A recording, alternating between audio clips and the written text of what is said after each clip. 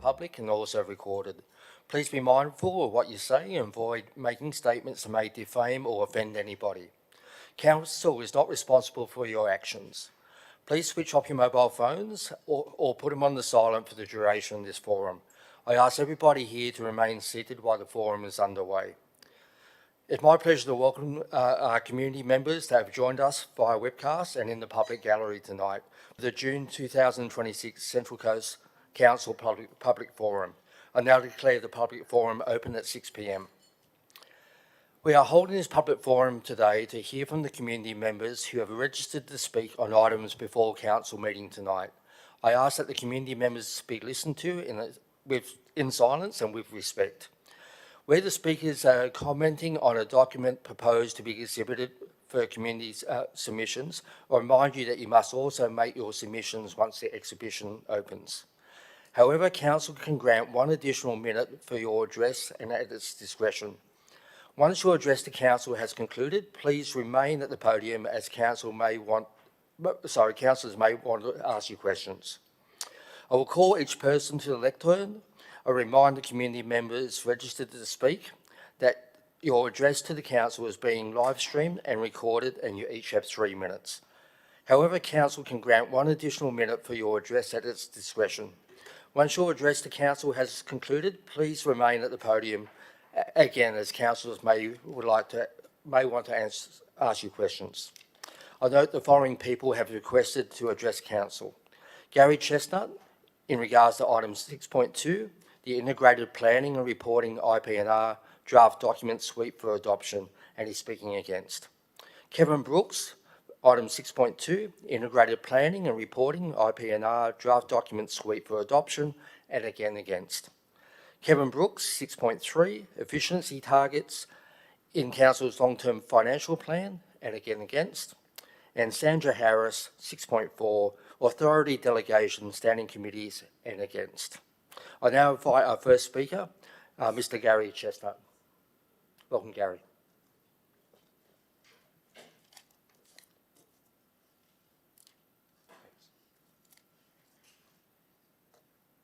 Thank you, Deputy Mayor and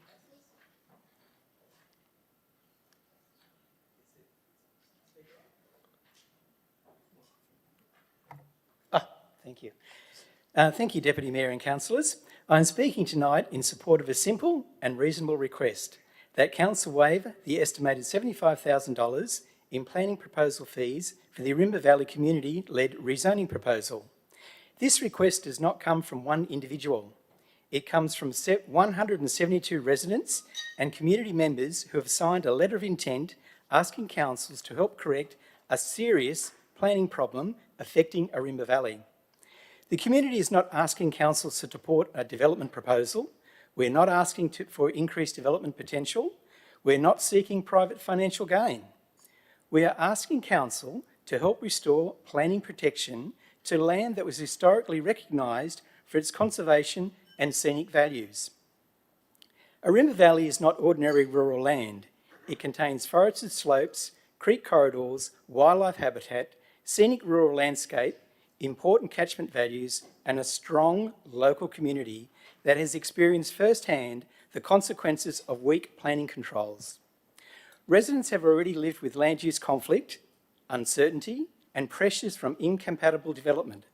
They have seen how the current planning framework fails to properly protect local amenity, biodiversity, scenic character, and the environmental values of the valley. This issue has not appeared overnight. The community has done the hard work. There have been well-attended community meetings, information sessions, direct discussions with affected landowners, the preparation of a letter of intent, along with supporting planning material, briefing papers, maps, presentations, and community flyers. Importantly, 10 out of 15 councillors have taken the time to visit, listen, and learn firsthand what local residents are concerned about. This is much appreciated. Those briefing sessions demonstrated that this is not a theoretical planning issue. It is real, it is local, it is affecting people's lives and the future of the valley. Council staff had rejected the community's budget request. The practical terms, it means the community is being abandoned. it is being left to find another $75,000 to simply lodge and have assessed a planning proposal aimed at correcting public interest planning problem, not of their making. That is neither fair nor reasonable. The proposed motion was actually put on a slide, and I was actually going to ask the slide to be presented on the PowerPoint. And there's the recommendation for the council's consideration. Any questions?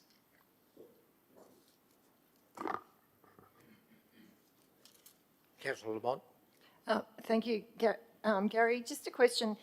What are you, I mean, to me, this is important for the whole of the Central Coast, not just Arima Valley, but what are you actually hopefully looking at the outcome of this to sort of be?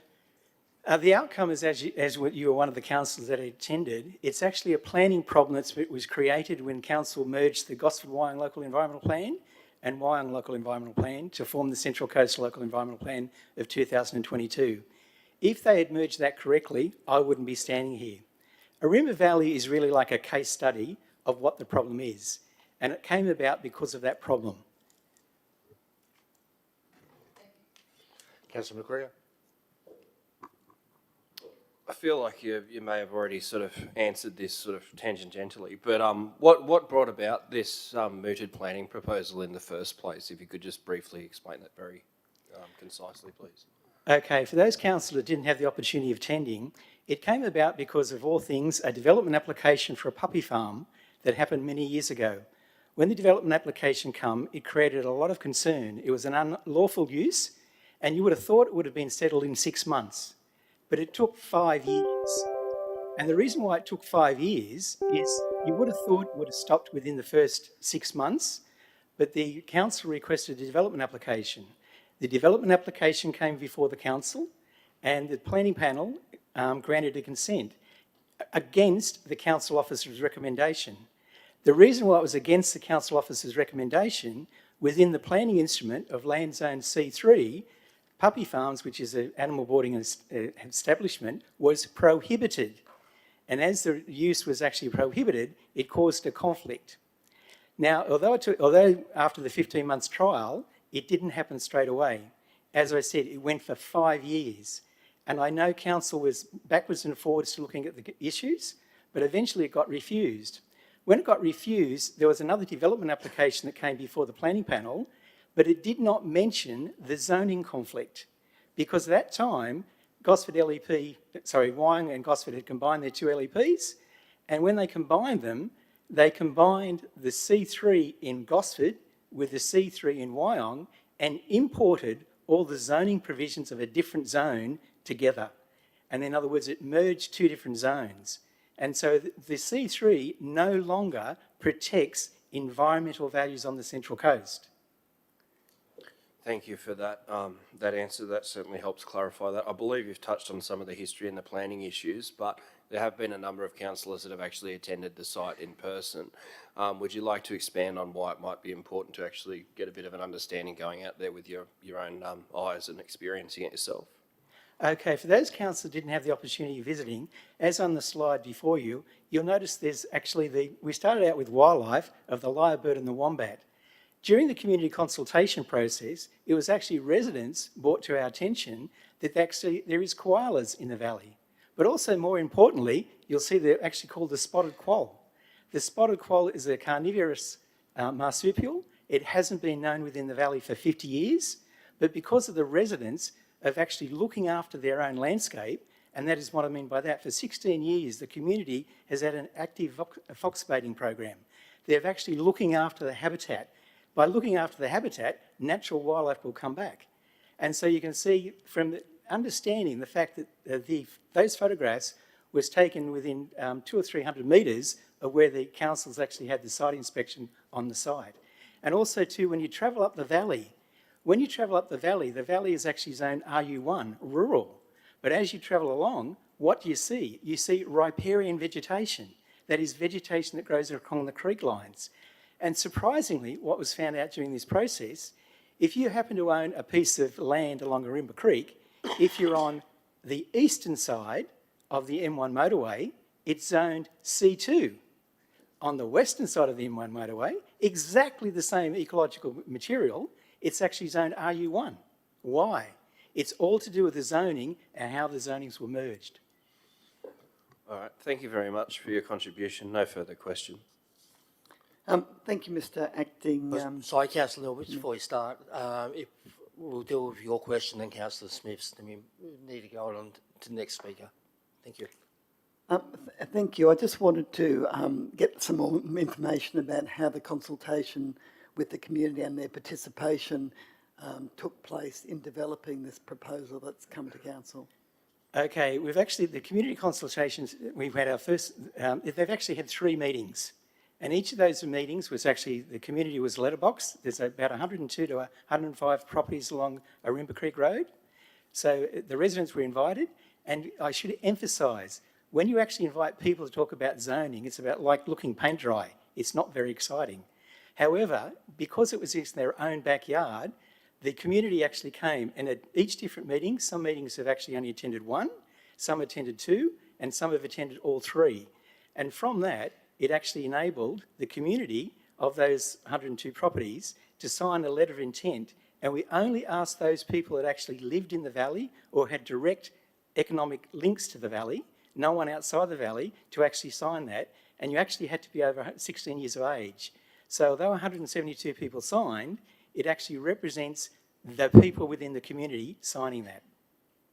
And Thank you for that. And I have to say that I did have the opportunity to visit and observe the area, and it is really quite astonishingly beautiful, and I'm glad that you're taking steps to protect it. thank you. Councillor Smith. Thank you. Thank you, Mr Chestnut. And I did attend one of those community meetings, but it's been a while, so I've actually forgotten some of the detail.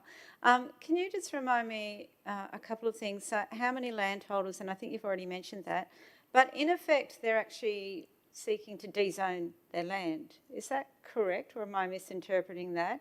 Well, and my third question is, has council as an organisation acknowledged there's an anomaly there or not? To answer your first part of your questions, a number of the community members actually purchased the land because the land was actually zoned 7A.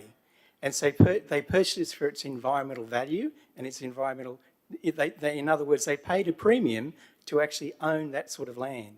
It wasn't until the puppy farm came along then they realised what they actually had purchased was not actually within the zoning protection. And so that's a large majority of the residents are of that position. In respect to your second question, could you just remind me that... How many residents are there? The residents, there's 102 to 105 properties along the creek. And I do know that of the 172 that have signed, that actually represents 62% of the landowners. And in addition, I should also explain, council has suggested we invite Luke Nichols, the director. He actually delegated that to his staff, and it was actually the senior strategic planner, Shannon Turkington, and Scott Duncan, who actually recommended that we actually put the request for a planning proposal as part of council's budget consideration. So is there an acknowledgement that there's an anomaly there? Absolutely. Okay, the acknowledgement is actually clearly identified in the future considerations of council. All right, thank you very much, Tom. Thank you, councillors. Thank you, Mr Chestnut. Appreciate it. Thank you. I'll call Mr Kevin Brooks to the podium, please. Welcome, Kevin.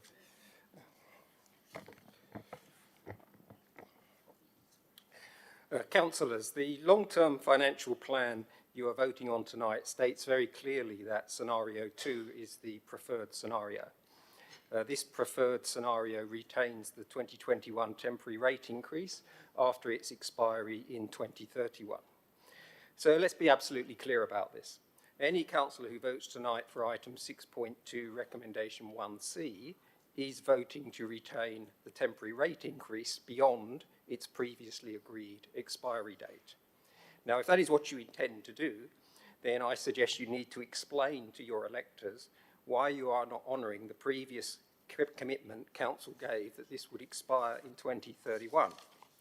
If you do not explain this now, you will certainly be having to explain it during your re-election campaigns when the expiry will be imminent. The council itself applied for 10 years because that was all it needed for short-term purposes such as the repayment of loans. Those emergency loans have now been fully repaid, leaving this council 25 million per year better off. If you do not intend to return that money to the ratepayer, as previously promised, then you need to explain why not and what you are spending it on. It is noticeable that staffing numbers are on the rise, having increased about 20% since 2021, and are now higher than at the time of amalgamation. That may benefit the council bureaucracy, the interest group that has greatest access to you, but the silent majority in the community are seeing no benefit in terms of improved services. The long-term financial plan also plans further water rate hikes. Water rates have already increased 58% in 4 years, with no improvement in service as measured by customer satisfaction ratings. It is obvious from that that you have a management problem, not a revenue problem. You now have an opportunity to address this underlying issue and rethink the discredited application for a 12.8% increase. IPART will assemble a new team without conflicts of interest, and you will have the opportunity to amend your application. If you persist with the same application next year, and if IPART's new team approves it, then the higher bills you sought for later this year will be hitting customer mailboxes during 2027 and 2028, perfectly timed for your re-election campaigns. So please be mindful of the rate hikes you are voting for if you vote tonight for recommendation 6.21C. And be prepared to explain to your electors why you are continuing to slug them with these rate increases despite previous commitments. Thank you, Mr. Brooks. Questions, councillors? Councillor Lamont. Mr. Brooks, just a question regarding the SV application that council's intending to put through in 2031-32. Do you think the community actually does perceive that as a rate rise? Well, they certainly do, for two reasons. The first one is that they were promised this will be temporary, and therefore they are expecting it to be withdrawn, to expire. And nobody here has explained to them yet that isn't happening. So clearly there is an expectation there that that commitment to retire that rate increase will take place. But simply on the arithmetic, it is an increase, isn't it? I mean, you applied for 250 million because that's what you needed. If you extend it another 10 years, that's 500 million. 500 million is an increase on 250 million. So clearly, simply on the arithmetic alone, it is a rate increase. And also, of course, if it wasn't a rate increase, you wouldn't have to apply to IPART at all. You only make special variations for rate increases. So they regard it as a rate increase as well. Okay, thank you. Yes, Mr. Brooks, if you don't mind staying at the podium, I'll get you to move on to item 6.3, the efficiency targets. Thank you, Chair. A recent council consultation included the following statement, quote, "Efficiencies would only be possible by reducing services," unquote. Now that statement perfectly illustrates how little this council understands the concept of efficiency. Reducing services might be a saving, but it is not per se an efficiency. Efficiency is the ratio of value output to resource input. It's about getting more service value from the same or fewer resources. Council also seems confused about the concept of productivity. Productivity is the ratio of service value output to labour input. For example, the productivity of the Australian economy as a whole is Australia's gross domestic product divided by the number of hours worked in that economy. And productivity is the only thing in economics that increases living standards over time. China didn't lift 800 million people out of poverty by applying to IPART for a bailout. They did it by increasing gross domestic product and productivity by 5,000% over 4 decades. So if this council's ballooning salary bill isn't earned by productivity gains, it can only be funded, and the productivity equation can only be balanced by passing on lower standards to the community through rate hikes, which is why Councillor Lamont should be commended for seeking tonight's report on efficiency. Unfortunately, the report before us does not appear to have moved far beyond the thought bubble stage, which is alarming given we are 2 days away from a new financial year when the programme is due to start. So the challenge for councillors tonight is how to convert these pages of waffle into something capable of delivering real benefits. And I suggest you need to do 4 things. First, the target needs to be increased. It starts at 0.35% of operational expenditure next year, but averages only 0.2% a year over the longer period, compared with targets of between 1 and 2% at state and federal level. Second, you need to incentivise delivery by including this higher target in the General Manager's appraisal with a request that he cascades to his direct reports. And third, you need to convert waffle into something more precise and quantified and measurable. I would suggest a table format, separate rows for each initiative, separate columns for precise descriptions of each initiative, benefits quantification, how are they measured, responsible official timescales, etc. A table format also facilitates better reporting back to you. Fourth, you need central coordination by the programme, by someone with authority to push back if initiatives are too flaky, benefits overstated, poorly calculated, etc. It is disappointing the General Manager has not introduced an efficiency target or programme sooner. Now one is finally under development, it needs an appropriate target. It's 3 minutes time well now. Thank you, Mr Brooks. Question, Councillor? Councillor Mott. Mr Brooks, another question, like you've talked about the efficiency targets not being sufficient. What would you actually set it at? As I said, I think the yardstick here for you, state and federal, tend to be between 1 and 2%. 1% for you would be 5.7 million next year. Personally, I think you can do a bit better than that, but I think that's the minimum. You are starting from a very low base here. But we're not actually setting the target on the entire operational plan, so or operational expenses. So, are you talking about? Well, I think it should be target as a percentage of operational expenses. That's the way these things are normally done. That's the sensible thing to do. So, would you increase it because we're not actually doing it on? I mean, that's a question I'll probably ask the CEO later because I have some questions about it. I think you need a minimum of 1% of all operational expenditure, and that would be 5.7 million for you. Personally, if I was sitting where you are, I'd be looking for more than that because you're starting from a very low base. But certainly anything less than that, I think, would just be tokenism. Thank you. Councillor McGregor. Thank you for addressing us tonight, Mr Brooks. It's clear you've got the wrong set of microphones in front of you. You should be at this part of the table rather than at that lectern. I've got a question for you, though, because I've noticed that you've put forward a few proposals and the like. Would you be willing to send them through to the councillors so we could have a look at them and then maybe try and raise them either with the Governance and Finance Committee or through the council itself? Sorry, which proposals were those? The efficiency targets that you were just mentioning and anything else of any merit that you want to send through, would you be willing to send through a couple of things to the councillors, which we could then maybe try and raise either in the chamber or through one of the committees? Well, maybe if I send you a copy of this, and then if you want anything more, you can email me.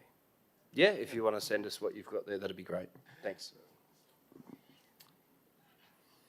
Thank you, councillors. I think that's no more questions. Thanks, Mr Brooks. Appreciate it. Thank you. I now call Sandra Harris to the podium. Thank you, Sandra. Good evening, Deputy Mayor, councillors, staff and members of the community. I rise tonight to speak against item 6.4, the proposed delegation of authority to standing committees. This proposal is about much more than administrative efficiency. It is about transparency, accountability and public confidence in how decisions are made. The people of the Central Coast elected 15 councillors to represent them. They did not elect smaller committees to make decisions on behalf of the full council. Over the past week, I asked members of the community what they thought about this proposal. While there were different views, the overwhelming theme was that important decisions should continue to be made by the full elected council. One resident wrote, "Councillors are elected to make decisions on behalf of the community. Smaller committees can report to a full session of council and they can then make the final decision." Another said, "All councillors should have a say, no exceptions." And another commented that it is a surefire way to rush through poor decisions without the full consideration of the full council as well as the community. Whether you agree with every word of the comments or not, they reflect a community that values openness and wants to know that all of its elected representatives are involved in significant decisions. Increasingly across all levels of government, I see the same concern expressed by ordinary Australians. Communities are telling governments what matters to them, yet too often they feel those concerns are being overlooked. Whether it's planning, rates, transparency or accountability, many people simply don't feel they are being heard. Tonight, this council has an opportunity to show that it is listening. Efficiency is important, but transparency is essential. Decisions made by the full council allow every councillor to ask questions, challenge proposals and represent the people who elected them. That is the standard the community expects. If this proposal generally improves governance, then it should improve transparency. If it does not, then I believe the community deserves to ask whether this is the right direction for our council. I acknowledge that standing committees have an important role. They can examine issues in detail, seek expert advice and make recommendations, but recommendations should remain exactly that, recommendations. The final decision on significant matters should rest with the full elected council. The Central Coast has worked hard to rebuild public confidence in local government. I believe we strengthen that confidence through greater openness, not by concentrating decision-making into smaller groups. The community isn't asking for less transparency, they're asking for more. Tonight is an opportunity for this council to show that it has heard that message. Every councillor was elected by the community to have a voice in the decisions that shape the future of the Central Coast. Those decisions should not be concentrated into the hands of a smaller group simply because it is more convenient. Tonight you have the opportunity to strengthen public confidence by keeping decision-making where the community expects it to be with the full elected council. Thank you. Thanks, Sandra. Any questions? Councillor Lamont? Thank you. Sandra, thanks for coming, and it's good to see that you're a regular now. Because you did actually run for council and you could have been one of us here, what would you think would be the worst part of actually this motion being adopted? Like personally, if you were actually sitting on this side of the table? The lack of community involvement in the committees. I think there should be someone from the community within the committees. Okay, thank you. Thank you, councillors. Thank you, Sandra, for your time. I now declare the public forum closed, and you're invited to watch the webcast of the council meeting, which will commence at 6:30 p.m. A link to the webcast can be found on council's website, and thank you. Thank you to our speakers. Items, no.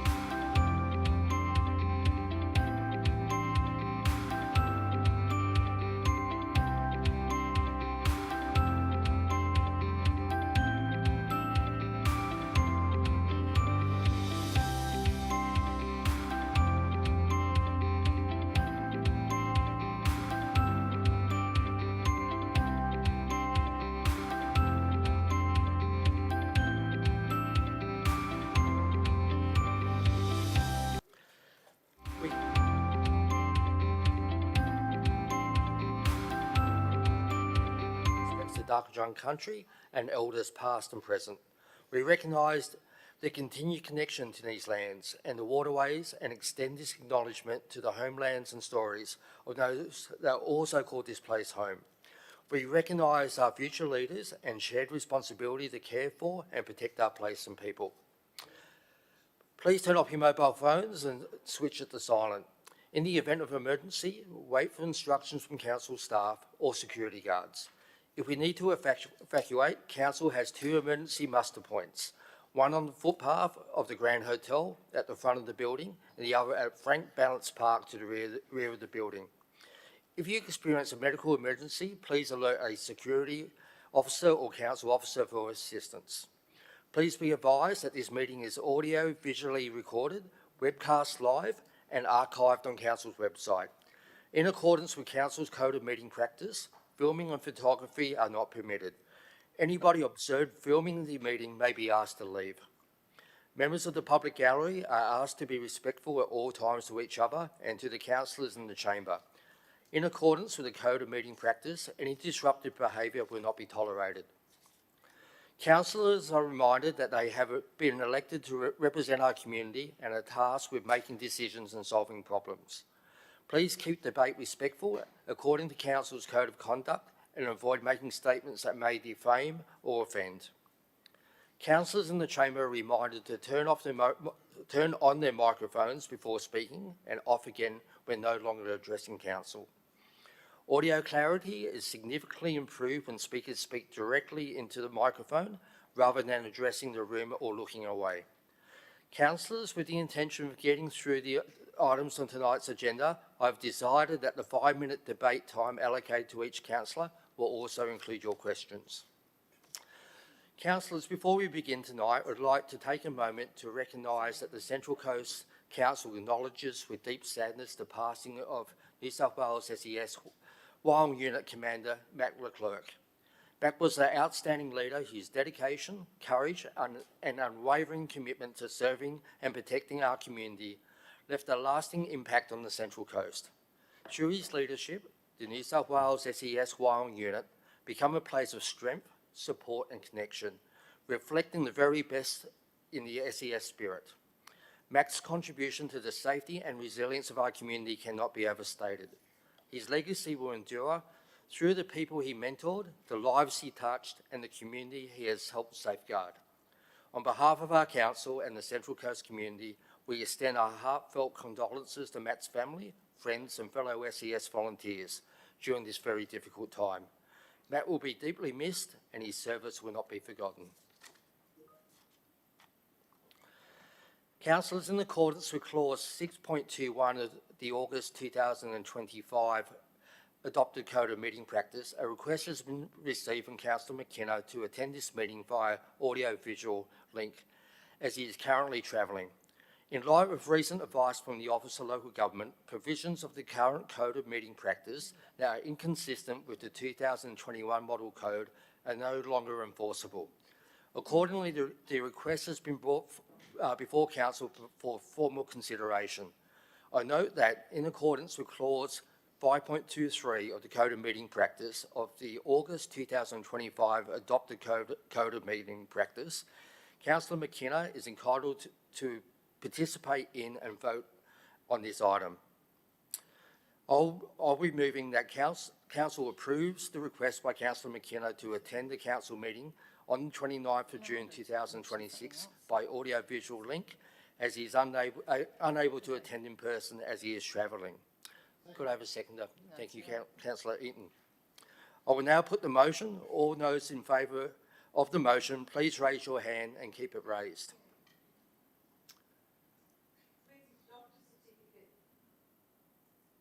I'm sorry, Councillor Lamont. I didn't say anything. Sorry. Oh, okay. Sorry, Councillor Lamont. I saw the microphone on. No, I think someone just asked where his dog certificate is, that's all. Thank you. So, in favour, sorry, Deputy Mayor John Molan, Councillor Daniels, Councillor McGregor, Councillor Castles, Councillor Crowley, Councillor Walsh, Councillor Neal, Councillor Lamont, Councillor Smith, Councillor Eaton, Councillor Stanton, Councillor Wright, Councillor McNamara, Councillor McWade. Thank you, councillors. Unanimous. Sorry, Councillor McKenna and Councillor McKenna. Welcome, Councillor McKenna. Hang on. Can I just clarify a procedure? Can I just have, Councillor Lamont. just before we start, I know you've put the 5-minute rule for questions and speeches. I Yes. think what I'm hoping tonight, because we have such a big item and I've seen a lot of amendments come through, I'm just hoping that we're not restricted to speaking once only. I think hopefully we are going to be given the opportunity to debate this properly before debate is shut down. And I know I've watched other meetings where the Mayor will often ask if there is any further debate before actually, so I just hope we're sort of extended the same privilege tonight because it is a big thing that we're looking at. Thank you. Councillor Lamont, we'll be speaking once on each motion and once on each amendment. We've got over 30 items to get through tonight. I think it's the first way to get through all those items tonight. I want to make sure that everybody gets the opportunity to speak as well. Yes, Mr Acting Mayor, I wish to clarify a particular procedure. I noted with the last motion that you took by indication of hands who was seconding a motion. There's been some confusion, not during your period, but during the time of the Mayor, as to whether he accepts the movers and seconders according to the switch on the microphone, or whether he accepts a show of hands. Can you please indicate whether you will uniformly be taking the first hand in the air, or whether you'll be taking my plan is to go off the screen in front of me, so getting nice and quick on your buzzer. Sorry, can you repeat that again? I'll be watching the screen in front of me, and if your name's up first, you'll be the first one to speak. So sorry, I think I need to clarify. I'm not talking about speaking, I'm talking about the mover and seconders of motions. Is that determined, because it seems to be uncertain on occasions, whether it's determined by someone raising their hand first to indicate they wish to move or second, or whether you're taking the indication from the person who's first pushed their button on their microphone. I just would like to make that clear so I know what the criteria is. I'm planning to go off the microphone, Councillor Neal. Just that with the last motion, Councillor Lamont had indicated she wanted to second it by pushing the microphone button, but you took the seconder from on that side. I know you're new to the seat and learning your way, but just you might be aware that if you're taking the microphone, that consistency would be helpful. I'll take that feedback. Thank you, Councillor Neal. Okay.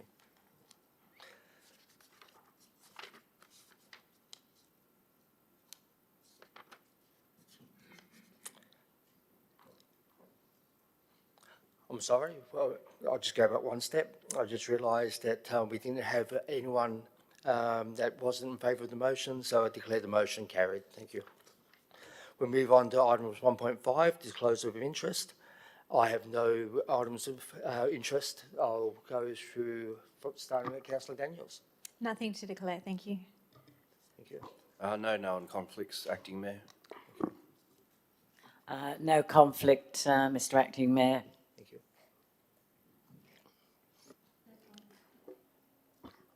No conflict. I'm sorry. Thank you, Councillor Crowley. No conflicts. Yes, Mr Acting Mayor, I declare that I have a non-pecuniary, non-significant conflict of interest in relation to the item on heritage grants in the Environment Planning Committee. Thank you, Councillor Neal. No conflicts, thank you. Councillor Mott. Nothing to declare, Mr Deputy Mayor. Thank you, Councillor Smith. Yes, I'm also declaring a non-significant and less than significant non-pecuniary interest in the Heritage Grants EPC 26191 as per the form I filled in. And Councillor Eaton. Nothing to declare, thank you. Thank you. Nothing to declare, Mr Acting Mayor. Thank you. Nothing to declare, Mr Acting Mayor. Councillor McMahon. No conflicts, Mr Acting Mayor. Thank you, councillors.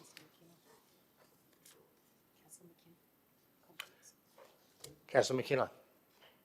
I've nothing to declare, Acting Mr Mayor. Thank you, Councillor McKenna. We'll move on to item 1.6. I'll call for a move of the motion. It's the confirmation of the minutes. Councillor Eaton. So moved, Mr Mayor. Thank you. Thank you. Councillor Eaton and Councillor Bright. Any discussion? I now put the motion. All those voting in favour of the motion, please raise your hand and keep it raised. Councillor Mullen, Councillor Daniels, Councillor McGregor, Councillor Castles, Councillor Crowley, Councillor Walsh, Councillor Neal, Councillor Lamont, Councillor Smith, Councillor Eaton, Councillor Stanton, Councillor Wright, Councillor McNamara, Councillor McWade. Thank you. Councillor McKenna, I do apologise. So, are you still there, Councillor McKenna? He's frozen. Technical issue. Yeah, I think he's actually absent. He's frozen. Okay. So tag him as being absent. Yeah. We'll tag Councillor McKenna as absent because his video's frozen. So.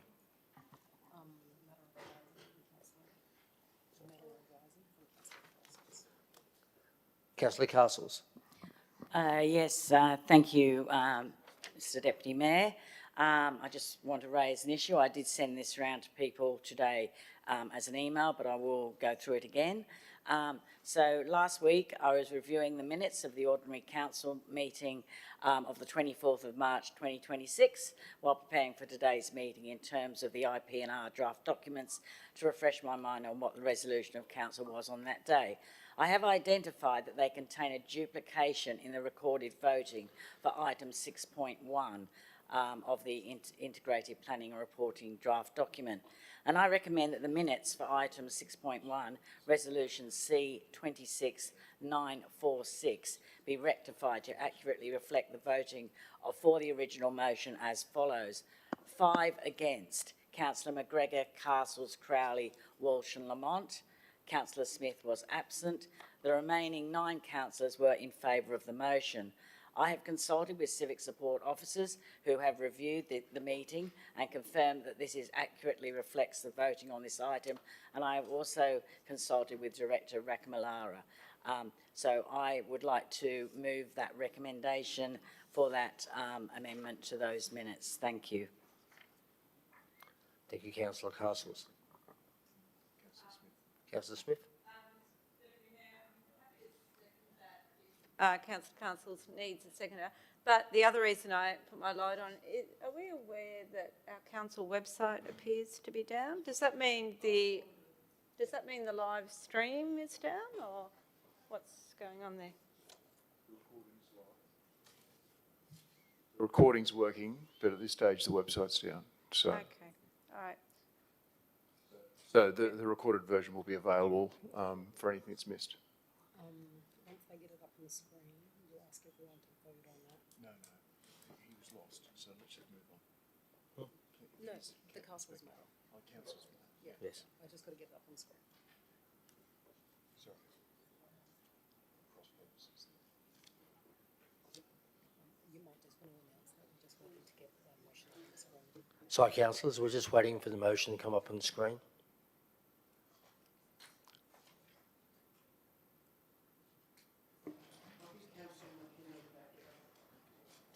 Sorry, Councillor Neal, I can't hear you.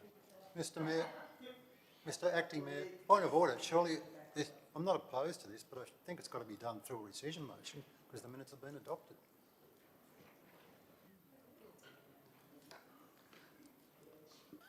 Thanks, Councillor Eaton. I think we can do this as a amendment tonight. I think we can do it with if there's all councillors agree. Is this about the code? I actually have one question. No, the minutes.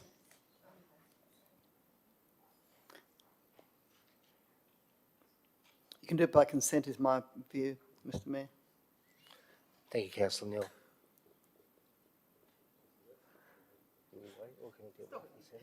I'm not sure what's taking them.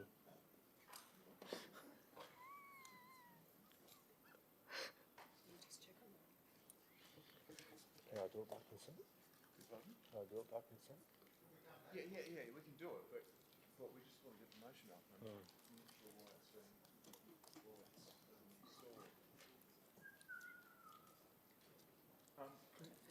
do you want to just, can you?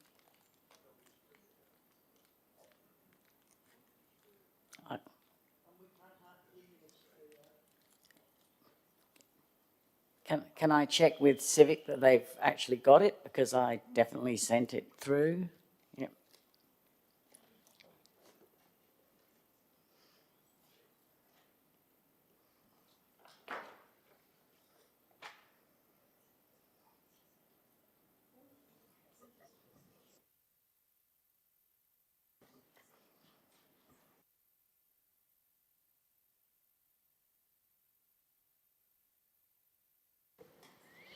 Councillors, the motion is on the screen. Councillor Castles? Yes, as before, I'll move the recommendation so that we have accurate minutes. Mr Deputy Mayor, I wonder if Councillor Councils would I mean, I do think it's important that code of meeting practice matters.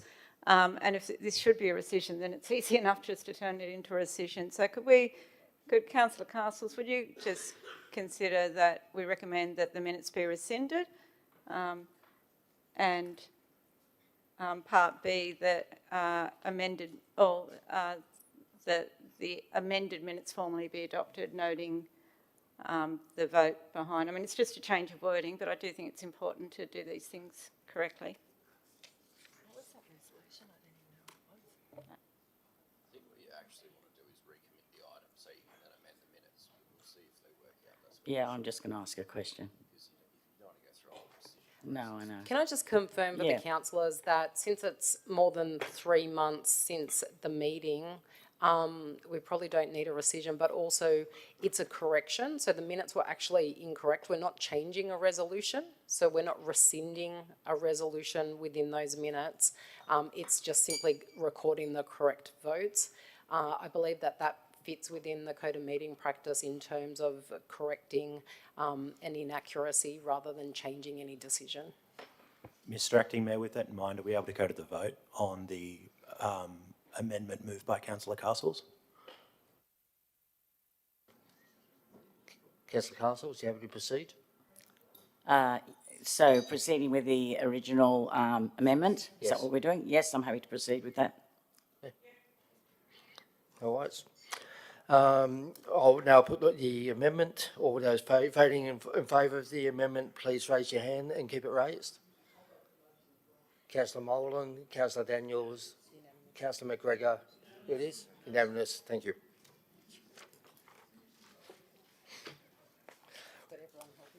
Yeah, thank you. Councillors, we'll move on to item 1.7, items resolved by exception. Unless councillors, anyone has a motion to move any items en masse, I'll move past this item.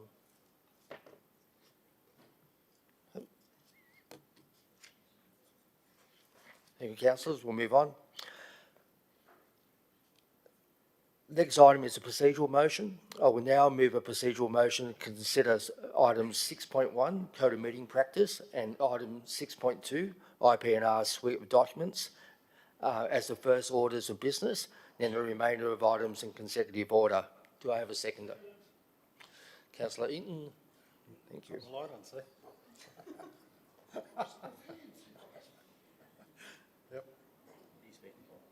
No. As we previously discussed, there is an urgency motion that has been circulated. Sorry, Councillor Neal, I can't hear you. You need to. As we previously discussed, Mr Acting Mayor, there is an urgency motion that I have circulated. If we move this motion, then that motion has no number, and I assume, will it be the first or the last? It'll be the last item of proceedings. I'd like to, if we can do it as the first nom tonight, when we get to that part of the council paper. So I had trouble following that. The last item? It'll be the last item of proceedings tonight. Well, that being the case, I would like to move an amendment to your motion that if we move an extension of time, that immediately after the first extension of time, that the urgency motion be put to the council.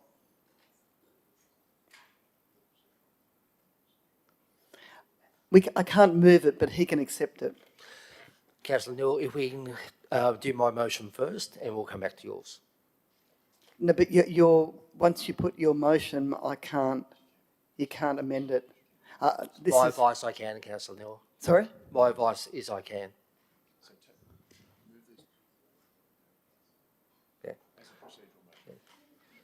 We'll move these two forward and we'll take your motion, Councillor Neal. Just to clarify, what we'll do is we'll move this procedural motion and then you'll have an opportunity to move another procedural motion. But isn't there a difficulty if my procedural motion contradicts his procedural motion, that then it's a rescission and I have to give notice?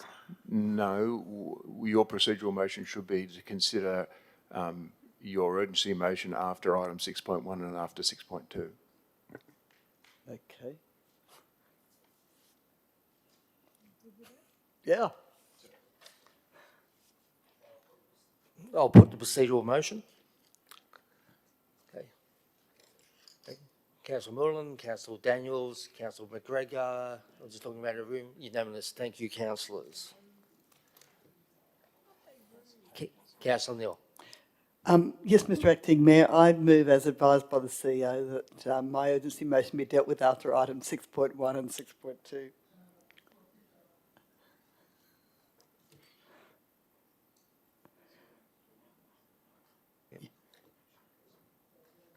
Councillor Neal, do you have a seconder for your motion? A procedure motion doesn't require a second, as we well know, Mr Eden, Councillor Eden. The CEO's advised me it does. Councillor Walsh, you happy to second? Come on, no it doesn't. Yes. Okay, I'm going to put the motion.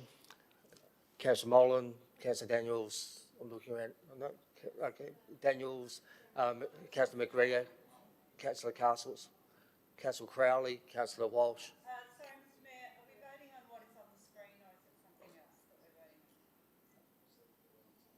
No, the procedure motion from 6.2, that has been passed unanimously. You're putting Councillor Neal's, which is her urgency motion, be considered after we consider item 6.1 and 6.2. Thank you. Unanimous. Thank you, councillors. Thank you. 6.1. Thank you. Councillors, item 6.1, Code of Meeting Practice, reinstatement of the 26th of August 2025 version. Councillors, do I have a motion?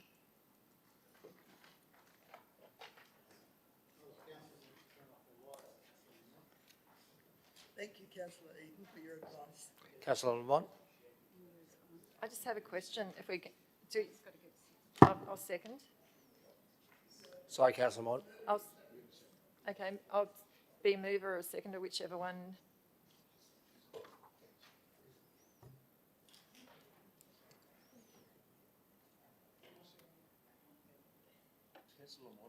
Yeah. Could I have a seconder, please? Just a clarification. Councillor Eaton, thank you. Is there any debate? Yes, well, question, Mr Deputy Mayor, if I may. I have two. I'll allow Councillor Lamont to go first. Okay, thank you. So Councillor Lamont? just before we make these changes, so something that I did have a look at was in the councillor briefing and workshop policy 9.8. It says to demonstrate and support a transparent decision-making process, records from briefing sessions and workshops are published online no later than 30 days following the completion of the related council meeting. I'm just wondering, has that actually been happening? I tried to find any workshops or briefings online and I really don't even know where to look for them. So I'm just wondering whether they are actually, have we actually been doing that in the past? I need to check on the details, but we were doing it in the past. I can't confirm right now that every briefing is published online because currently our website is down, unfortunately. Okay. But I do need to check up on that. Subsequent to this agenda item being prepared and distributed, the OLG has now released further guidance on the upcoming new code of meeting practice and issued an amendment to the local government regulations, which means that briefings are not allowed. So this policy will not be utilised moving forward at this stage, pending the 2026 model code of meeting practice being released in some months' time. Okay, thank you.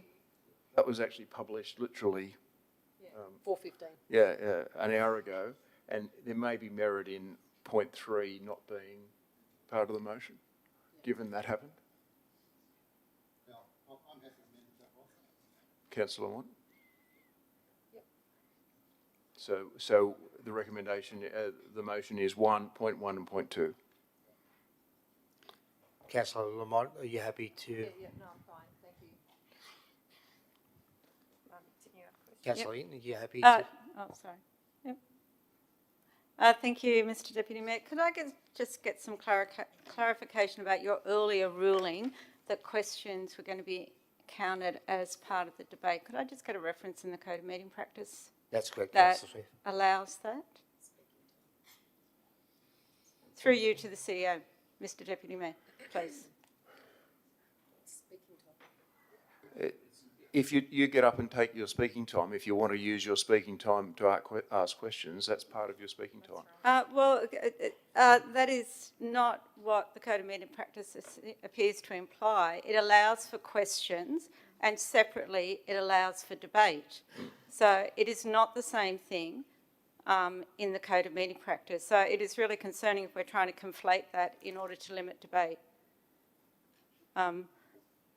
Ultimately, it's a ruling of the chair, whether that's in your speaking time. That wouldn't stop somebody asking a question during the debate and wanting to flesh out information. But well, I'll just speak on that since I'm taking up debating time now. I would query whether it is the power of the chair to disregard the Code of Meeting Practice and make a ruling in that regard when that is not what the Code of Meeting Practice indicates. So I would ask the Mr Deputy Mayor to withdraw that instruction in regard to tonight's meeting unless staff through you to the CEO can clearly articulate where in the Code of Meeting Practice that is permitted. Thank you. I have actually asked the question as... Sorry. Okay. Councillor Smith, I'm just waiting on some guidance from the CEO.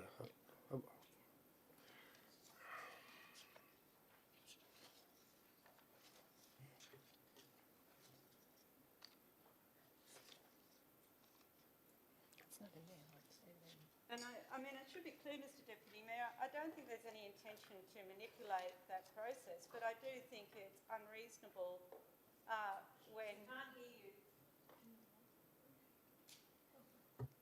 I do think it's unreasonable when councillors may be genuinely seeking clarification on matters that they are about to vote on, that there's an attempt to shut down that debate for whatever reason. Thank you. Thank you, Councillor Smith. I'm still waiting for some clarification. Mr Mayor, Mr Acting Mayor, my view is that if you refer to the Code of Meeting Practice, may ask a question, but the staff is entitled to reasonable notice. Therefore, if notice hasn't been given before the meeting, the question cannot be asked. And the practice has been that notice is not given at these meetings. So I think you're right. I would commend your ruling. Point of order, Mr Mayor, that is not what the Code of Meeting Practice states. It certainly That's does. not the practice of meetings. I can't have it both ways. So, sorry, Councillor Smith, what is the point of order? That it's incorrect. It's an incorrect interpretation, matter of convenience on Councillor Eaton's part. Sorry, Councillor Smith, what part of the Code of Meeting Practice do you believe it's a breach? Well, I'll spend the time while the CEO's looking it up as well to see if I can find the exact reference, if you like. No, this is important.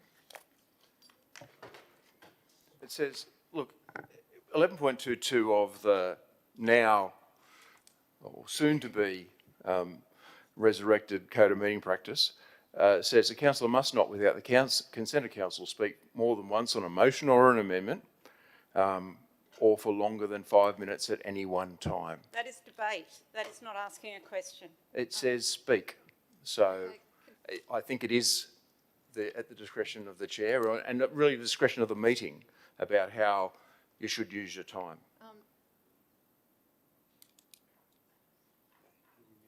Yes, can we move on? Can we move on? And put the matter. This is pretty relevant to what we're actually discussing. Well, my understanding is, Michael, we've got over 30 items to get through tonight. The intention isn't to gag debate, is to make sure we get through the paper. So I'm happy with that call. I understand that, but I actually asked council a question through the council app, and they've basically told me there is no specific time limit provided for asking questions. That's a response that I received from council back in May. That may be in case, Councillor Mott, this is my call tonight. I'm the chair of the meeting, so I'm happy with what I said previously, and I stand by it. Thank you. I'm going to matter before the chair. You're going to put it.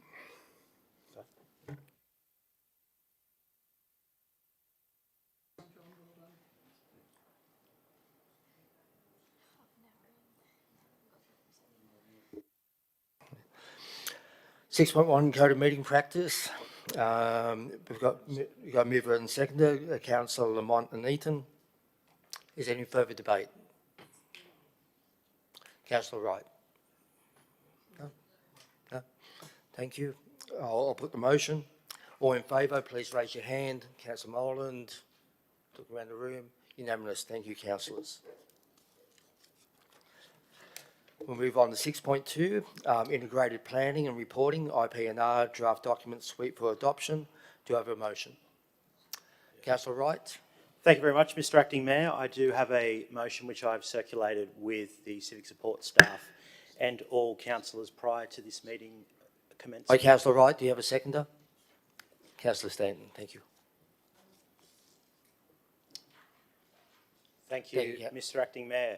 Councillors, what an exciting opportunity for us as a council here tonight. It's the second budget that we've really been able to have an influence on in this new term of council, and I think the work that's gone into it is certainly commendable. It has a range of very positive outcomes. I think the more you look through things like the Capital Works program, you look through things like all the documents that show all the amazing activities we're doing, I think it's something that we can all be very proud of. While councillors might want to have debate over a few specific items, in the scheme of things, this is a $1 billion budget when you factor in works and services to the community as well as water and sewer. And it really showcases how much work has gone into the budget, and it really showcases how much we're delivering for the community, and I think that's something we should all be proud of. So while we might argue and debate over 2% of the budget, some of those might be doing that debate while I'm trying to speak as well. The fact is we have a very large portion of this budget that we've all been able to come to a consensus on, both in terms of the councillors, the elected group, and as well as the staff. And firstly and foremostly, I want to thank the staff as well for their efforts that have gone into this budget. Naturally, it's a process that we started in February.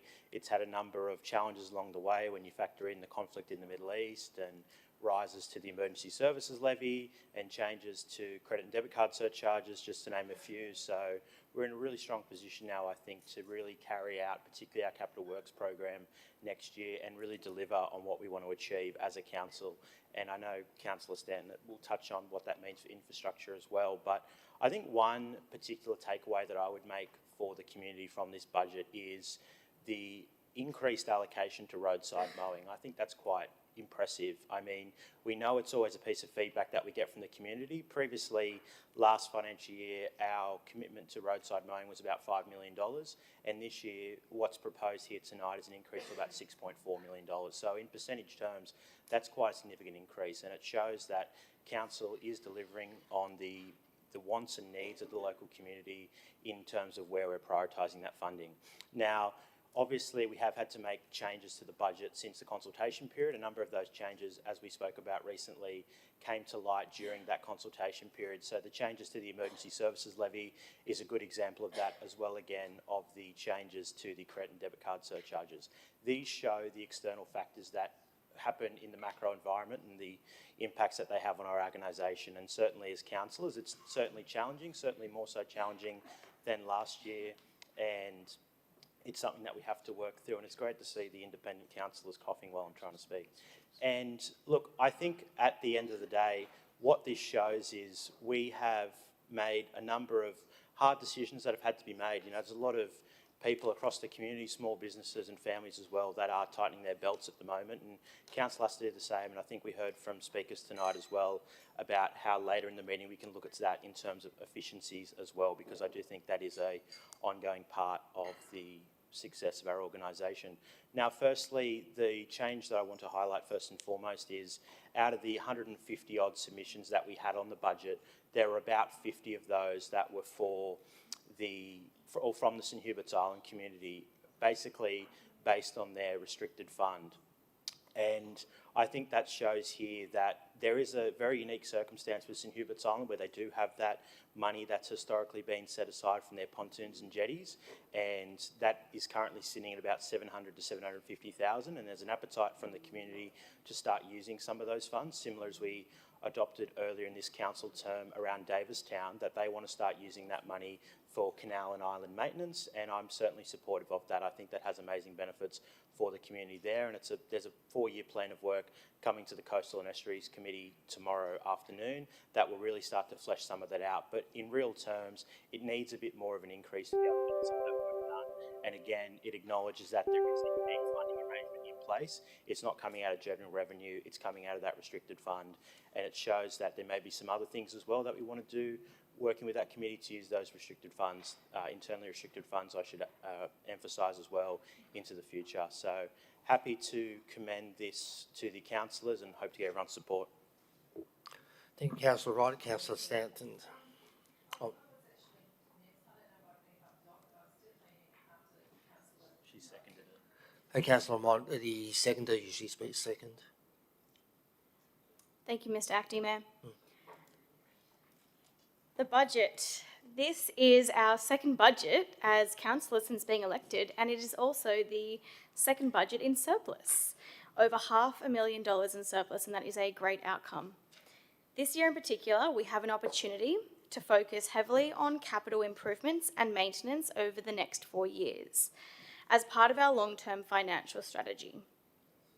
On the Central Coast, we have over 2,250 kilometres of roads across our network. And as part of this budget, we have continued to listen to our community and put a strong focus on managing our roads. As many of us have received comments before being councillors and during, that the state of our roads is a concern and that the community wishes for improvements. And as part of this budget, we have put forward an additional $13.55 million over the next 4 years, bringing the total amount to $70 million for local roads across the Central Coast. A great tool that the community can use to see your scheduled road is the 10-year road renewal map on the council website, and I do encourage everybody to use this. As we enter the winter months, we will receive more pothole requests, and as part of our infrastructure directorate, there is a triage process in order to fill these. But some of these roads require more serious and more prompt care using heavy patches, which is why we have also put forward an additional $1.15 million in this next financial year and $1.5 million per year for the following 4 years, specifically for heavy patching, with a focus on high traffic roads, town centres, schools and aged care precincts.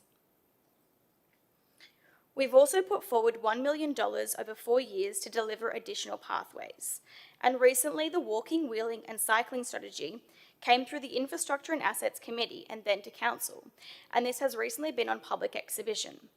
This extra funding in the budget will help facilitate this strategy. I would also like to highlight our funding commitment for the continued delivery of Tuggerah Lakes dredging, with $1 million per year for the next 4 years. As many would know, I am very passionate about Tuggerah Lakes, since before being elected and continued throughout.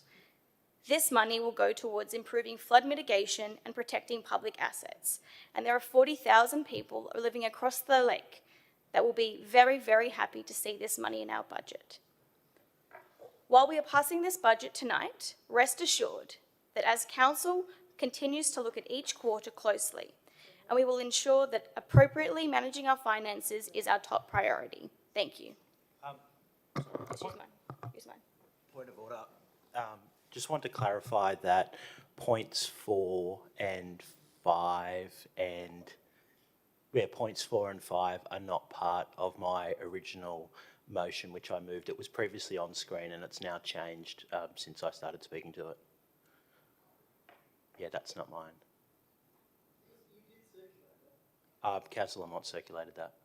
There was a motion received by us, sent out by you at about 5:04, which included those. No. Sorry, 4 and 5 are part of the staff recommendation Oh, okay. in your business paper. Okay, because that wasn't on the original motion that I put, but if that's the staff recommendation, we'll have to take it. Sure, go. That's as per the staff recommendation. 4, 5 and 6, sorry, 3, 4, 5 in the staff recommendation is now 4, 5 and 6 in councillor. So you've added 2 and pushed everything else down, if that makes sense. Okay. Fine. Thank you. Yes, thank you, Mr. Acting Mayor. Thank you. Councillor McGregor. Thank you, Mr. Acting Mayor. Earlier this afternoon, I sent through a proposed addendum, and it was identical to what one of the guest speakers put up on the screen around the Arimba Valley residents seeking a fee waiver for their planning proposal. I request of the mover and the seconder of this resolution that you include that addendum. Would you do so? Councillor Wright.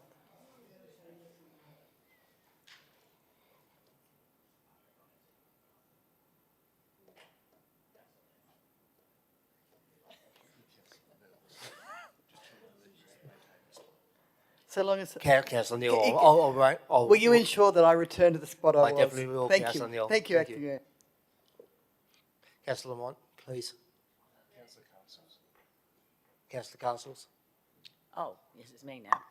No, Councillor Castles. We're trying to get a response from Councillor Wright. Confusion is reigning.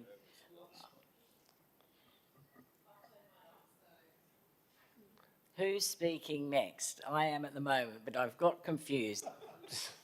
Thank you, Mr. Mayor and Councillor McGregor. So I wanted to ask a question through you.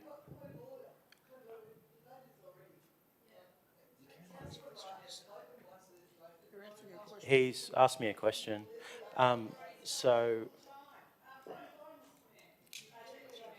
He's made an addendum. I haven't spoken on the addendum. And you know that's true. I can see it in the grin. Councillor Wright, please. We've got a point of order. Councillor Smith. I haven't spoken on the addendum. And I haven't spoken, no, I haven't spoken on the addendum. Councillor Smith, I think in this case, Councillor McGregor asked if He's Councillor raised an Wright addendum would and I'm accept your answering it. amendment. So my question to Director Nichols on the addendum. Thank you, Councillor Smith. Can I get an understanding of how this policy relates to the rural land strategy? Because my understanding is that there's an opportunity to include this work that Mr. Chestnut has put forward through that land strategy at a far less significant cost. Through you, Mr. Chair. Councillors, we've got a rural land strategy proposed for 27-28 financial year, as in the draft local strategic planning statement, which would set it up for not this coming year, but the year after. We don't have resourcing to do a rural land study this coming financial year. And this matter would be best dealt with through a rural lands strategy because there's different advice that would be provided by council planning staff than what you heard tonight. Sorry, Councillor Wright, was that a no you won't?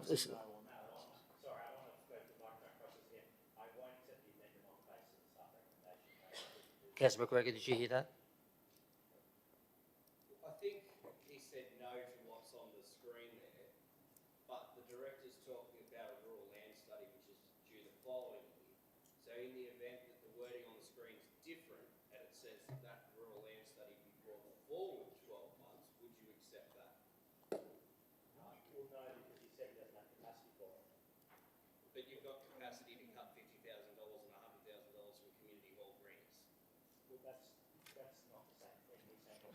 Yeah. Councillors, can we get back to debate, please? Yeah, Councillor McGregor, I think the answer is no. Councillor McGregor.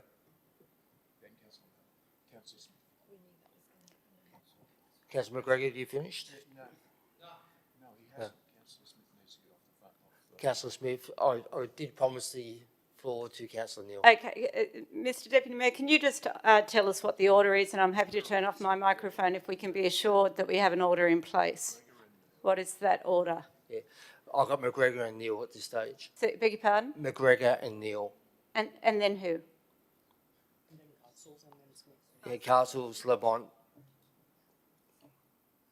And then who? Okay, well, I was previously on there, so I will turn off. Thank you, Councillor Smith. I'm trying to do the best I can. So, thank you. Did you want to speak? Councillor McGregor back, please. Thank you. Councillor McGregor.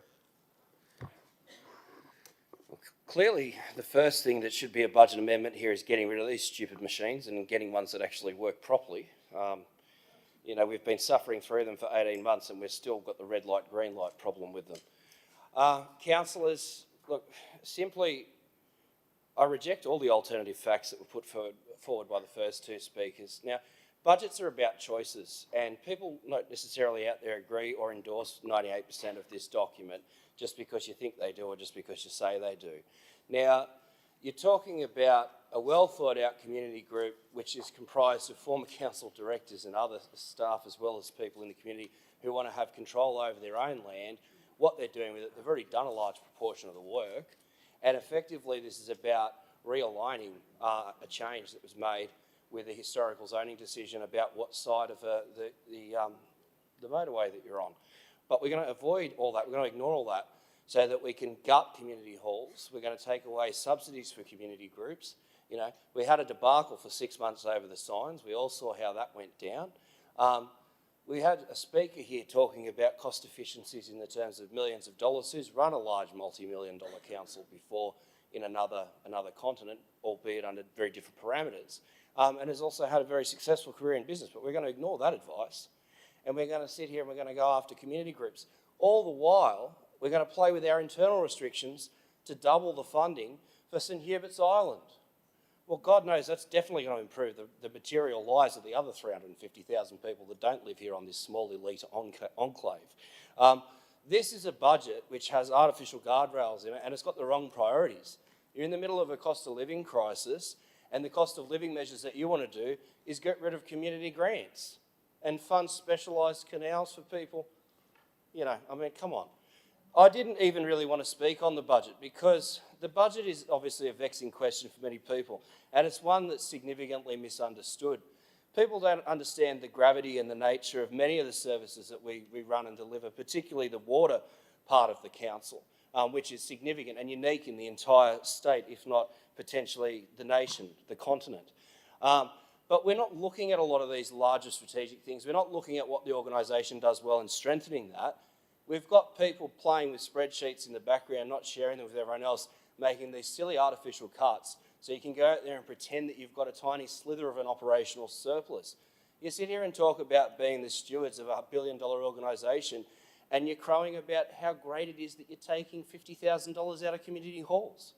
I mean, if anything, that shows the priority of this organisation. We're not talking about delivering infrastructure. We're not talking about strengthening the staff experience, making sure that we're supporting our staff at the frontline level. We're not talking about reducing DA times. We're not talking about any of the priorities that you went through the election. Everyone's avoiding the elephant in the room, which is that you've just agreed to these perpetual long-term rate rises that you all fought against and said that you were going to stop. We're committing to things quite clearly and patently that you've had professional advice on that you can't actually deliver, that you don't even have the capacity to do so, you don't even have the machinery to do so. And if you sequence things out better, you've been told that you could find natural efficiencies anyway. But you ignore, again, the operational wing for your own personal projects. Obviously, there's some people that are going to be running again. There's some people quite keen on what's going to happen in March. Probably some others here a little bit more worried about One Nation's rise than what I am, because my party's not on 18% polling. But if I was over the other side, I'd be thinking, hang on, is it no concern when your state and federal parties polling the same as what you are in a council situation? Because, usually it's okay to get in with under quota in a council situation, but you don't win too many federal and state seats on 18%. This is why you're on 18%. Because you never do anything about stuff that people actually care about. You crow about the roads and then you keep pulling money away from it. You look at certain things that you can play with, all things to put up there on Facebook and have a nice little TikTok, next to the roundabout, look at me. You're not dealing with any of the real material things that people care about. You're not dealing with any of the structural challenges that our economy has or that this organisation has. And you hide behind false efficiencies and you hide behind false axioms. And I think I'll probably die before we have a genuine fiscal conservative in this room, because all I've seen over the last 18 months in the two budgets is people running away from the revenue side, running away from looking at how to fund these things, and constantly just putting in expenditure. All we see here is more expenditure. We want more, more and more, but you're never identifying anywhere to pay it from. It's no wonder that Gosford and Wyong Council were shut down and gave us a nearly $500 million debt legacy that was only exacerbated by the failures of the administrator to listen to the State Solicitor General. These things, these choices that you're making could make people's lives better, but the choices that you're making makes people's lives worse. And that's the problem with this council, and that's the direction you're in. Everything's going backwards, including your popularity and your credibility. Thank you, Councillor McGregor. I'll just had confirmation of the order. Next up will be Councillor Neil Castle Smith and Lamont. So, Councillor Neil, please. Yes, might I just clarify whether you have the amendment from Councillor McGregor before you? I don't think it was moved. That being the case, I will then move the amendment that has been circulated in my name. And I just ask that the civic support bring that motion up on the screen. Councillor Neil, do you have a seconder? Beg your pardon? Do you have a seconder? I'm sure I do. Councillor Lamont? Yeah. This of course is it's going to be always going to be a very difficult budget. There have been financial pressures over the last 6 months arising from the war in the Middle East, the increasing costs of materials for roads, for buildings, and this is bouncing on to virtually every other cost basis in the council. But this proposition that's being put here by Councillor Wright completely ignores the major problems and tries to develop an argument for a budget in surplus when we know very clearly that the budget that we have before us is within the margin of error. In other words, we don't know whether it will end up being a surplus or not, and there's really no way to know. That doesn't mean that we should go out and do these silly things, and I really do describe them as silly, inequitable, unreasonable, and frankly, poor judgment, to take away $50,000 from community grants, a meaningless amount of money for the council as a whole, but something that really will hurt many community groups that rely on our grants. And I receive requests and inquiries from community groups all across the coast very regularly.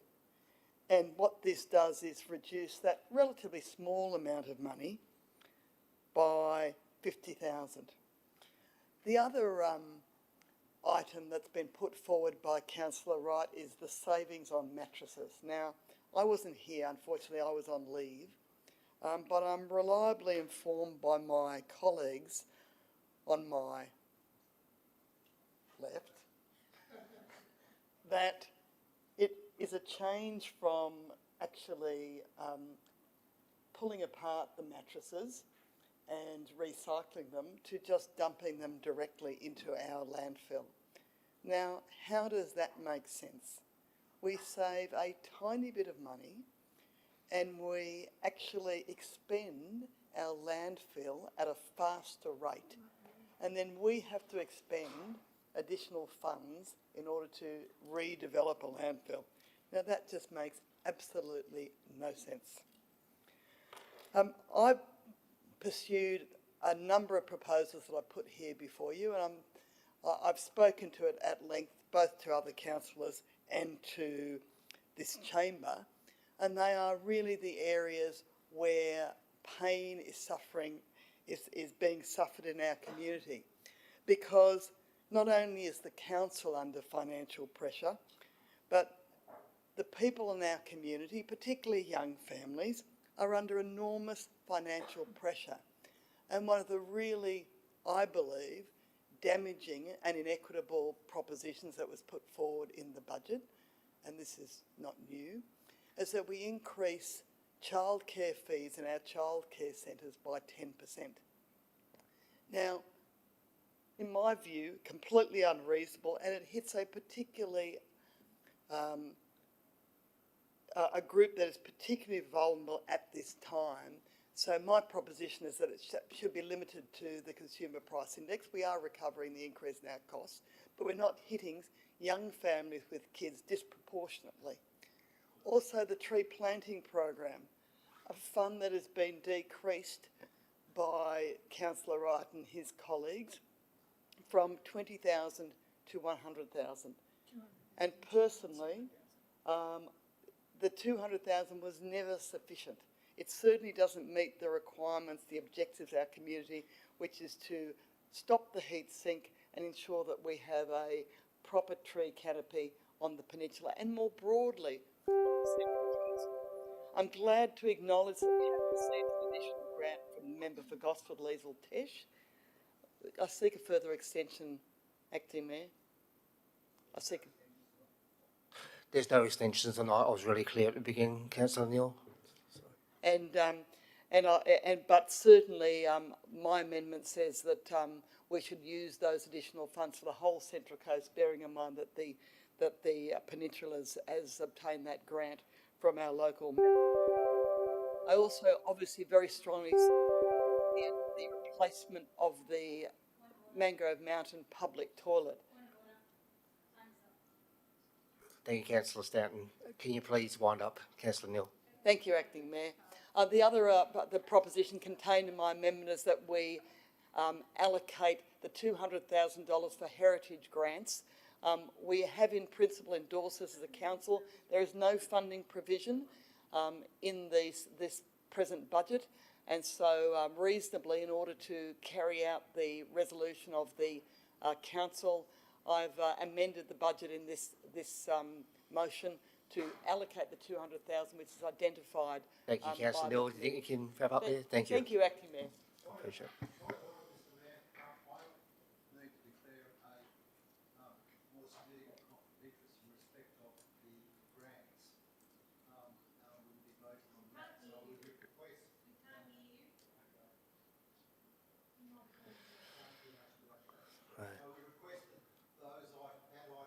With separately the $200,000 so that I can leave the room on that item alone, Mr Mayor. So that'd be a procedural motion that part be dealt with separately.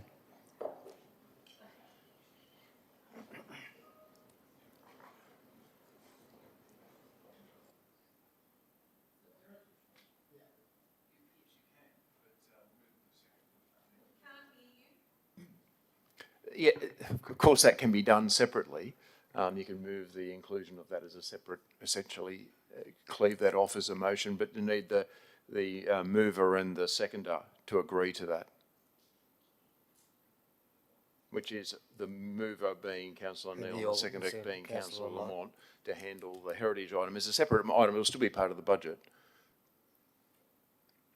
Councillor Neal?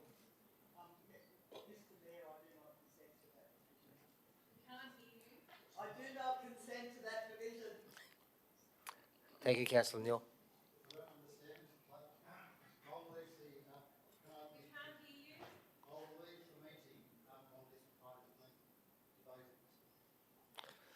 Thank you, Councillor Eaton.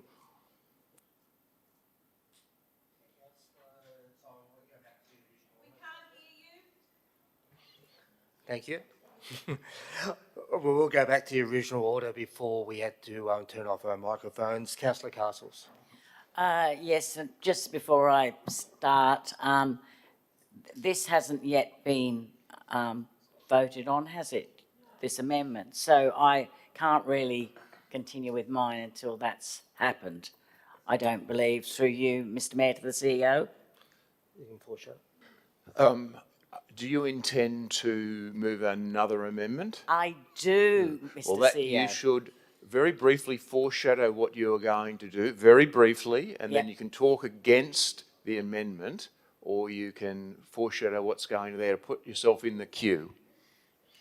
Right, so what you're saying is I can briefly foreshadow what my amendment is, and then... Just provide us a short outline, Okay, councillors. yes, my outline is in regards to a bit of a change in terms of the use of the post office for paying council bills. I'll leave it at that at this point. Thanks, councillors. Councillor Smith, sorry. I thought it was me. It is Councillor Lamont, I think, has the call. Yeah. Okay. Yeah, Councillor Lamont. Okay, please. thank you. I've actually got to start off with a couple of amendments. Not amendments, sorry. I have an amendment as well, so I don't know whether I go after Councillor Castles as well. Councillor Lamont, you can't do another amendment. You can do another foreshadow. Yeah, that's fine. So question that I do have is we've sort of stopped talking about the 72 million. And I know 38 million's gone to the strategic, it says in the paper, strategic priorities. I think for the community, where's that actually shown as a line item or anything in the budget papers? I think that's the first part. The other part is the 34 million, like what's actually happening. Where's that actually shown? Because there's actually, from my understanding, an extra 34 million, which we're not doing anything with. It's listed here in the paper, so I just think we need some clarity as to what is actually happening with that. The $34 million that's being used is underlying the funding of the capital program. Is that the 38 or the 34? Because there's two. There's two separate amounts. There was 72 in total. One's allocated, one's unallocated. Yeah. Yes. So the allocated money will fund, which will fund, partially fund the capital program, and I think there's 34 left, will stay in the strategic projects reserve, and that will be able for allocation via quarterly reviews or next year's budget time. So in actual fact, that's almost like us having a $34 million surplus that's just sitting there. No, a surplus is earning more than you spend. That money is essentially savings. So it is council having money that it has available to itself, and it can apply to projects as it wishes. Obviously, once it's spent, it's gone. It's like money that you've saved in the past. Okay, so where's the money actually come from? Sorry. Accumulated surpluses and asset sales. Okay, so that'd be the $25 million from the CBD? Yep. And last year's surplus? And other asset sales and accumulated surpluses. Okay, so that's where it's reflected. So that's my question. I still have an amendment after we deal with the other ones. Thank you. Thank you, Councillor Lamont. Councillor Smith. Thank you, Mr. Deputy Mayor. Just a couple of questions. So through you to the CEO, I noticed in going through the papers, and I don't know whether I was meant to be aware of this or not, but over the next 3 years, we're spending an awful lot on the Wyong Administration Building. Can you just talk to that, please? It's over almost $10 million, isn't it? As part, and Mr. Bolgoff might be able to provide more information, but as part of, I guess, essentially the trade-off to move to one administration centre, we're refitting what's a 1970s fit-out in the building, which has included in the past some of the work we've done in this chambers, where the councillors are on the ground floor, the public, the meeting rooms and the committee rooms we meet in behind us, and over a period of time we'll be refitting those parts of the building, furniture and fit out. Mr. Bolgoff can provide more information. Part of that is in relation to we had a water leak, and that will be covered by insurance, but part of it is a scheduled long-term planning planned refurbishment of office space. Look, I'd welcome any commentary from the director, because at the moment I'm still thinking it's pretty unacceptable, but yeah. Through Deputy Mayor to Councillor Smith, the CEO has outlined generally what is being proposed. Most of the areas are reaching the end of their useful life, they're outdated. This has been in the plan for a number of years. As the CEO also mentioned, we did have a water leak, which has meant that levels 3 and levels 4, part of those areas are already gutted, so they've already started, so that can't now uncommence. We also have works in relation to our generator that are part of that work as well. Okay. So I will come back to that, Mr Deputy Mayor, in some debate if I don't run out of time. My second question through you to the CEO. So I noticed the commentary in the report says we only had, 130 submissions, so that means everybody was pretty happy with the IPR and the operational plan. Of those 130 submissions, the commentary notes that the majority of them were concerned about environmental and tree planting and climate change. And the response from staff is, well, we're not going to do anything. We're not going to change anything. Could I get some commentary from the CEO about why we are not seeking to make any changes in response to those submissions? And if not, then why are we, what is the point of asking the community to provide comment? Through you to the CEO. The submissions are made, they're summarised. Ultimately, the council makes the decision on the allocation of resources. Look, I appreciate that, but we are guided by staff recommendations. So it is disappointing that the staff recommendation is we're not going to do anything about those concerns. Thank you, Mr Deputy Mayor. Look, I do have concerns about this IPR document. Councillor Smith, just a question, and I'll give you a couple more seconds. Are you speaking for the amendment or against the amendment? I'm a bit confused now. I'll speak for the amendment. For the amendment? Thank you. So I do have concerns about this documentation. I do have concerns about allocating almost 10 million over the next 3 years on this building, and I will at some point request some more detailed information about that, because when I compare it to what my community is wanting and asking for, as they say, it doesn't really pass the pub test. I accept that there may be structural or building issues that need to be addressed, but I would query where are all our staff working right now. And sure, there may need to be some improvements, but $10 million worth is quite a bit over the next 3 years compared to other priorities. I am concerned about the surplus. I don't think it is a big enough surplus. I think I understand or accept that we've got those strategic priorities, but I would say in terms of significant risk and weather events, I don't think we're giving ourselves enough buffer.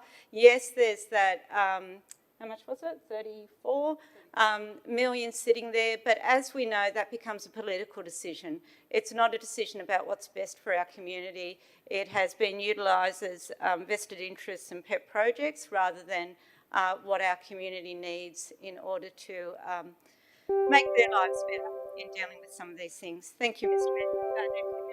Thank you, Councillor Smith. Councillor Wright. Councillor Wright, are you speaking for or against the amendment? I will be speaking against the amendment. And one thing I'm initially perplexed by, well, firstly, there's no costing for this. I can see just looking at the numbers in the very small font that would actually push us into deficit. But Councillor Smith just said the $537,000 surplus wasn't enough, but this is actually sending you backwards. Probably at back of the envelope, this would be minus 300 to minus 550,000. So that's actually a smaller amount. I'm speaking to the item. No, I'm speaking against the amendment.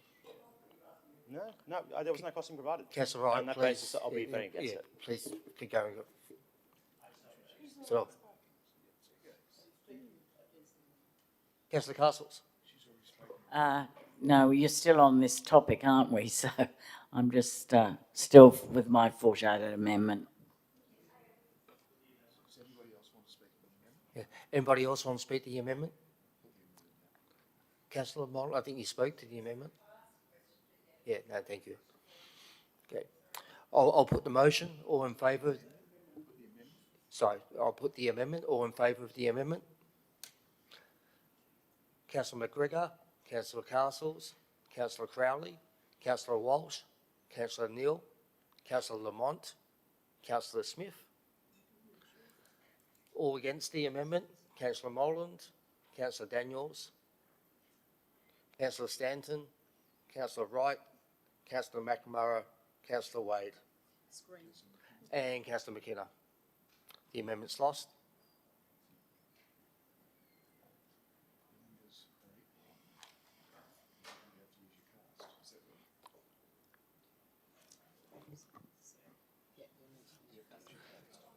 And I'll use a casting vote if required. So, yes. Against. The amendment is lost. Yeah. Councillor Castles, your foreshadowed amendment. Yes, thank you, Mr. Acting Mayor. Yes, I would like to foreshadow move this amendment. Sorry, yeah, I'm off the foreshadow. Councillor Castles, do you have a seconder? Yes, I'm moving the Councillor amendment. I'd sent it to Civic Support as well. Yes. They could pull it up for me. Civic Support, Councillor Walsh is the seconder.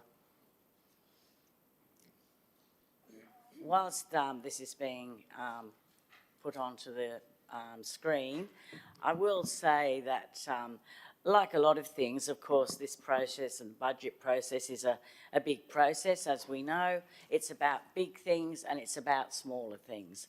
And sometimes I think the smaller things, which may seem small to some people, are actually big things to a lot of people. I am really concerned about this matter, and I would like to move that we continue the use of post offices for the payment of council rates for the 2026-27 financial year, with a review of this service being conducted during March and April 2027, including targeted community consultation with those community member cohorts most affected, and that's what I'm moving. Now, if I could just speak to that briefly, it's quite clear, we already know that the people most affected are older people and people who have been for many years using their local post office to pay these bills. And I'd like to just give a little example of this because it struck me again the other day. I was in our local post office actually renewing my passport. But don't worry, everybody, I'm not going anywhere soon, just letting you know. And when I looked behind me, everybody standing in that queue, and there were about 7, 8 people because it's only a small post office, guess what they were doing? They were all holding their council rate notices, etc. They were waiting to pay them in there. Now, the fact of the matter is, just because it's only for a few people, it doesn't mean it's not important.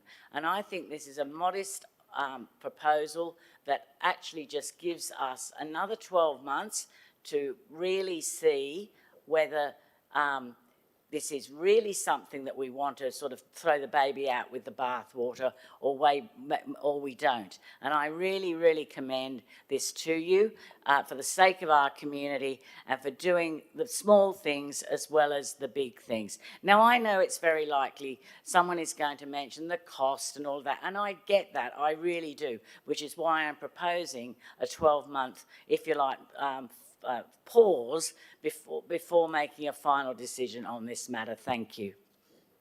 Thank you, Councillor Castles. Councillor Eaton. Councillor Eaton, you're voting... Oh, sorry, you're speaking for or against? I'm speaking against. The seconder of the amendment want to speak? Is Councillor Castles' amendment. Yeah, but the seconder. Oh, Councillor Walsh. That's all right, I'll speak against. That's fine, thank you. Yes, I rise to speak against this amendment. And I do so on the basis of the cost. If you add up all of the amendments that's been put forward by those members of the Labor Party tonight, there's something in the order of $2 million. And this is exactly the slippery slope. This is exactly the slippery slope that the council that was elected in 2017 went down and ended up with a $300 million deficit and a bankrupt council and administrators. So if they're thinking that they're doing the service of the community, well, they're clearly not. Thank you, Councillor Mr. Eaton. Mayor. Thank you, Councillor Eaton. Hi, Councillor McGregor. Yes, thank you. I'd like to speak in favour as the seconder. I'd like to speak in favour. I think that the real essence of this particular motion, which is really important and quite special actually, is that it is about protecting the interests of many older people in our community, something that, you know, many items in the IP&R documents don't seem to consider, and certainly Councillor Wright and friends don't seem to be considering. And certainly based on what Councillor Eaton has just said, is definitely not considering. You know, we live in a community and a society where many are still actually experiencing digital exclusion, and this motion looks to address that. It also looks to avoid having decisions made before community is actually consulted, and I think that those of us over this side anyway are proud to be able to promote the importance of community consultation and listening to community, and also acknowledging that council is about providing services and not just looking to have surpluses. And I guess in terms of marginalised and disadvantaged groups, this is a motion that goes strongly towards recognising how we actually interpret what is fair, and to remove that post office payment is not fair to very specific members of our community. Thank you. Thank you, Councillor Walsh. Councillor McGregor. Thank you, Acting Mayor Mr Millen. Look, I'll rise to speak against the amendment on the basis that it doesn't go far enough. Now, I'd like to quote Liberal Party strategist Tony Barry, who on the weekend said that 75% of Australians feel that Australia is heading the wrong way. Well, imagine how many people would feel this budget is heading the wrong way. You're taking the brickbats to pensioners, you're taking the brickbats to kids, you're taking the brickbats to working mothers, you're taking the brickbats to ratepayers, you're taking the brickbats to community groups, you're taking the brickbats to sporting groups. Is there anyone left on the Central Coast that's actually going to be happy with this? Every time someone tries to put in any kind of sensible, rational, staid and moderate position, which is on the basis of serving the community and strengthening this organisation, it gets shot down. Unless they like to build big buildings in Gosford or Land Bank and have lots and lots of money in their offshore bank accounts. And then we're all ears, we're doing special forums and we're all running around like mad allocating resources to help them. This is a budget that takes a knife to our community and it sticks it in, it goes front to back and it twists it and it moves it all around. And this is 10 years of failure from this organisation. Granted, you know, Wyong Council did run out of cash and get wound up by the minister. Fair enough, that did happen. You know, we acknowledge that. It was reality. I wonder who was the mayor then. Gosford Council had $6 million cash left. That was good. We've had all this time to do something, to build something that was promised to be great, to achieve things that were actually going to serve our community. But it's 10 years on, and all we're doing is looking at little ways that we can needle the most vulnerable people in our community. We spent 12 months going after homeless people. Now we're trying to change our regulatory priorities to do that even more efficiently. What is the point? What is the effect of your actions? You keep talking about surpluses. This, again, is not actually a delivered surplus. This is a plan for what might happen in 12 months. We don't know that the actual outcome of this is going to be the surpluses that you're talking about. Now, people that have some experience going through floods, fires, and all that process of destruction that happened in 2019, they've said to you, might be worthwhile keeping a little bit of extra money.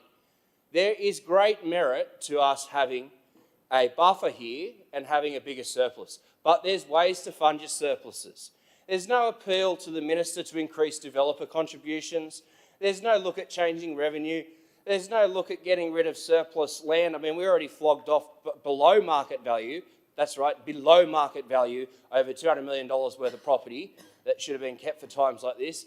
You've got Netanyahu and Trump's crazy war with Iran, which is destroying the global economy, having huge impacts on trade, diesel, things like that. And you're sitting here talking about, no, we need to be more punitive with the pensioners.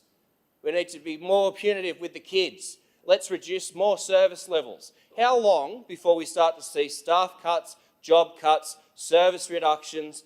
I know it's going to come initially through pulling back on capital works, and we'll just do a few quarterly adjustments, but these things all have real impacts. What about the ancillary flow? And you have people in this room that claim to be champions of small business.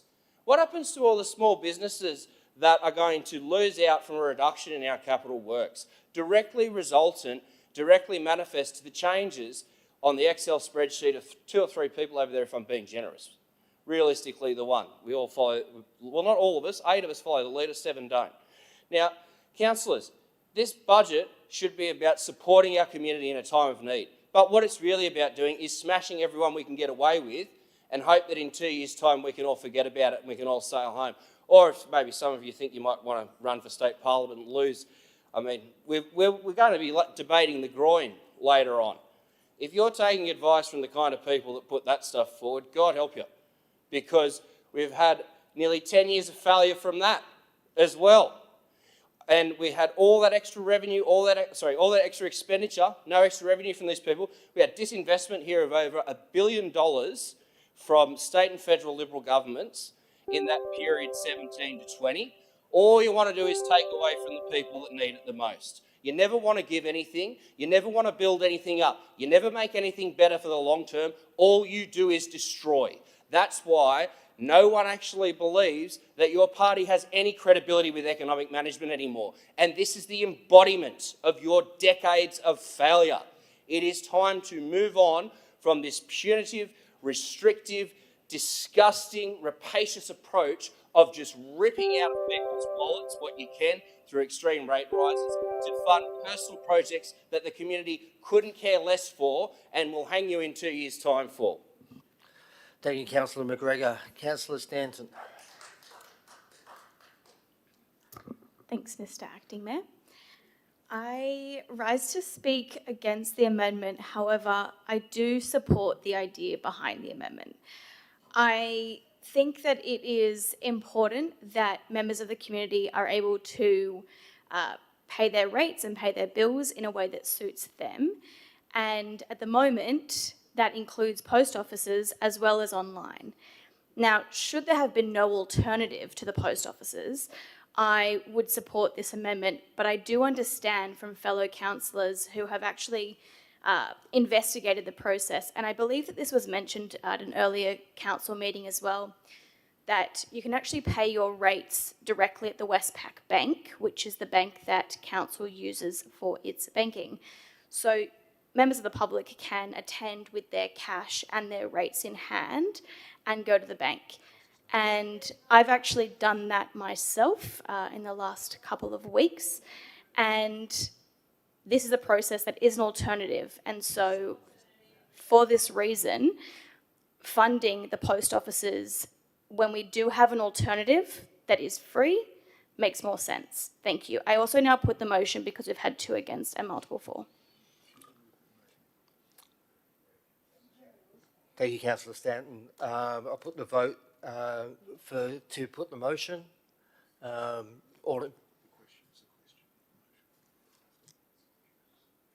Sorry, Councillor, this give me 2 minutes.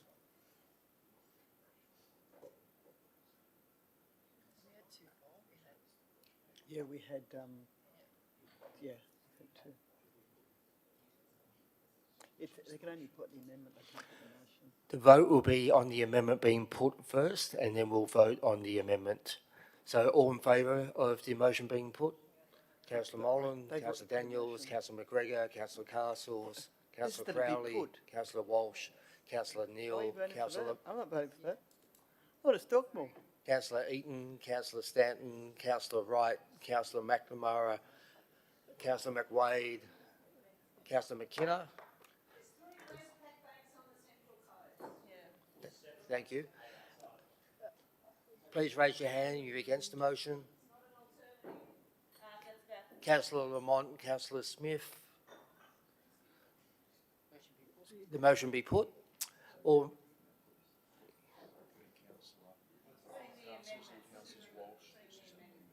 Councillor Castle's amendment and Councillor Walsh's amendment. All in favour of the amendment? Councillor McGregor, Councillor Castles, Councillor Crowley, Councillor Walsh, Councillor Veal, Councillor Lamont, Councillor Smith. All against the amendment? Councillor Moreland, Councillor Daniels, Councillor Eaton, Councillor Stanton, Councillor Wright, Councillor McNamara, Councillor McWade, Councillor McKenna. The amendment is lost. I now put the motion, the original motion. You didn't foreshadow, Councillor Lamont. I'm next on the speaking list and I have a question. Councillor Neal, ask your question, please. Yes, the question to the Director of Corporate Services. It's in relation to an announcement made by the Minister at ALGA last week that fags would be paid before would be paid in advance before the end of the financial year. What impact does that have on our budget?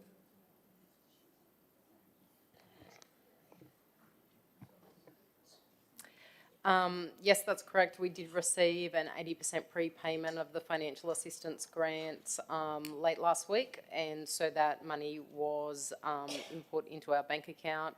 At the moment, we are of the understanding through the Audit Office that that needs to be accounted for in this year's budget because that's when it arrived. We are undertaking discussions with the Audit Office. What it means is that for this financial year, we will have about $14 million more than budgeted as income, and therefore that will impact the surplus for this year. And if we can't account for it in next year's budget, it means that it will be 14 million less in income for next year. But we do not know what any future prepayment for the following year may be brought forward either, so we cannot tell at this stage what the impact on the bottom line for next year's budget will be. And, sorry, if I could just clarify, historically the government prepays every year, so theoretically we'd only get 20% of our FAGS grant next year, but practically we will get a significantly greater proportion of that. What that is, we don't know. Just a follow-up question in relation to FAGS. Yeah. And Councillor Neal, is it relevant to this item? It's relevant to this item, it's what we're discussing right now. Okay.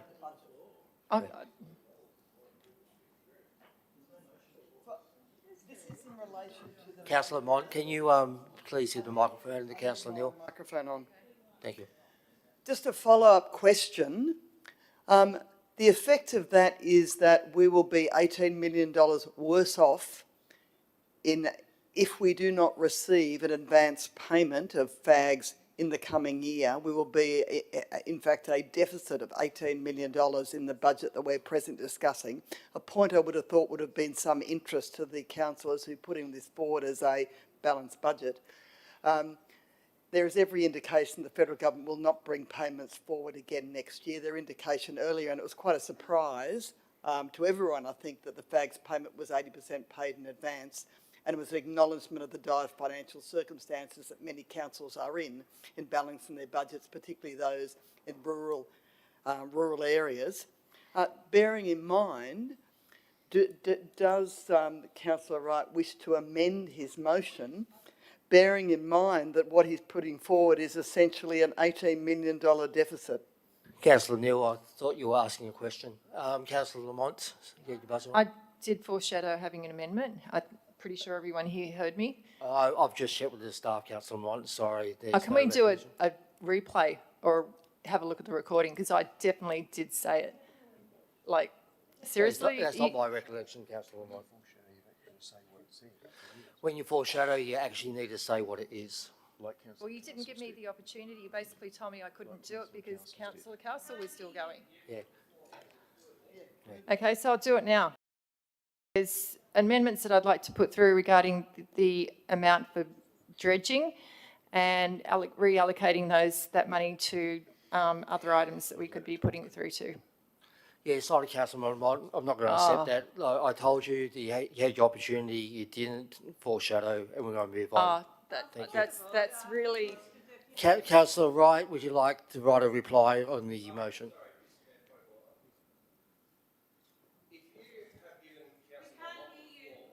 you've given Councillor Lamont the floor by having her microphone on, you're going backwards and forwards, and she says, I move X, Y, Z, how can you then say, without a time machine, that you can go back to another conversation where, because she said she foreshadowed then, that she can't do it because you've just given her the floor and she's just done it? How does that work out? You've given her the floor. You've given. I know you've got the numbers, but there's reality and then there's you having the numbers. What's the choice? Thank you. Councillor McGregor, you finished? Do you know how to answer the question?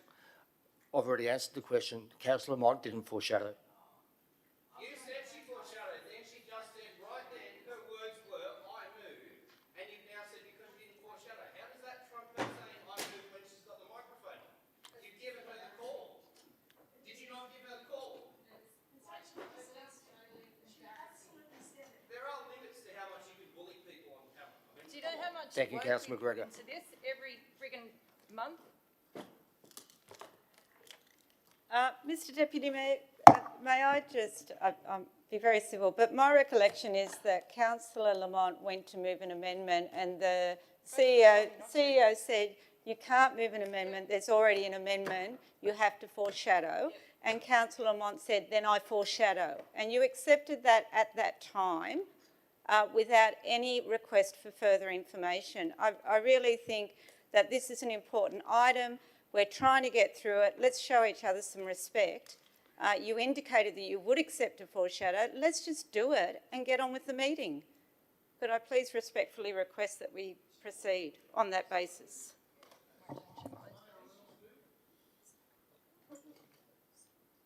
You've given her the floor. She should be able to move it. Councillor Mott, yeah, please, if you would like to proceed.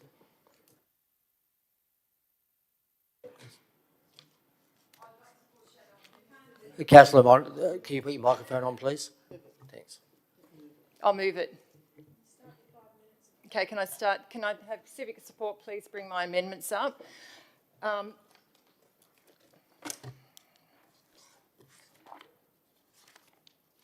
Okay, so one of the things that I'd like to remove is the $1 million that we've allocated for dredging. And before I get branded in the paper tomorrow that I'm, pro plan retreat and everything else, anti-dredging, I'm not. I actually, if anyone remembers Reg the Dredge, that's actually a Lamont creation before we even ran for council. So I am very pro dredging, but I also listen to the science on these things. Now, Director Nichols actually told us that dredging... Sorry, Lamont. Councillor Lamont, just 1 second. Do you have a seconder? Thank you, Councillor Smith. Sorry, Councillor Ian. The $200,000 has already been debated. No, it... $200,000 for the heritage grants was debated earlier and defeated, as I understand it. I don't think you can put it up again. Because it wasn't actually allocated from anywhere. I'm actually allocating it from a source. So as far as I'm concerned, it's different. Please continue, Councillor Lamont. Thank you. Good. As I said, we've been told that dredging is not required every year, just recently. We've just done a dredge. I think this is the perfect time to actually look at the facts, look at infill rates. After 4 years of not dredging, this is the perfect time to actually see what happens in that entrance channel. There's no need to dredge this soon. If we left it for a year, what I'm proposing is putting $200,000 to the Heritage Grant Program and $300,000 to reactivate the entrance town centre, which is in desperate need of some attention and some funding. It's just disgraceful, and I think most people who walk down there and think, where are we? You drive down to the entrance and you think, oh my God, look at it. The foreshore, everything, but then you walk through the street and you think, I want to get out of here. It needs some help and it needs some attention. I know there's a strategy for it, but I think as far as I'm aware, there's no funding allocated to it, and I think we have to provide some funding for that now. So I'm saying let's leave 500,000 from the dredging channel for next year, and in the meantime gather the evidence and figure out how, where, the scope of the dredging and everything, and carry that 500,000 for the next dredge, and the 500,000 out of that 1 million to be allocated to the Heritage Support Grant, and 300 to actually improving the town centre. The other thing is with the dredging, yeah, it does mitigate flooding, and I am close contact with people on Tuggerah Lakes Care Group that provide me with data all the time. Like, they are actually keeping records of what's happening now with after rain events and everything. We're in close contact. So as far as they're concerned, the dredging that's happened has actually helped. But this is where I think we need the proof and to see what we're actually doing, so we can actually let the community know we're dredging for a reason. This is how it helps. But on that too, council actually, at the same time that we started dredging, if you can just bear with me so I can find what I was looking at before.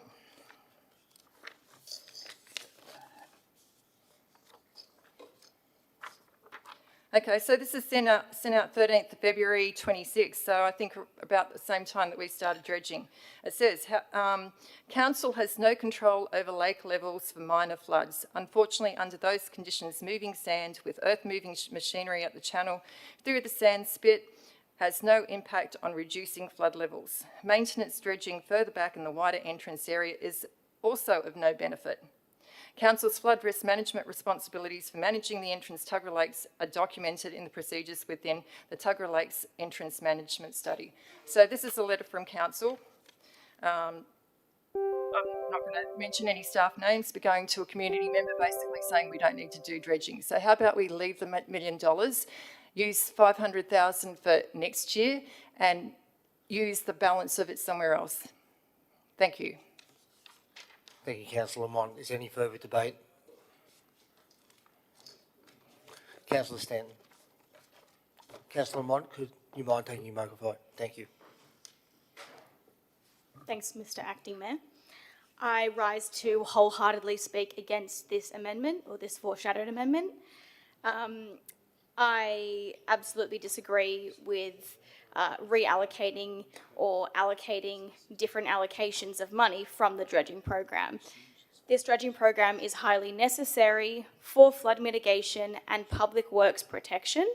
This is something that Tuggerah Lakes Care, which Councillor Lamont mentioned, is very supportive of. Today on the radio even mentioned that. Had about a 10-minute conversation discussing how valuable this dredging program has been for flood mitigation, the droppage of water within the lake, which in the last recent rain event in May significantly facilitated the water levels retreating quickly and did not involve a flood event of the 40,000 homes around Tuggerah Lake. Further, as part of this amendment, is discussing the town centre program, and I wish to highlight that in the original motion for the budget, we are actually allocating $1 million over 4 years in capital works, along with $300,000 per year in operational funding for 5 years for our town centre planning and improvement program. Also, later in this meeting, we will be discussing the environment and planning minutes, which discusses the investigation and prioritisation of town centres, which includes the entrance in year 1, which I very, very much support. So again, I am against this foreshadowed amendment because I support dredging of Tuggerah Lakes and I support revitalisation of the entrance. Thank you. Thank you, Councillor Stanton. Councillor Lamont, you've already spoken on the amendment. Well, is anyone else going to speak on it? Probably not. So do I get to close my amendment or anything like that, or I'd reply? You weren't to move to motion. No. Thank you. We'll go to the vote. All in favour of Councillor Lamont's amendment, please raise your hand. Councillor McGregor, Councillor Castles, Councillor Crowley, Councillor Walsh, Councillor Neal, Councillor Lamont, Councillor Smith. All against the motion, the amendment, Councillor Moreland, Councillor Daniels, Councillor Stanton, Councillor Wright, Councillor McNamara, Councillor Wade, Councillor McKenna, and I'll use my casting vote. Councillor Wright, would you like to reply on the original motion?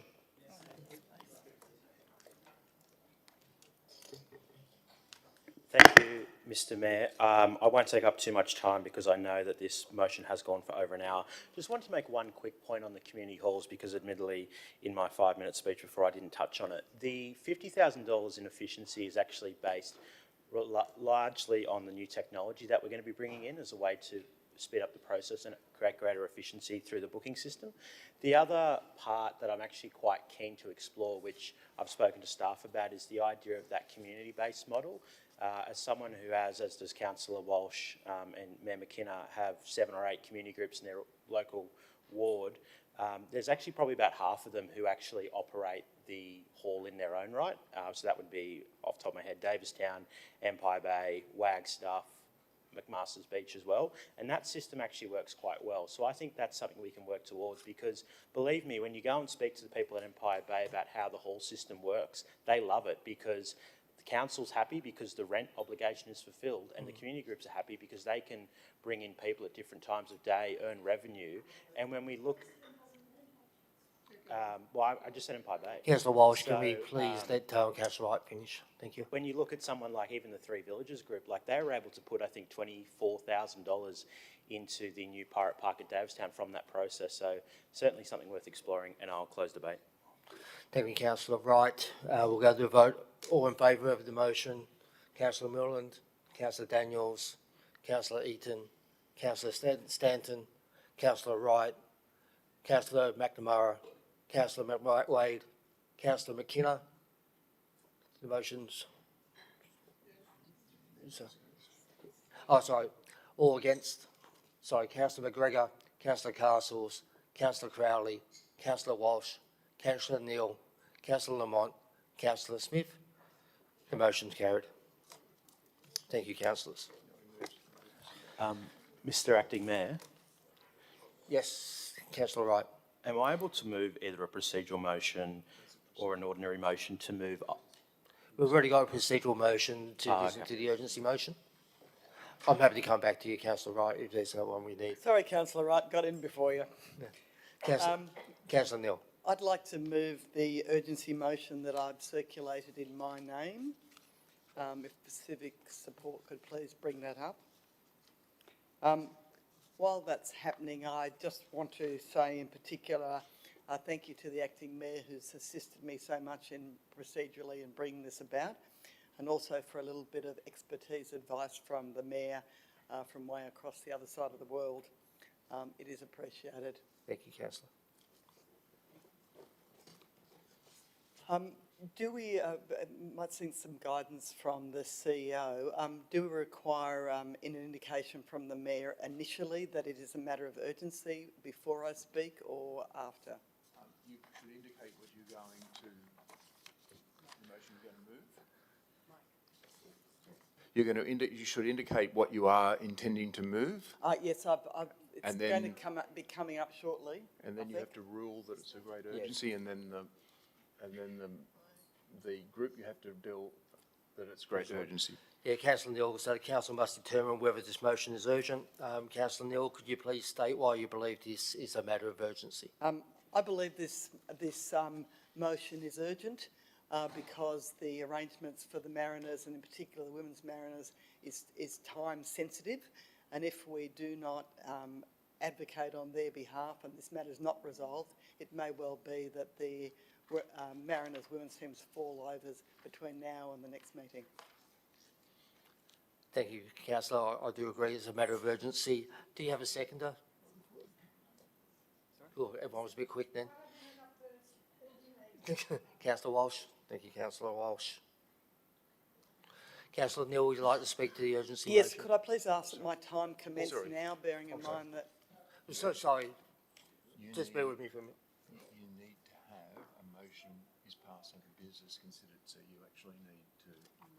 So you need to rule that it's urgent. So the man needs to rule that it's urgent, which he has done, but you need a procedural motion to rule that it is of great urgency, now that Councillor Nell has outlined it. So you need a... I so move that this matter is of great urgency. So, and then quickly put it. Yeah, well, I'll put the urgency motion. A show of hands, please. It's unanimous. Thank you, councillors. Councillor Neal. We still do not seem to have the motion. I might start. I think everyone's seen it, so rather Yeah, than please, waste Councillor time. Neal. Oops, sorry. This matter is an extremely important matter for the people of the Central Coast. Myself, like so many others, have been engaged and seen the Mariners as an important part of the cultural and sporting life of the Central Coast for over a decade. They are long-standing, they are an icon, and they carry our region's name nationally and internationally, and they contribute significantly to our local economy through employment, match day activity, tourism, hospitality spending and community engagement. Their presence strengthens the Central Coast's reputation as a place where elite sport is to thrive. However, I want to place particular emphasis today on the Central Coast Mariners women's team and the unique and powerful role it plays in encouraging girls and women to participate in sport. The women's team has achieved remarkable success in the A-League women competition, including championship level achievement that has inspired pride across our region. But their impact goes far beyond their success. Having a professional women's football team based on the Central Coast sends a clear and visible message to girls and young women that elite sport is here for them too. It normalises a woman's participation in the highest level and provides local, tangible role models that young players can see, meet and aspire to become. When girls watch women from their own regions competing on a national stage, wearing the Central Coast badge, it changes what they believe is possible. It drives participation at a grassroots level, strengthens junior clubs and supports lifelong engagement in sports, health and physical activity. The Mariners women's team also plays a critical role in advancing gender equality in sport. Visibility matters, investment matters, opportunity matters. Retaining an elite women's team on the Central Coast demonstrates that women's sport is valued, viable and worthy of long-term commitment, not an optional add-on or secondary consideration. This motion appropriately expresses Council's support for the proposed sale of the Central Coast Mariners Football Club to Queen's Park Rangers Football Club, subject to the regulatory approvals and proper processes. Stability and clarity in ownership are essential for the club's future. At the same time, the motion calls on the Queen's Park Rangers and the Australian Professional League to work collaboratively and in good faith to secure an ownership or governance pathway that ensures the continuation of the Central Coast women's team in the A-League women's competition. The call is entirely reasonable. The women's team has demonstrated sporting success, strong community support and clear social and economic value. Retaining a professional women's football presence on the Central Coast supports participation, inclusion and aspiration for current and future generations of girls and women. The request for the Mayor to write on behalf of Council ensures that our position is clear and constructive. It reinforces our strong expectation that any ownership transition protects not only the men's competition, but also the women's team and the pathway that it provides. In supporting this urgency motion, Council is standing up for our community, for our young people, and for the principles that elite women's sport belongs on the Central Coast. We are affirming that the success and contribution of the Mariners women's team matters and that it should be secured as part of the club's future. I thank all the members of the council for their support, the acting mayor and all members of the community, that the Women's Mariners team continues to exist and thrive. Thank you, Councillor Neal. I'll now put the motion. All in favour of the motion? Councillor McWade. Thank you. Unanimous. Thank you, councillors. Councillor McWade. Can I speak? Can I speak? No. So there's only the mayor and the mover can speak to an urgency motion. But yeah, thank you for your support. Thank you. Councillors, we'll move to item 4.1, the monthly financial report. Do we have a mover? Yes. Councillor Wright. Mr Acting Mayor, am I able to move, if you need a procedural motion, that's fine, items 4.1, 4.2 and 4.3 together? So that would be the monthly financial report, the end-of-year financial write-offs and the monthly investment report, noting that we can still have questions on any items. And happy to move those together, noting the time and noting the similarity and the fact that we've just moved the budget. Councillor Wright, I think Councillor Neal was happy to second. Thank you, Councillor Wright. No further questions, given I've already spoken on the budget, and I'm looking at a number of these issues from the investment report and the financial report externally at the moment. Thank you. Is there any further debate? Councillor Neal, you got your light on? Councillor Daniels? I just had a... Sorry, Councillor Daniels, you're speaking in support? Oh, I had a question, please. Okay. Three questions, just in regards to, firstly, the regulatory fines, 600,000 unfavourable.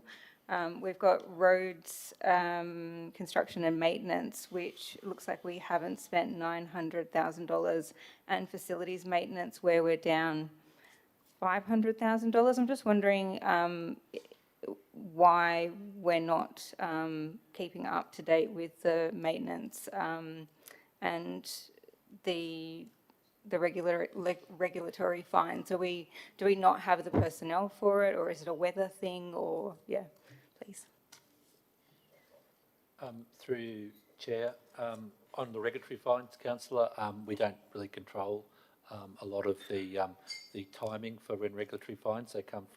They come through the State Debt Recovery Office, and the state government makes payments to us.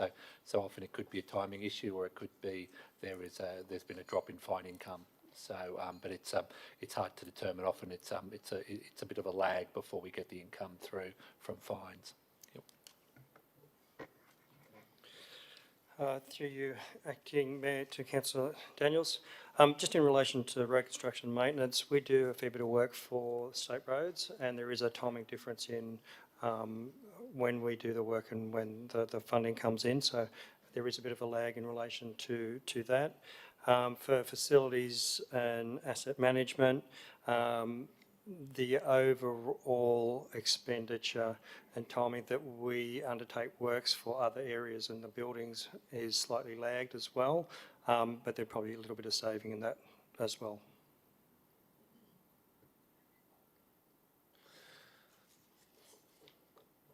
Councillor Lamont. Thank you. Through you, Mr Mayor, just a question regarding employee costs.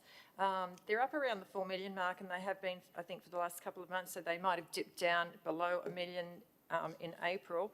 But I just wanted to find out if we can have a breakdown of what directorate is mainly these costs actually going to, or arising from. I mean, the report does explain it's overtime, casual staffing and lower capitalisation of labour, but it actually helped to see where these costs are actually mainly centred, or what area. Is that possible?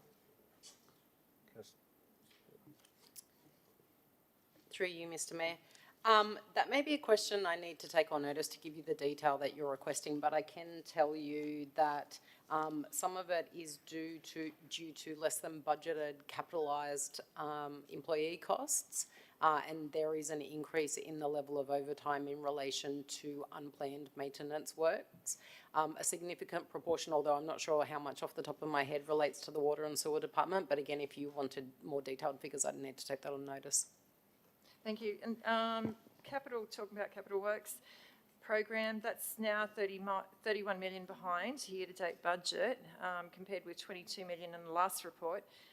Can council, through you, Mr Mayor, can council identify which major projects are now expected to be carried over to 26-27 and what impact those delays will have on service delivery of the project costs and project costs? Through you, Mr Acting Mayor, to Councillor Lamont, there'll be a number of projects. Essentially, the ones that are started will be then carried over into next financial year. I can't give you the actual number until the end of the year is finalised. Okay, and I'm sorry, apologise for these questions because I have been using the questions on items, but with one day less, it was just hard to get some of these through. And the last question, this is to do with the drainage fund. It's had a negative unrestricted balance for, as far as I know, forever. Is that expected to grow or continue? Is there some sort of structural arrangement, or is that going to go now that we've actually transferred the drainage fund across the general? Next year, the drainage fund effectively disappears and it becomes part of the general fund. So that's why we actually, if you have a look at those tables, the two are blanked out. So from next year, general fund's numbers fall in cash, and the drainage fund ceases to exist. So at the moment, it's 44 million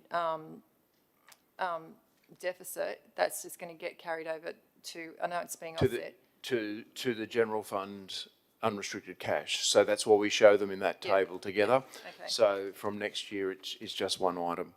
And this is to do with the investment report that we get monthly. Like, we get a listing of the the restrictions, internal and external. I've been asked a number of times what some of these restrictions are. Is it possible that we can actually provide, I guess, where the funds come from for those restrictions and where they're actually used? It'd just help. As I said, I've been asked a number of times about them. I noticed some of them got zero balances, but it definitely would help if we had somewhere on the website or a reference that we could say, yeah, that's what that represents, and this is what we're going to spend it on in the future. Some of them are obvious. You can just read them and know what they're for, but other ones, you're sort of guessing. Through the chair. Yes, council has an adopted restrictions policy which outlines the income source and the purpose for each of those individual restrictions. Where can that be found? Thank you. It's on the website under our policy section. Okay, thank you. I'd be happy to send you a link if you like. That'd be great. Thanks a lot. Councillor Lamont, you finished? That's it. Thank you, Councillor Lamont. Councillor Neal? Yes, I just have one minor question in relation to item 4.2, which is the end of year financial write-offs. The first item is written off on the list is an individual trading under a particular business name. The note for the write-off says that the business was deregistered and somehow seems to suggest that the liability ends at that point.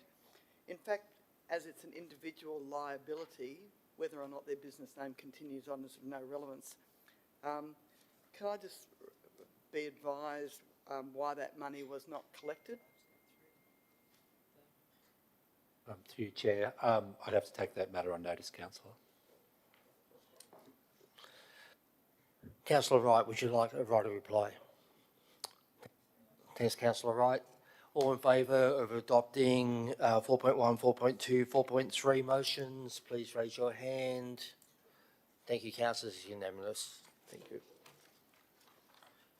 Councillors, we're 2.5 hours in. I think we all need to stretch our legs.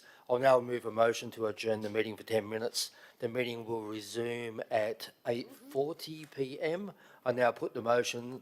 All those voting in favour of the motion, please raise your hand and keep it raised. Councillor Daniels, Councillor McGregor, Councillor, everybody, thank you. It's unanimous. Thank you, councillors. I'll see you all in 10 minutes. Thank you. We will be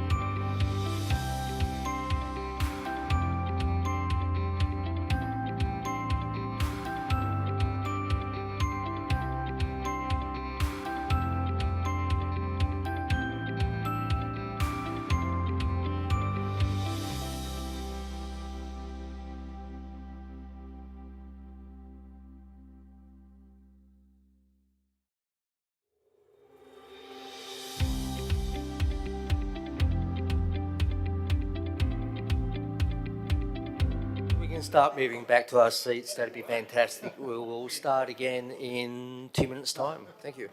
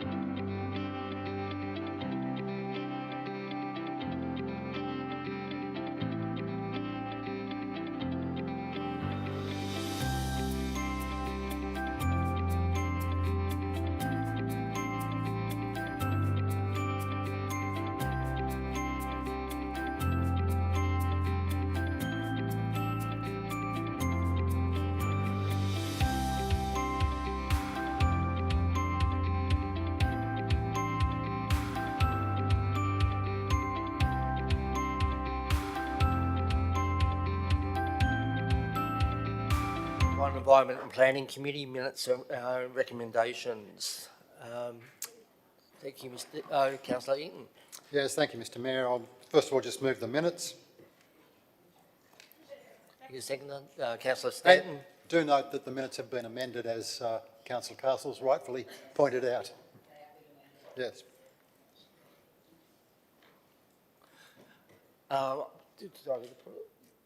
Can we put that the minutes have been amended, please? Show of hands. Oh, sorry. The motion be. Sorry, councillors. The minutes be accepted as amended. Yeah, that's what I moved. Yeah. Have a show of hands, please, councillors. Yes. Yes, that's me. Thank you, Councillor Daniels, Councillor McGregor, Councillor Castles, Councillor Crowley. Thank you, Councillor Walsh.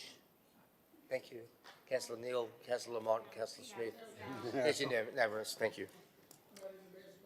Okay, now I'll next move 26187, the Central Coast Natural Disaster Resilience Strategy, the committee recommendation. Second it. Thank you, Councillor Stanton.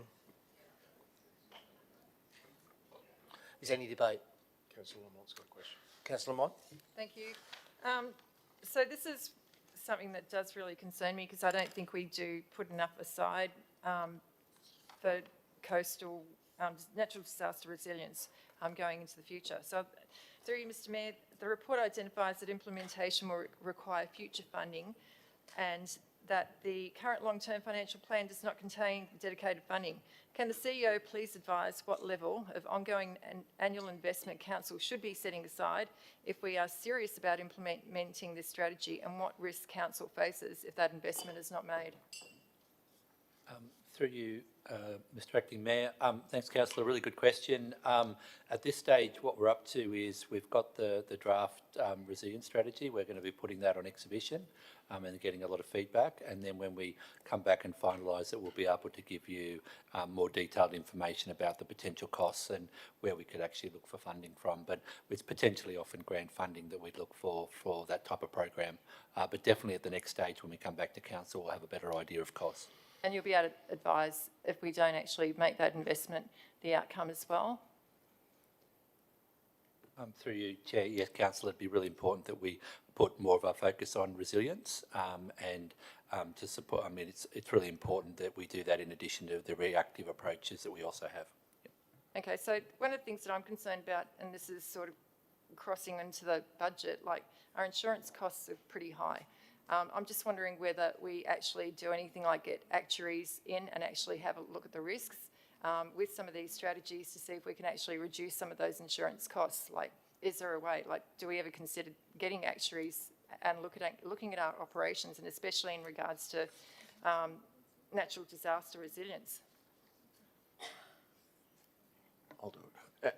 Our natural disaster recovery is handled by, and to an extent resilience, federal and Commonwealth state agreed funding, and so over $1 million council is currently reimbursed in most cases for natural disasters at a federal and state level. That's not going to last forever. Changing environment, changing settlement patterns is likely to mean that the level of support that we're currently provided, not just we, but all local governments and all local communities are provided, won't be able to be afforded by government going forward. So it is something that's going to have to be dealt with, but I don't think an actuary on our particular matters is necessarily going to be those sorts of things. If you look at where our losses are in property and buildings, it's predominantly things like fires at the moment. Okay, thank you. Thank you. I'll now put the motion. All in favour of the motion, please raise your hand and keep it raised. Unanimous. Thank you, councillors. Councillor Eaton. I'll move the committee recommendation in respect to the next one, 188, regulatory priorities statement. Councillor Stanton. Thank you, Councillor Stanton. The seconder, Councillor Lamont. Thank you. Just a couple of questions actually. And as I said, I apologise for these.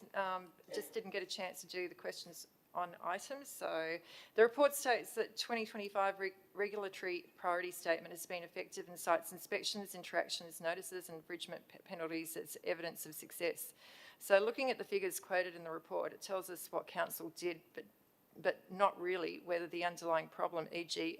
illegal camping, reduced, did tree clearing decrease, did illegal dumping decrease. They would be the outcomes that actually measures and shows success. The number of fines or inspections or notices are activity measures, so a regulator could issue twice as many fines in 1 year because compliance has improved or worsened. The figures don't really tell you which. Can the director, through you, Mr. Mayor, Acting Mayor, can the director advise what outcome-based indicators councils use to determine whether compliance has actually improved in these priority areas, and whether the proposed 26-29 statement includes any measurable targets or performance indicators against which success will be assessed? Through you, Mr. CEO, to the appropriate officer. Through you, Mr. Acting Mayor. Councillor, the regulatory statement identifies those areas where we establish priority and put some resourcing in. So what happens is most of our compliance is based on reactive, so people approaching us. What we do is we try to identify some areas where we can free up some resources for our compliance teams to target a number of areas, and it shows you those areas that we do each year, and then it shows you the reporting back that we've put additional resources into that. It doesn't, I mean, we don't have the resources to be looking at outcomes-based KPIs, but there is significant resources additionally that go into the priority areas each year. Okay, thank you. And another question. The report proposes illegal camping as both an enduring regulatory priority and again as a yearly priority in 28-29. What evidence demonstrates that illegal camping presents a greater regulatory risk than other compliance issues competing for council's limited regulatory resources, and why does it warrant this additional level of regulatory focus? And does council believe that there is sufficient resourcing to deliver these priorities without reducing service in other compliance areas? Through you, Mr. Acting Mayor. It's up to councillors which areas you identify. We made some recommendations, and councillors discussed those at the EP committee. So it's really up to councillors your priorities. You can see over the sort of the 3-year period, we try to get across a range of different areas. There's definitely a continuing issue for illegal camping for us across the area, and that does take a significant amount of resources, and we work with police and Homes New South Wales to manage that issue. So it's just a recognition really that in relation to illegal camping it is going to take council, significant council resources, and we think that'll continue. Thank you. Are you finished, Councillor Lamont? Yep, thank you. Oh, thank you. Councillor Neal? Oh, sorry, Councillor Castles. My apologies. Yes, thank you, Mr Deputy Mayor. Just in relation, it's a question, just in relation to establishing the southeast corner of Koala Park or possibly another location, a short-term camping ground. I just wanted to ask through you, perhaps to the director, who actually owns that that land, and could perhaps other councillors and also the community be given more of an idea of where this actually is? I mean, I know where it is, but that's because I kind of drive up that way a lot of the time. So if we could just be given some basic information. I know that there's going to be a report coming to the MP committee, etc. I guess maybe it'll be this month, I'm not quite sure. So just a couple of basics would be really helpful, thank you. So who owns the land, and where exactly on the coast is this? It's owned by a state-owned corporation called the Generator, I can't remember the exact term, Generator Property Management, which looks after a number of residual properties that come off old power generation sites. There's a number of them that are on lease. A council leased them from them, and so that we have a long-term lease with them. At some point in time, there'd be some expectation that we would either have it transferred to us or buy. You might be aware that the site at Colongra, we've actually purchased from that entity, and we're about to, and you'll see a report to the next meeting of council to let the tender to do the works for major recreational facilities there. The actual location, somebody might be able to describe it a bit better than me. Through you, Soccer Club. Mr Mayor, it's at it's Scenic Drive at Budgie is where the site is. So if that helps. Yeah, near Budgie Soccer Club, if that's any help as well, in that vicinity, but the opposite side of the road. Thank you, Councillor Castles. Councillor Neal, are you with us? Hi. So I beg your pardon, I've just looked up on the map and it actually says, I think it's the site, Koala Park Tennis Court, is that it? Yeah.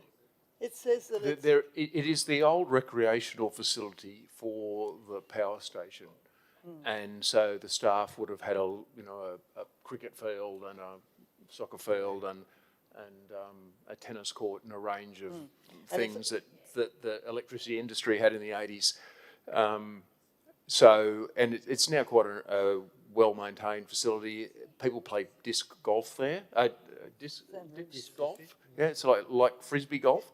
And it's got an amenities building there and a fair bit of parking. It's shown surrounded by other green areas. I'm not sure exactly who owns that.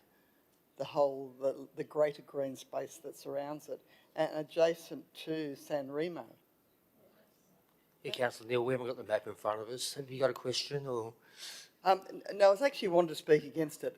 Look, I suppose what I was demonstrating is we really don't know or know extremely little about this property. It's not owned by the council presently. There may be some anticipation that sometime in the future we would be purchasing this. But whether we will, whether we can afford to, whether the state government is prepared to sell it to us, whether they would be agreeable to us putting temporary housing, all completely unclear. So I would have thought that it's really not supported by information or rationality. So sorry, Councillor Neal, are you speaking against? I am. Okay, thank you. That there would be an in-principle decision based on zero knowledge and understanding to set this up as a short-term camping ground. Now, a camping ground short-term it may be? I assume less than a year, but is that 9 months? Is it 2 months? Is it to have a group of people who are not properly catered for, showers, toilets, proper security, so all based on some sort of wistful thought that entered into Councillor Eaton's mind one dark evening. He's proposing this to be included in the plan, and I think it's more than irresponsible. And I'm strongly opposed to it. I know that Councillor Eaton has a particular obsession with homeless people, and his belief that they are the cause of most of what goes wrong in the city. But in my view, there are lots of other issues, and that most people who are homeless are struggling to survive and not focusing on trying to particularly cause problems for us. So I'm strongly opposed to this, in particular subsection B, which I think is just an unreasonable, unassessed, unthought through puff of smoke that will only get us into a huge amount of trouble in the future. Thank you, Councillor Neal. Councillor Smith, sorry, your light was on.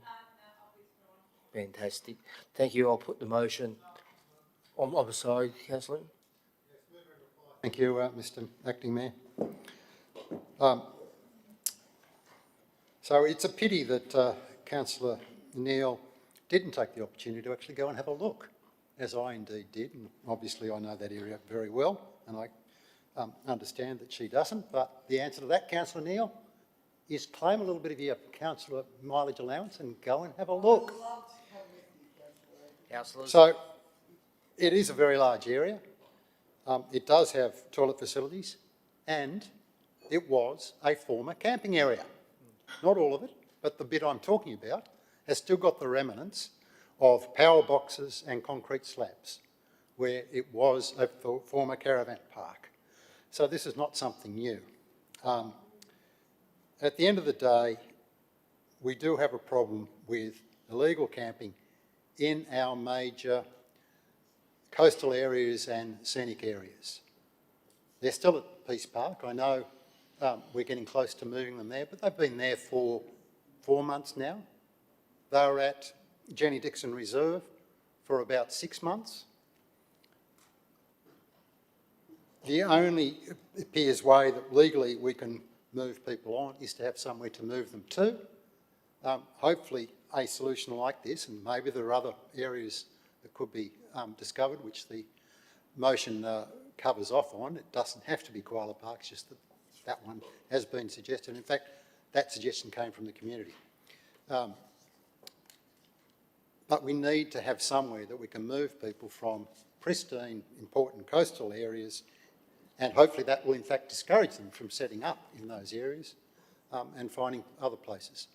Councillor Neal, I actually still have one down the river back behind my place, which I've never complained about because they're not causing any problem. It's the ones that are in places like Peace Park, where there is a children's playground and that was well patronised but is now largely been taken over by illegal campers, that we've got to find solutions for, and I think this can be one of those solutions. I commend the motion. Thank you, Councillor Eaton. I'll now put the motion. All those voting in favour of the motion, please raise your hand and keep it raised. Oh, sorry, Councillor Milland, Councillor Daniels, Councillor Eaton, Councillor Wright, Councillor Stanton, Councillor McNamara, Councillor McWade, and I'm happy you use my casting vote. Thank you. So, all those against, please raise your hand. Councillor McGregor, Councillor Castles, Councillor Crowley, Councillor Walsh, Councillor Neal, Councillor Lamont, Councillor Smith. I will use my casting vote in support of the motion. The motion is carried. Thank you. We'll move on to 189. Councillor Eaton. Yes, I'm not sure, Mr Mayor, whether, given that they're 189 and 190 are both rezoning requests and both at Lizard Road, whether we could try our luck in putting them both together.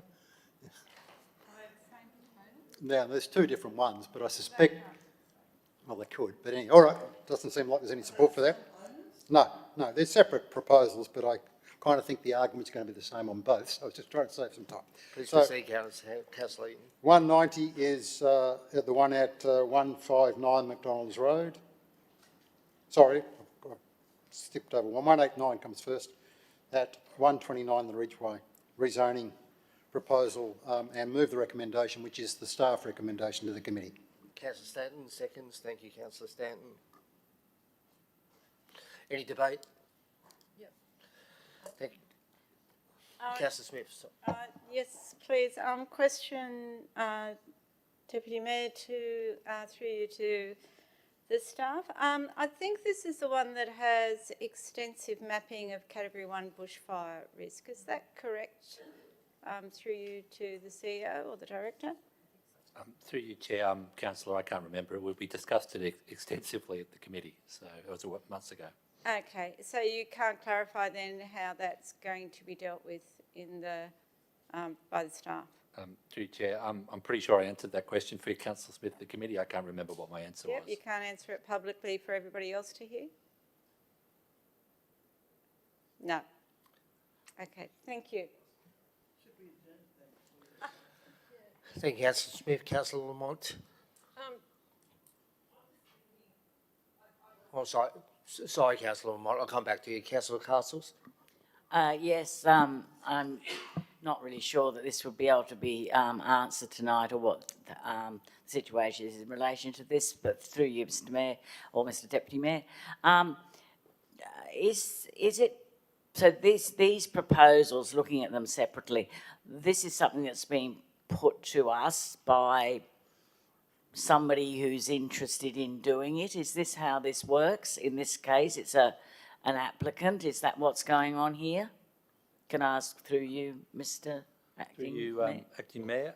Yes, Councillor, what happens is there's a process where someone prepares a planning proposal, so that would be an applicant, so say the landowner. Yep. They prepare a planning proposal seeking to amend our local environmental plan, so changing the zones, and then that would be assessed by council staff, and then that report would come to you on whether to proceed with it or not. Just a supplementary to that then, I wouldn't expect this to be something that we could necessarily know about tonight at all, not appropriate really, but through you again, Acting Mayor, is it possible for councillors, or appropriate for councillors, or legal for councillors, whichever way it might be, to actually know who the applicants are for this proposal and the second proposal? Through you, Acting Mayor. Yeah, Councillor, it's available to know what the applicant is. Yes. Thank you, Councillor Castles. Councillor Smith. Thank you, Mr. Deputy Mayor. I will speak against it. I did ask questions, but I now speak against it. It's extremely disappointing and concerning that staff are unwilling or not prepared to answer straightforward questions. Planning is one of the important things that this council does. Our community expects council to set out good planning strategies, such as LEPs and DCPs, and then enforce them. And sure, rezonings are a tool that are available, but there is deep concern about this extension of that residential area into this buffer zone. There is deep concern about the fact that much of this site is Category 1 bushfire, which, although the Director doesn't seem to be able to recall or unwilling to reflect, the staff indicated is the highest risk of bushfire mapping. So I don't know what's going on here. I don't know why we don't have a better culture within this organisation that says a spot rezoning that wasn't part of an LEP, that has bushfire risk all over it, is not suitable. That is really concerning. Obviously, the numbers go differently, but I would hope that within the culture in this organisation there is some improvement, because that is disturbing. Thank you, Mr. Mayor. Thank you, Councillor Smith. Councillor Walsh. Yes, thank you, Mr. Acting Mayor. I have some questions through you to the Director. I'd like to ask what the demonstrated public benefit is that justifies this rezoning beyond increasing the value of private land.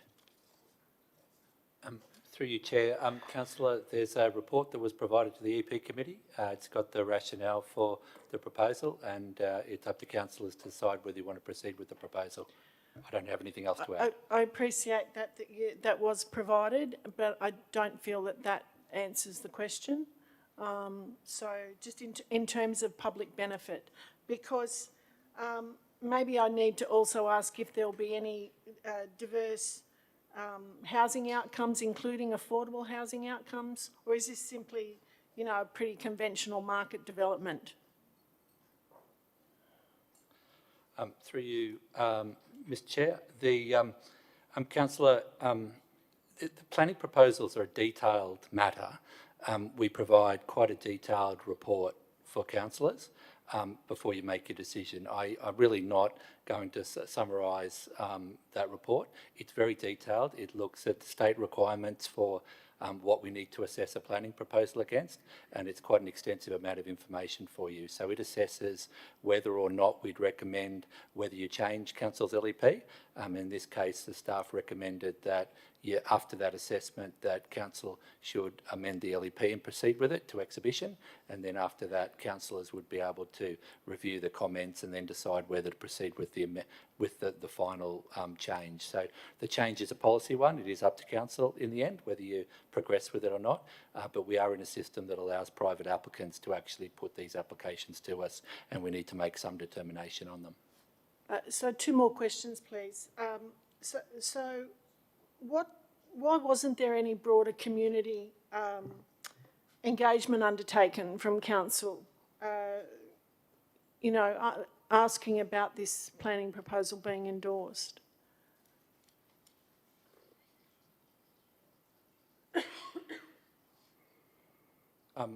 Council, I'll have to take that on notice, and I'll have to get you back on that one. Okay, thank you. And what infrastructure upgrades might be necessary, and who'll pay for them? Through you, Mr. Chair, I'd have to take that question on notice, councillor. Thank you. Councillor Eaton, do you want to write a reply? Yes, thank you, Mr. Mayor. I think in the circumstances I'll be quite brief. Councillors, as the Director has said, this was the subject of an extensive report that probably ran to about 100 pages to the committee. And it's disappointing that clearly most councillors haven't read it, or at least those against it don't seem to have read it. In terms of the public benefit, we're in a housing crisis. And we're in a housing crisis, and this will provide houses. So the public benefit is clear. It is very close to Lisarow. It's a logical extension of the Lisarow town village. It is supported by the staff. Yes, all rezonings, as the staff explained at the committee, come to the council by way of spot rezonings. There is no problem with spot rezonings if they pass all the tests. And in fact, once it gets through the council and gets a bit further along, it will be subject to public exhibition. And it's only after that public exhibition process that the plan may or may not be eventually made. The issue of bushfire is something that will happen through the process, so it hasn't been ignored. This is the very start of the process. It has some years to go, and the final result, hopefully, will be more houses for people on the Central Coast to live in where we have a dire shortage. Thank you, Councillor Eaton. I'll now put the motion. All those voting in favour of the motion, please raise your hand and keep it raised. Councillor Moreland, Councillor Daniels, Councillor Eaton, Councillor Stanton, Councillor Wright, Councillor McMara, Councillor McWade. All those councillors against the motion. Councillor McGregor, Councillor Castles, Councillor Crowley, Councillor Walsh, Councillor Neal, Councillor Lamont, Councillor Smith. I'm happy to use my casting vote in favour of the motion. Motion is carried. Okay, take 2, Mr Acting Mayor. The next one is another rezoning at Lisarow. This one, 159 McDonald's Road, Lisarow. And again, I'll move the committee recommendation, which was again the staff recommendation. Have we got a seconder? Thank you, Councillor Stanton. Any debate on this item, councillors? Thank you, councillors. There's no further debate. I put the motion. All those voting in favour of the motion, please raise your hands to keep it raised.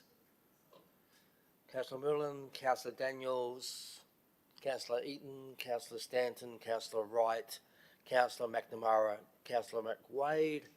All against the motion, please raise your hand. Councillor McGregor, Councillor Castles, Councillor Crowley, Councillor Walsh, Councillor Neal, Councillor Lamont, Councillor Smith. Once again, I'll use my casting vote in favour of the motion. The motion is carried. Next one, Mr Acting Mayor, is 191, the Heritage Small Grants Proposal. I'll move the committee recommendation, which again is the staff recommendation. Do I have a seconder? It's insignificant on this one. Councillor Because there's no Stanton, money. thank you for seconding. Councillors, is there any debate? Councillor Neal. Thank you. I wish to move an amendment in relation to this item. I'm just rolling. Can we get the motion up on the screen, please? Just the actual original motion, so it, Councillor Neal, do you have a seconder? I'm sure I have. Councillor Walsh? Oh, sorry. Councillor Walsh.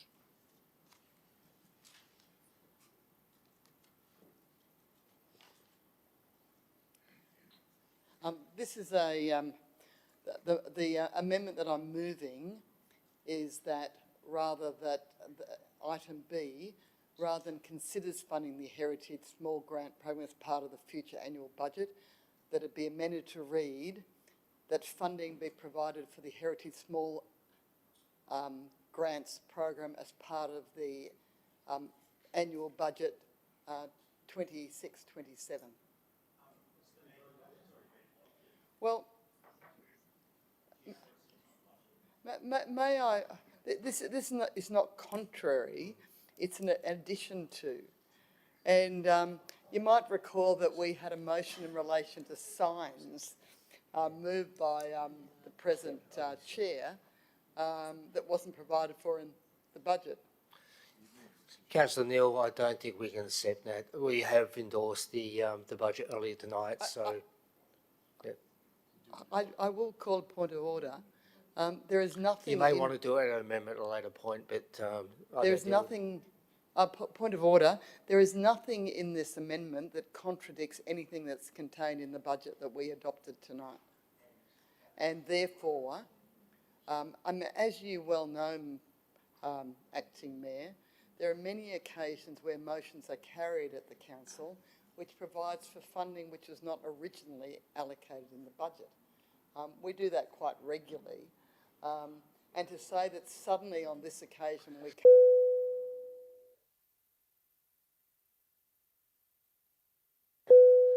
Councillor Wright.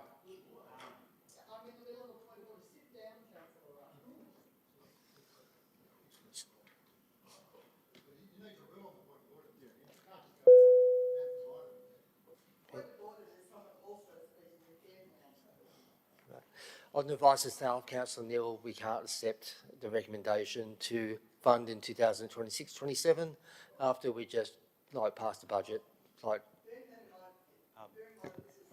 Mr Acting Mayor, I have the call.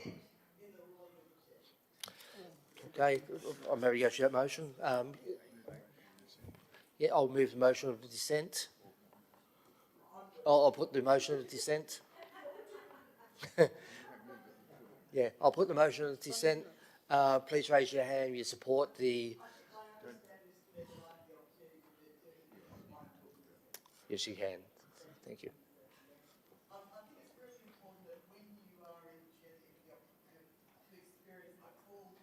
Thank you, Councillor Neal. Please continue. All procedural sort of mechanisms.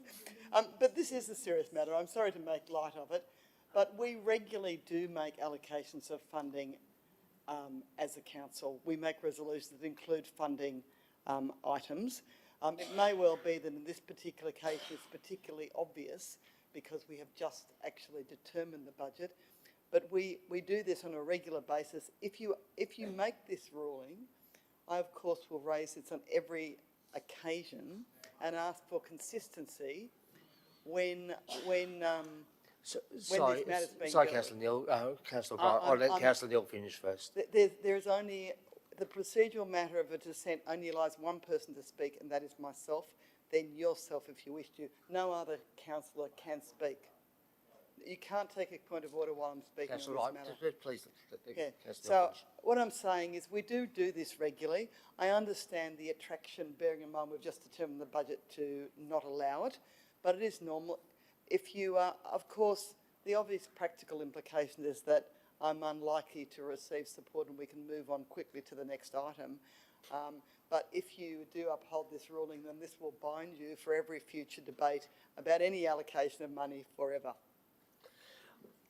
I'm not planning to set a precedent, Councillor Neal. I'm making a decision based on tonight, and I made the decision, so I'm happy to put the motion of dissent.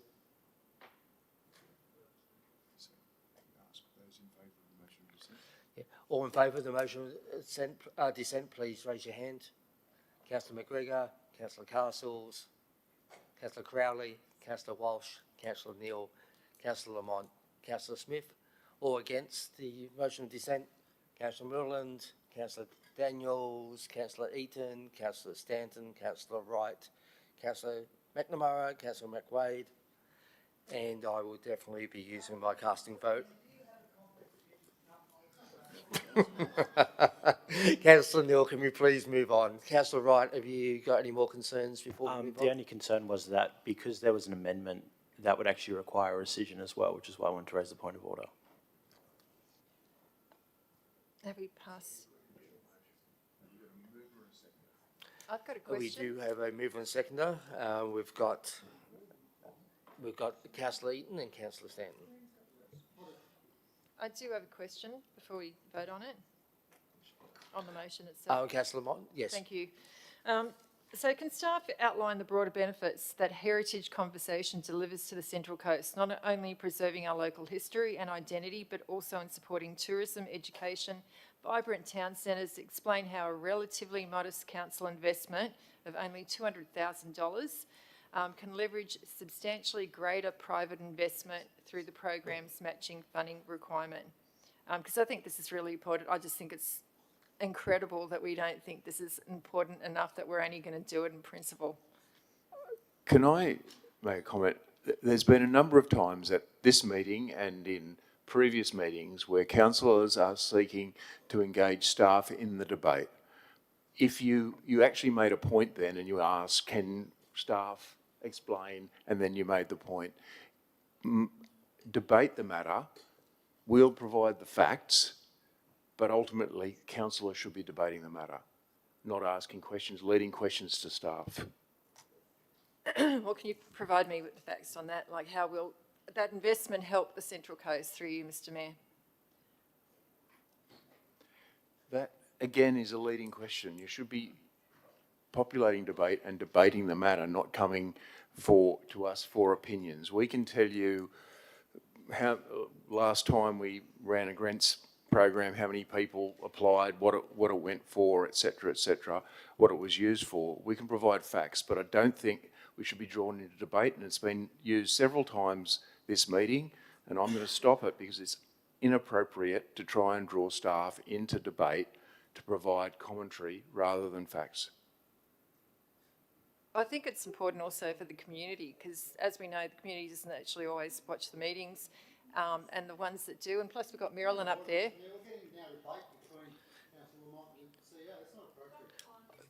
I think it's time to put the motion. So I'm going to put the motion. All those voting in favour of the motion, please raise your hand and keep it raised. Councillor Moreland, Councillor Daniels, Councillor Eaton, Councillor... I'm sorry. Heritage? Councillor Smiths? 26191. Sorry, I just want to do the vote again. Councillor Moreland, Councillor Daniels, No, this is the motion. Councillor Smith, Councillor Eaton, motion. Councillor The amendment's Stanton, gone. Councillor Wright, Councillor McNamara, Councillor McWade. All those against, can you please raise your hand and keep it raised? No, the motion. On the motion. The amendment wasn't accepted by the chair. You had a motion of dissent against it. You're voting on the original recommendation of the committee. Would you like me to do the vote again? Yes. Like me to do the whole vote again, councillors? Yeah. Yeah. No, I understand, councillor. Yeah. Okay. All in favour of the motion, please raise your hand and keep it raised. Councillor Daniels, Councillor McGregor, Councillor Castles, Councillor Crowley, what was your name? Thank you, councillors. One. Mr Acting Mayor, can I just clarify? I don't remember doing the dog in open space action plan. It wasn't noted. No. So I'll now move it, and I don't think there was any opposition to this one. 192 dogs in open space, committee recommendation, staff recommendation. Councillor Lamont, can you please turn off your mic? Thanks. No, somebody else now, Councillor Please Neal. move the recommendation, which is the staff recommendation, and I don't believe there was any wish to debate this one. Councillor Stanton, thank you. Okay, Councillor Walsh. Sorry? Oh, mine was on to speak in support of Councillor Neal's amendment. I'll just take that off. Great. Thank you, Councillor Walsh. Councillor Neal, are you speaking to this item? We're now dogs in open space action plan. Can we get a couple more copies of this sheet, please? The one that says, please turn your microphone on when speaking, please turn your Thank you, microphone off when Councillor Wright. speaking. That's my job. Thank you, Councillor Wright. Thank you. Yeah. Okay, 192, we got any debate on 192, councillors? No. Thank you. I'll now put the motion. All those voting in favour of the motion, please raise your hand and keep it raised. Unanimous. Thank you, councillors. Councillor Eaton, 193. Yeah, 193, the cost to maintain the Heritage and Culture Subcommittee. Again, the committee recommendation, the staff recommendation. So moved. Do I have a seconder? Councillor Wright, thank you. Any debate? Councillor Smith? Thank you, Mr Deputy Mayor. I would just like to clarify the councillor membership of that committee and perhaps throw open some further consideration. Can I get through you to the CEO? What was the resolution in terms of councillor membership? I think we had Councillor Eaton as the chair, myself as a member, and someone else. Who's the other member? I think it was four. Could we confirm that in this motion, if we could, formally, because I know there's been some difficulty tracking some of these committees.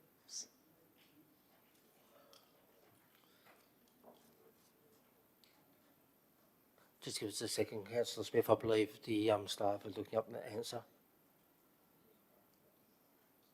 Can we try parking that one for a moment? Through you, I've got it here. I've got it here, councillor. So through you, Chair, we've got the previous resolution was appointing Councillor Eaton as subcommittee chair, appointing councillors Neal, Smith and McGregor to be councillor members of the subcommittee. Okay, could we please just amend that to reflect that imparts the confirms councillor membership being those four names. I would sort of just through you, Mr Deputy, just ask Councillor Eaton if you consider stepping down as chair and allowing somebody else to take on that role who doesn't have as many conflicts of interest in that regard. Okay. Councillor, I think the response was he will take it on notice. Okay, can we just note that a part E, that Councillor Eaton has indicated he will consider stepping down as chair. I've got a feeling that won't be successful, Councillor Smith. All right, thank you. Let's move on. Let's move on. Thank you. Thank you, councillors. If there's no further debate, I'll now put the motion. All those in favour? Sorry, can we, I think the suggestion I made was to note all councillors that are members of that committee. Correct. So Yeah, Councillor McGregor and Councillor myself as well, please. Do you want to wait, Councillor Smith, or can we go to the vote? I probably just, if you don't mind, I'd like to Okay. see the words. Yeah. No problems. Thanks.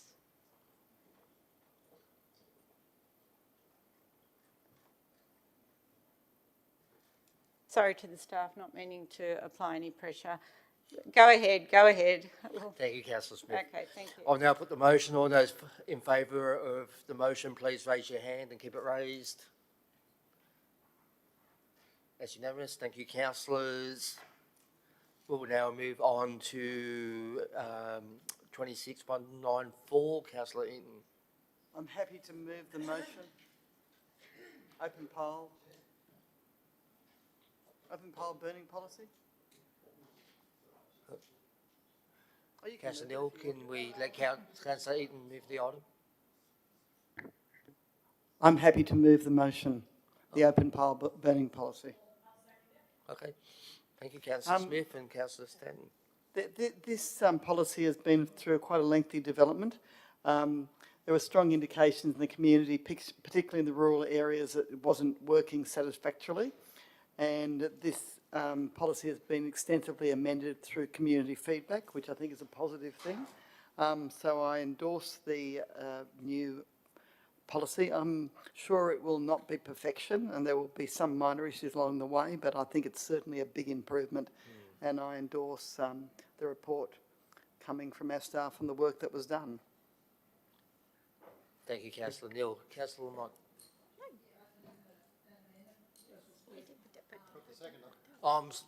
Sorry. Yeah. Sorry, Councillor Stanton. Sorry, Councillor Lamont. I'll come back. Thank you, Mr Acting Mayor. Just a quick note on this open power burning policy. It has gone through quite a substantial process through the committee and through the council at various points in time.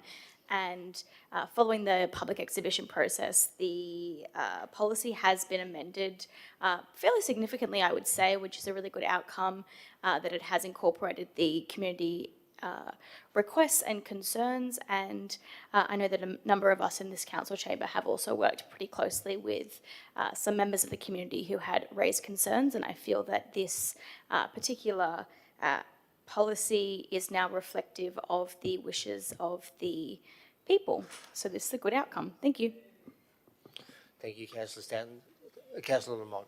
I do have an amendment, but I'll speak to it first. I would like to personally acknowledge local resident Marcus Harvey. Hopefully he's watching tonight.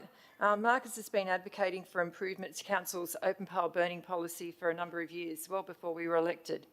Throughout that time, Marcus has consistently raised important issues around public health, environmental impacts, compliance, enforcement, and I've personally learned a great deal from his diligent research and advocacy. While I believe there is still more work that can be done, I welcome the improvements in the revised policy. They reflect many of the concerns raised through community consultation, particularly around restricting burning to daylight hours and recognising the impacts of temperature inversions and smoke pollution. I was, however, reminded this week that adopting a policy is only part of the solution. Marcus recently contacted me following another significant smoke event in his neighbourhood that caused respiratory distress to members of his family, including his 3-year-old nephew. His email also highlighted something that I think is very important, that many residents are probably unaware of the new requirements that we're actually adopting or the health impacts that smoke pollution can have on their neighbours. For that reason, I believe Council should not only adopt this revised policy, but ensure that community understands it. Education communication will be critical to achieving the intended behavioural change in this policy. I therefore like to move a small amendment requesting that Council undertake an education and communication program to inform residents in relevant areas of the changes contained within this revised policy. Finally, again, I would like to thank Marcus for his persistence, commitment and constructive advocacy over many years. Community members like Marcus play an important role in helping Council improve its policies, and I believe this revised policy is stronger because of that contribution. So if Civic Support, if you could bring the amendment up. Did I give it to you? Yep. Okay, it is up, yep. Sorry, Councillor Lamont. I can't see it. You finished, Councillor Lamont? Just to the mover and seconder, will you accept the amendment? If you put my microphone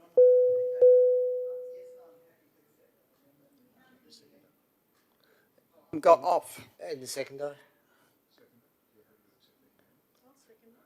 I'm happy to accept the amendment. Yeah, it's Councillor Walsh. I think she's indicating yes. Oh, I'm sorry. Sorry. No. Okay. You'll have to deal with it as an amendment. You'll have to get a seconder. Right. Councillor Lamont will need a seconder. Councillor Lamont will need a seconder, a formal seconder now to move her amendment. If she doesn't get it, it falls away. Okay, Councillor Walsh. Put the amendment.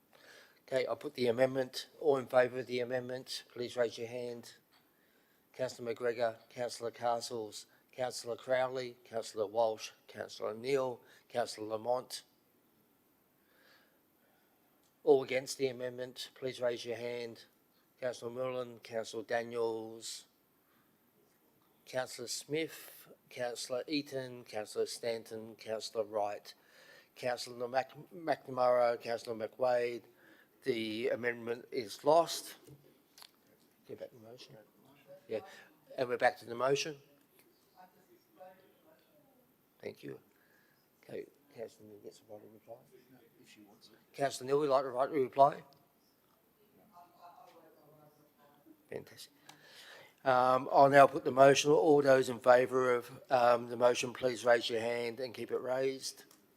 Councillor Moreland, Councillor Daniels, Councillor Castles, Councillor Crowley, Councillor Walsh, Councillor Neal, Councillor Eaton, Councillor Stanton, Councillor Wright, Councillor McNamara, and Councillor McWade. Thank you.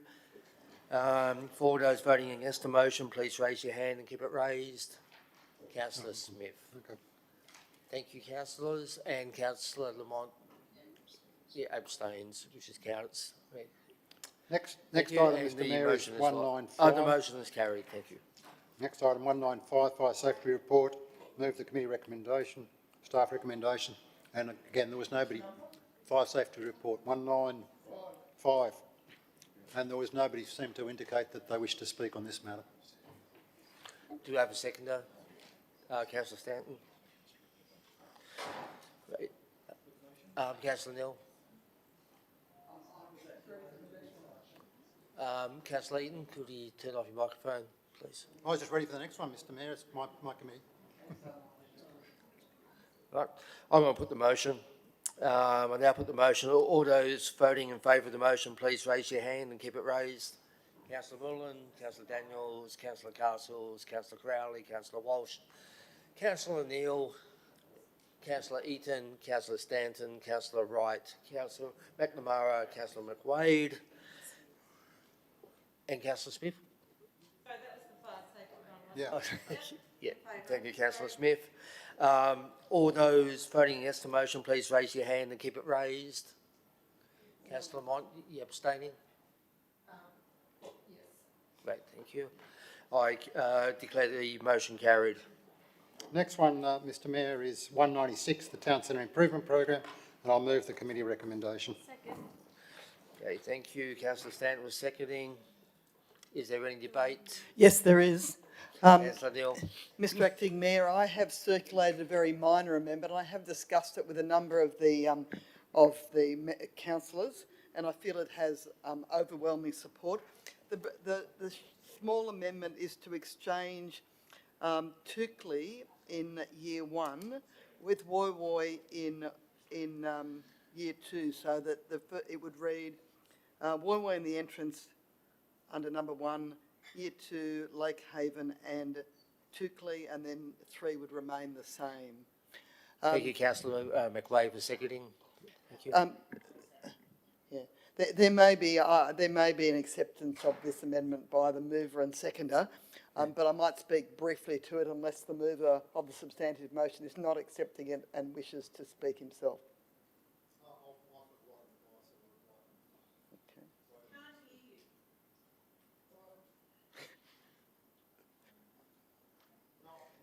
Before I speak, seconder, would you like to speak, Councillor Stanton?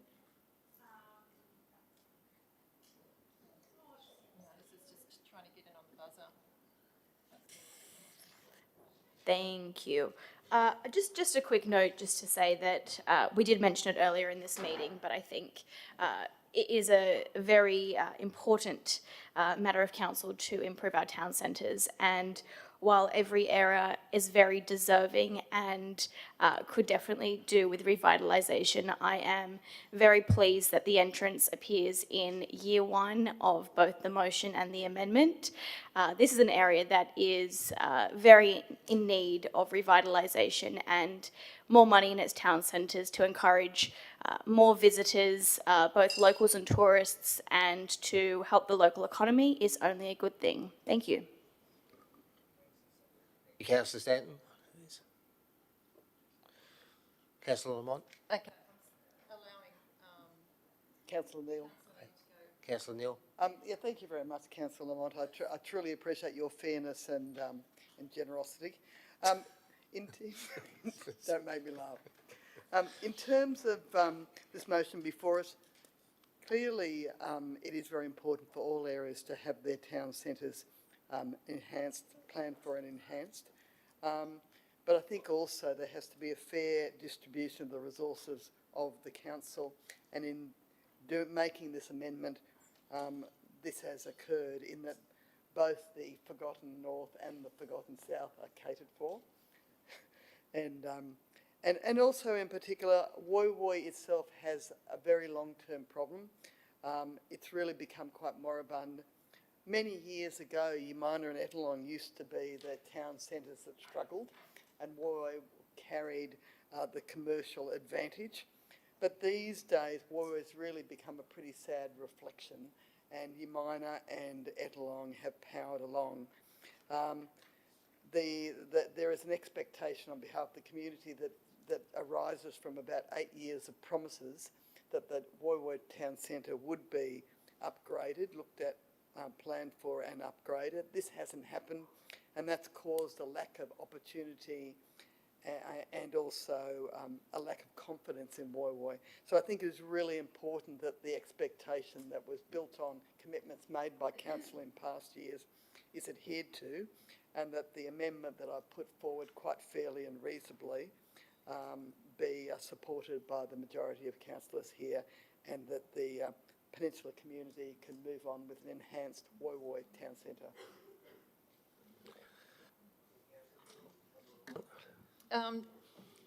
A question, I'd really like to know what happens next. Like, what does this look like? We've got the strategy, or I've got to put my glasses on, in place and everything, but how does this proceed from here? Like, regardless of what order it is in, like, what happens? Do we go out in consultation? Where does the community get involved in all of this? Like, and how do we get involved as councillors as well? That's what I'm trying to find I might out. ask Councillor Nichols, Mr Nichols to respond to that, because I know it was discussed extensively at the committee, but if you'd like to remind councillors. Thank you, Acting Mayor. Councillor, what will happen is that we've got a planning team that will do a planning exercise with the community in each of these town centres. And that will lead to a planning document being prepared, and then that will lead into an implementation plan. So there'll be planning work in the first year, and then they'll be moving into looking at detailed design for some of the projects that come out of it in the second year, and then it gets built into our program longer term for capital works changes into the 10-year pipeline. So, but what the community will see first up is a planning team working in their local community for the first year, and working with them to put a plan back to council about what changes should occur. Do we actually refer back to, there was a policy back in, especially for the entrance back in 2020, 21, during COVID. Are we referring back to that policy or plan at all?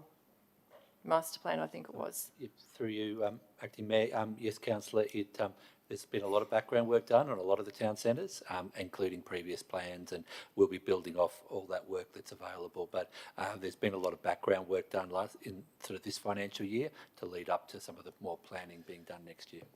Great, thank you.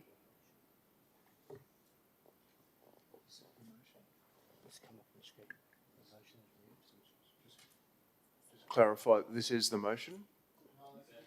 It's the amendment. So the original motion was moved by Councillor Eaton and Councillor Stanton. Okay, so this is an amendment.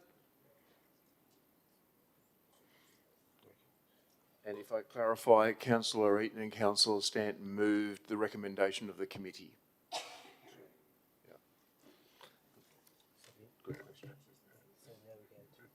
You put the amendment. This is the right order. Nice try, Councillor Eaton, but I'll put the amendment. All those voting in favour of the amendment, please raise your hands and keep it raised. Councillor Daniels, Councillor McGregor, Councillor Castles, Councillor Crowley, Councillor Walsh, Councillor Neal, Councillor Lamont, Councillor Smith, Councillor Stanton, Councillor Wright and Councillor McWade. All those voting against the motion, please raise your hand and keep it for the amendment. Sorry. All those voting against the amendment, please raise your hand and keep it raised. Councillor Moland, Councillor Eaton, Councillor McNamara. I declare the amendment carried. The amendment becomes the motion. I now put the motion. All those in favour of the motion, please raise your hand and keep it raised. Councillor Molan, Councillor Daniels, Councillor McGregor, Councillor Castles, Councillor Crowley, Councillor Walsh, Councillor Neal, Councillor Lamont, Councillor Smith, Councillor Stanton, Councillor Wright, Councillor McNamara, Councillor McWade. All councillors against the motion, please raise your hand. Councillor Eaton, thank you, Councillor Eaton. I declare the motion carried. Councillor Eaton, once again, 197. 187, the draft Swift Parrot Management Plan. Move the committee recommendation, and again, there was nobody indicated they wished to speak on this one. Seconded, Councillor Stanton. Thank you, Councillor Stanton. Is there any debate? I'll now put the motion. All those voting in favour of the motion, please raise your hand and keep it raised. That's unanimous. Thank you, councillors. Councillor Eaton, your last one. Mr Mayor, there's a problem with the one sheet. The rest of them Was that 198? Isn't. I've got a 198 in front of me. There's none left. I Hey, Councillor Neal, can we please have the microphone for Councillor Eaton? So long as I'm recognised first on the next item. Okay?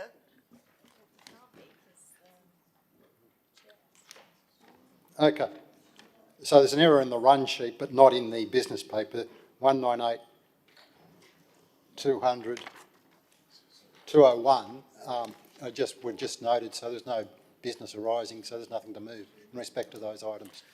Thank you, Councillor We Eaton. move on to the Infrastructure Committee, in my view. Councillor Stanton? Oh, I'm sorry, Councillor Neal. I'll get you next time, I promise. Councillor Stanton?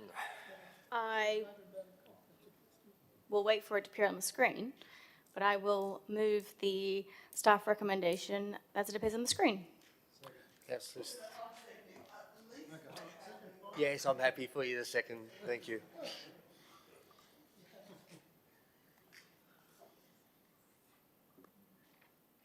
I have an amendment for it. Anyone? Councillor Lamont. Thank you. I do have an amendment for this, but something that I'd actually like to talk about first is the fact that we actually even had bothered having a infrastructure and asset meeting when both of them were really items that could have waited. One of them was New South Wales report that could have easily appeared in our business paper, and the other one was a standing item that could have also gone in there as well, instead of actually calling a meeting for two items that really didn't require vote or anything at all. That's the first part. But what I would like to, if civic support, if you could, thank you. One thing that I've noticed is we do have a lot of material regarding capital works across lots of different sources. So it's not that we're not getting enough. I think it's just trying to get your head around what's actually happening. So I'm actually suggesting some sort of dashboard that provides us a bit more information. And I just want to see if that is actually possible to do. That me personally, I think it'd just make it a bit easier to figure out what's happening with the Capital Works program. I feel like sometimes I'm always asking the same questions, and I just think having a sort of a dashboard, I know we do it or have something similar in ARIC, and I just think that would really help. And hopefully I can get your support. Councillor Lamont, do you have a seconder? Councillor Castles, thank you, Councillor Castles. Sorry, Councillor Smith, a bit slow on that one. Yep.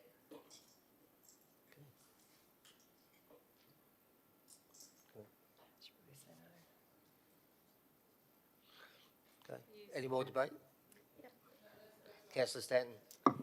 Thanks, Mr. Acting Mayor.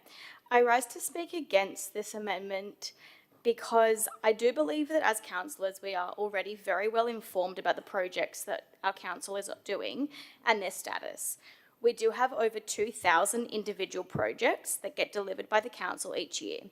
Bi-monthly at our Infrastructure and Assets Committee, the staff report all major projects over $10 million. And as Councillor Lamont mentioned, that in this particular minutes that we are in the middle of recommending, it actually states the total estimates project value, the estimated construction commencement date, and the project status update. We also have a Capital Works map and the 10-year road renewal map, which show the array of projects our council is working on or plans to work on over the next 10 years. Additionally, every quarter, a budget does come to council that looks at the 4-year Capital Works program. On this basis, I feel that we are well informed and we do not need this amendment. Thank you. Thank you, Councillor Stanton. No. I'll put the amendment. All those voting in favour of the amendment, please raise your hand and keep it raised.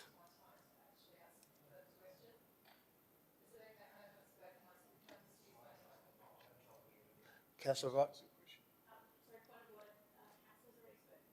Oh, come on. It's just a question. Yeah. It's just a question. Sorry?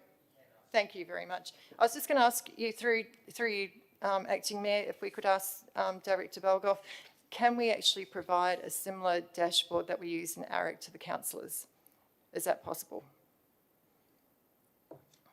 I'd have to take that on notice. We are looking, we're obviously going through a transformation with our IT system, and I've dealt with that program in a previous council. I want to see how that sort of pans out before I could give a comment. Okay, thank you. Thank you, councillors. I'll now put the amendment. All those voting in favour of the amendment, please raise your hand and keep it raised. Councillor McGregor, Councillor Castles, Councillor Crowley, Councillor Walsh, Councillor Neal, Councillor Lamont, Councillor Smith. All those against the motion, please raise your hand. Against the amendment. Yeah, I'm sorry, against the amendment, thank you. Councillor Moreland, Councillor Daniels, Councillor Eaton, Councillor Stanton, Councillor Wright, Councillor McNamara, Councillor McWade. I will use my casting vote in favour of the original motion and the against the amendment, and the amendment's lost. I'll now put the original motion. All those voting in favour of the motion, please raise your hand and keep it raised. I'm sorry, Councillor Gregor. It's just the minutes, isn't it? Ask a question. Yeah, thank you. Sorry. Do we still use Oracle or Magic? For 2 days. And then we go to the Tech One replacement for that? And Tech One comes in on Thursday. And does Tech One have the capacity to provide dashboards? Yes, it does. But as Director Bolgoff indicated, the information is currently available in the ARIC reporting, which is available to all councillors as well. But happy to take on board looking at system improvements to streamline reporting to council as well. Thank you. Thank you, councillors. I'll put the motion. For those in favour of the motion, please raise your hand and keep it raised. Councillor Moreland, Councillor Daniels, Councillor McGregor, Councillor Castles, Councillor Crowley, Councillor Walsh, Councillor Neal, Councillor Lamont, Councillor Smith, Councillor Eaton, Councillor Stanton, Councillor Wright. I think we're unanimous. Thank you. Well done. Councillors, we'll now move on to item 6.3, if my notes are correct, the efficiency targets in council long-term financial plan. Do I have a mover? Oh, Councillor Wright, you're on your feet. Thank you very much, Mr. Acting Mayor. I am happy to move the motion, but I did have an amendment that I circulated with staff and all councillors prior to the meeting. If I could have that on screen, please. Thank you, Councillor Wright. Do you have a seconder? Councillor Eaton.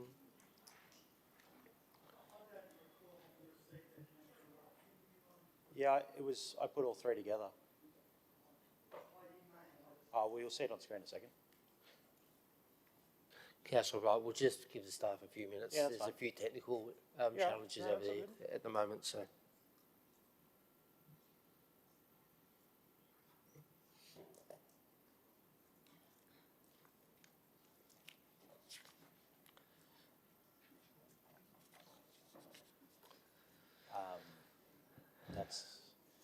That's from the budget motion.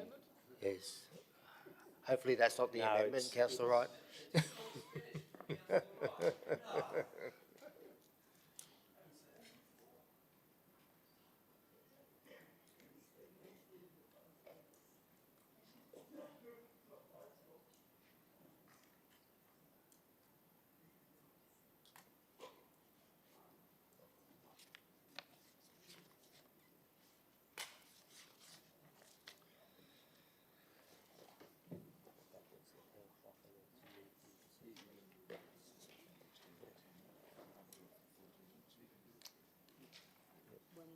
Yeah. That is correct. I'll just give you a second.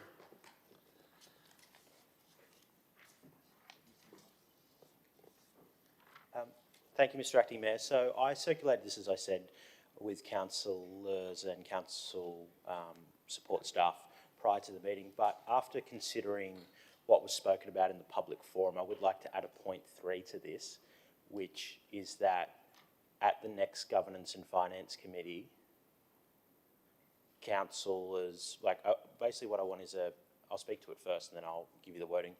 What I basically think we should get at the next Governance and Finance Committee meeting is a bit of an understanding and a report on the recent increase in staffing costs. It's something that's been in the media. It's something that councillors are getting asked about, so I'd like to have some of that information to hand. So perhaps the wording on that can be that at the next meeting of the Governance and Finance Committee, councillors receive a report on recent staff cost increases. Would it be easier if I wrote that down? Is there a paper? Councillor Eaton, second, thank you. So I will do the civic sports stuff, the courtesy of writing it down as well. And there was a second lot of amendments that Councillor Lamont, you put forward some amendments to the motion. If you want to put those into that, I'm happy to accept it.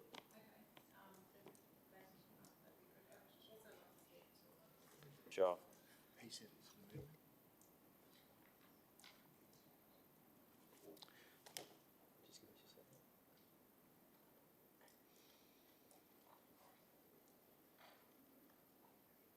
Councillor Wright, are you finished or? Yeah, well, yes, but I just need to, if the staff didn't get the wording the first time, I'll need to write it down and then provide it to them in paper. But I'm happy to do that if Councillor Lamont wants to speak to it, and then they can put it on screen. Councillor Lamont. Thank you.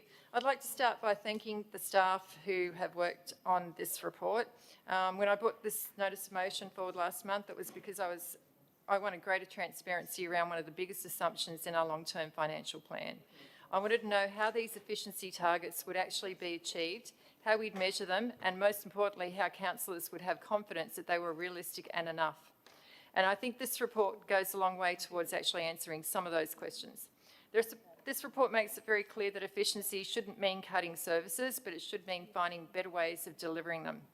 But there are still a few things that concern me. One of them is that even after achieving these efficiencies, councillors still only projecting a relatively small operating surplus. That's not really much of a buffer. It also says that without these efficiencies, we need to reduce services. So that tells us that efficiency targets aren't just something we'd like to achieve. They're absolutely critical to making the long-term financial plan work. Councillor Mont, just quickly, are you speaking against the motion? The Amendments. For the amendments. Okay, yeah, for it. Okay. For this financial year, council has set an efficiency target of around $2 million. The report tells us that this isn't $2 million from a list of completed savings. Instead, it's been allocated across the organisation by reducing CPA allowance in each directorate's budget. Around 800,000 sits with corporate services, 600 with infrastructure services, 300 with community and rec, and environment and planning. The report also says that these allocations are indicative and that the initiatives to deliver those savings will continue to be refined over time. The other thing that stood out to me was where the report says that while the overall targets can be achieved, it's still challenging to set accurate targets for every function. I completely understand that. This is a large and complex organisation, and finding efficiencies across everything wouldn't be easy. But if we're still working out exactly how some efficiencies will be achieved, how can we be expected to rely on them from the 1st of July in just 2 days away? How can we be confident in their realisation? Are there any contingencies? Will any be needed? There's a number of risks mentioned, but they're not really quantified. There is a lot of unknowns around these efficiencies, but there are some things we know for sure, and that is that the long-term financial plan is so reliant on these savings being achieved. So when one of the most important assumptions in our long-term financial plan is still evolving, we need strong governance around it. The report also tells us that from 2031-32, council is expected to need another special variation to IPART if it wants to maintain current service levels. The efficiency targets being achieved are not enough to avoid that from happening. I understand I understand why it's included in the modelling, but I don't want further rate increases to become the default answer. People on the Central Coast are already doing it tough. Mortgage repayments, rent, electricity, insurance, petrol, groceries, they've all gone up. The list just goes on. Our community expects us to keep looking for better ways to do things before asking them to pay more. That's exactly what genuine efficiency should be about. My amendments are about strengthening the governance around the biggest assumptions in our long-term financial plan.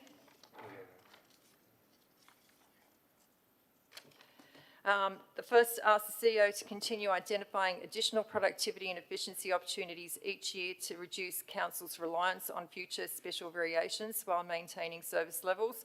The second improves transparency by asking what quarterly reports include a summary of the major initiatives contributing towards the efficiency targets, i.e.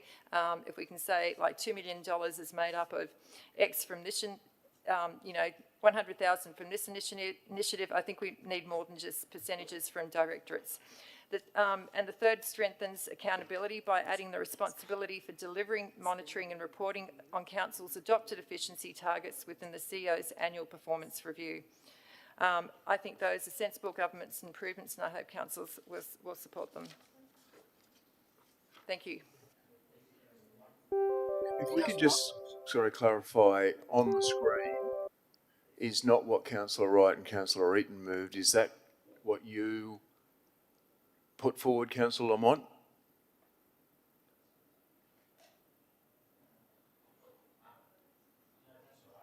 That's what you moved. With points 3, 4, 5. Yes, I accept what Councillor.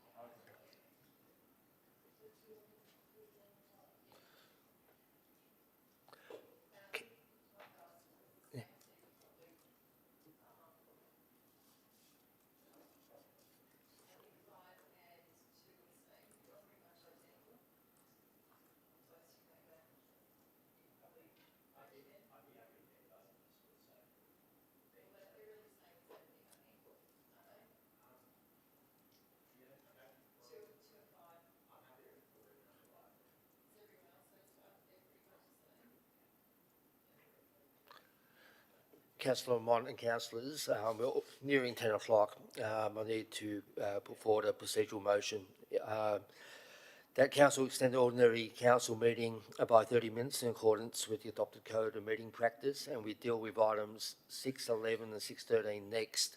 As the staff has said, we need to get a resolution tonight on those two items.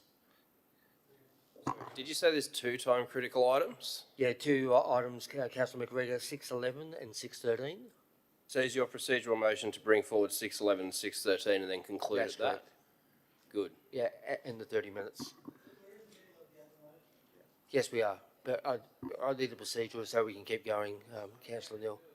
So I put the motion, all in favour of the motion, Councillor Daniels, Councillor McGregor, thank you, unanimous, thank you, councillors. We'll go back now to the item and Councillor Neal. Yes, I wish to move a further amendment in relation to this item.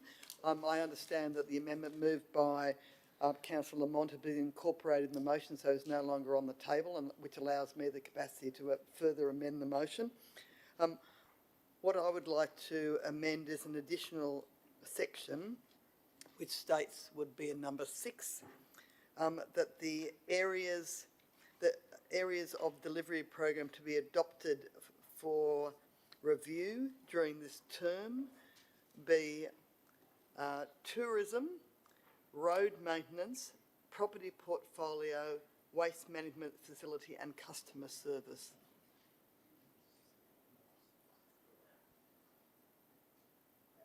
Did you get that? I'll start again. That the areas of delivery program nominated to be reviewed during this term be 1, tourism, 2, road maintenance, and 3, property portfolio, 4, waste management facility and customer service. And just to clarify this, you may note that in the existing report at page 57, it notes that 5 areas of service were nominated. That was determined by a vote of the council on the 23rd of June 2025. That being more than 3 months on, that item is open to be amended without rescission, and therefore I'm moving for 2 areas which in my view are a greater priority in terms of review and operations. Unless I suppose I could be advised if those reviews have already commenced and substantially undertaken, that we may add additional areas, but if they're not, then I think that tourism and road maintenance are higher priorities of this council at this time and allow greater capacity for improvements in service. Yeah, Councillor Wright, are you happy to accept that amendment?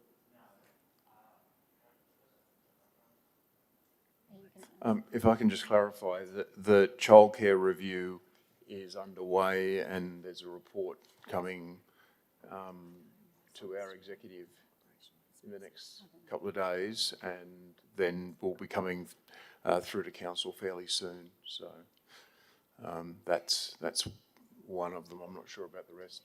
So. Well, based on that advice, it's obviously I mean, we could do 6, but I think that's probably a greater undertaking than we need to. So leave childcare as it is, put in road maintenance. Sorry, Councillor Smith, can you just give the microphone to Councillor Neal? Thank you. So based on the advice of the CEO, I propose that childcare as an area of review remain in, but that we have then road maintenance instead of leisure centre operations. We're continuing with property portfolio, waste management facility number 4 and customer service number 5.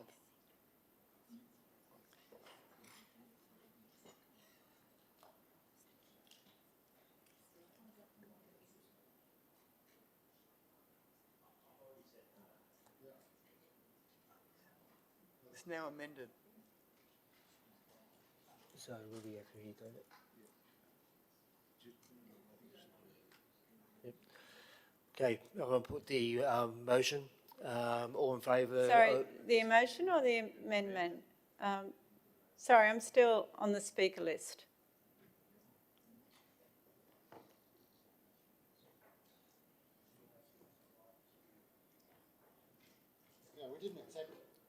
Pardon? You didn't accept it, but Councillor Neal moved an amendment, so was there a seconder? Councillor Castle, so there is an amendment before the chair. Councillors, I'll put the amendment. All in favour of the amendment, please raise your hand and keep your hands up. Councillor McGregor, Councillor Castles, Councillor Crowley, Councillor Walsh, Councillor Neal, Councillor Lamont.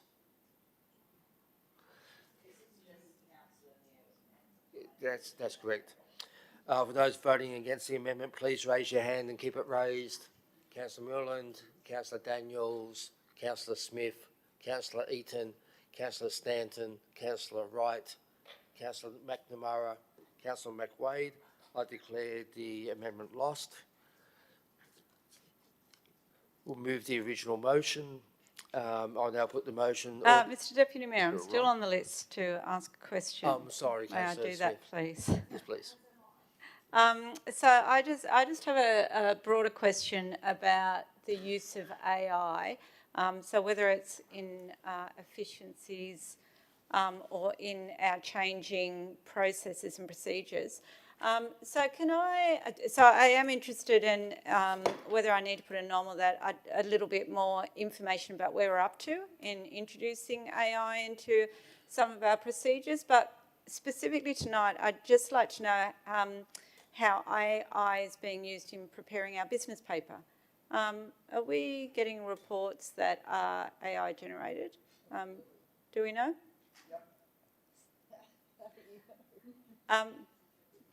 Yep. I don't draft every single report, but from a corporate governance perspective, we have rules around how AI is governed across the organisation. And so there is the potential that once a report is drafted, that AI may be used to polish, to summarise, to tidy up the structure, but it's not used directly within the system.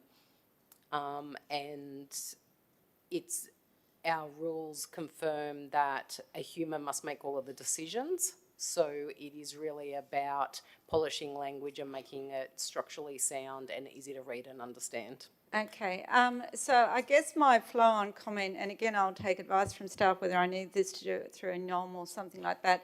I'd like it to be indicated in our reports what level of AI has been used to produce that report. With great respect to the staff, I read that report and it, in my view, was so convoluted. It looked like it had been AI generated. And I'd have to say it probably took 5 minutes to generate it. It probably took me half an hour to try and read it. So I would really appreciate if we had some clear indication of what degree of AI integration for reports is coming to us. Because I do just think that report could have been vastly simplified full stop, could have been vastly simplified. And I'd have to say it looked like it had been assisted, if not written, by AI, which made it a little bit more complicated and convoluted than I perhaps thought it needed to be. So do I need to do something in addition to raising that now to try and get some assistance with that? I'll answer your question in two parts. So the first part is, I'm sorry that you found the report convoluted. We were trying to capture all of the different points raised by councillors in the debate, creating the resolution that we're responding to, and try to cover off on everyone's concerns, and perhaps we should have kept it more simple and more focused, and I'll take that on board. In relation to labelling documents moving forward, that's certainly something that we're looking at, and I'm happy to work further with the council on how we might achieve that, so that's clearly labelled. So could we start seeing that in future reports, even if it's just a note up the top saying that this report has been assisted by AI, this report has been produced by AI? I would need to look at how we integrate that, but I'm happy to take that on board and look at that. All right. I'd like to just make sure that there's some response to that rather than it just not be put out there in the ether. I would think within a couple of years there will be virtually nothing that's produced that's not got some AI in it, whether it's the original collation of the information and then polished by a human, or created by a human and polished by AI. There's be very, very little that wouldn't have some AI input into it. Yeah, and look, to be clear, I'm not objecting to the use of AI. I'm saying that report, in my view, and I don't know, maybe everybody else read it with great ease. I was reading sentences there that had about 6 different clauses in it, and so then the next sentence had 6 different clauses in it. So it looked like it had been a dot-pointed list put into a sentence, which is fine, but I'd like to have some... Sorry? Okay, I'll do a nom. Thank you. You might help me. Thanks, Councillor Smith. Councillor Walsh. Thank you, Mr Acting Mayor. Can I just ask why efficiency targets aren't applied to all operating expenses? Through you to the relevant director, please. Some costs aren't compressible. Some costs are not compressible. There's a range of fixed costs. So perhaps a good example is something like the emergency services levy, or there's a whole range of long-term contracts that you can't apply efficiencies to until either that contract is renewed. Some things you can manage in terms of electricity, but you're still driven by the external cost factor. For example, electricity, you can manage electricity by its usage, but you can't manage it via its pricing. So there's a range of reasons why costs are... We often talk about compressible costs and non-compressible costs, and some costs, for example, our waste levy that we pay $160 odd a tonne that comes through. So that's a huge cost. It'd probably be our largest single creditor. It's not controllable, for example, so you can't drive an efficiency factor into it. Thank you. They're terms I haven't heard before, compressible and non-compressible. Interesting. Thank you, Councillor Walsh. With that, I'll put the motion. All those voting in favour of the motion, please raise your hand and keep it raised. Councillor Mullen, Councillor Daniels, McGregor, Councillor Castles, Crowley, Councillor Walsh, unanimous. Thank you.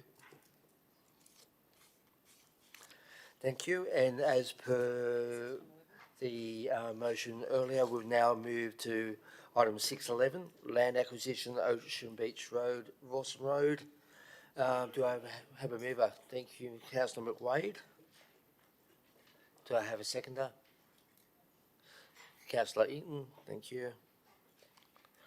Do we have any debate on this matter? Thank you. I'll put the motion. You haven't got your phone, you haven't got your light on. I wish to ask some questions. The issue is that some of the figures are contained in the confidential part of the report. So how do we manage asking questions about material when it's confidential?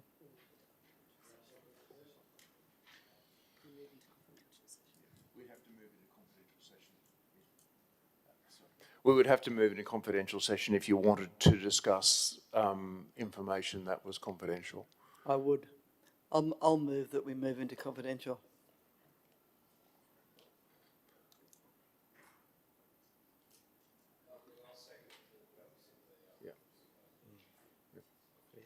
Yeah, we're going to put it. Okay, I'll put to put the purposes, it's matters of a contractual nature, or, yeah. We're just going to put the right reason to go into confidential. I don't know why it was originally put into confidential, but it is in the confidential part of the report. So I'm assuming there's some valid reason for it. I assume it's because it deals with the value of the land that's being required to be paid under the Just Compensations Act. Therefore, the council doesn't want to disclose what they value that land as, I guess, but I could be wrong.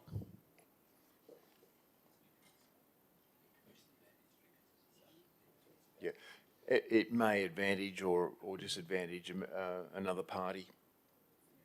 So we'll get the right clause of going into confidential. Yeah.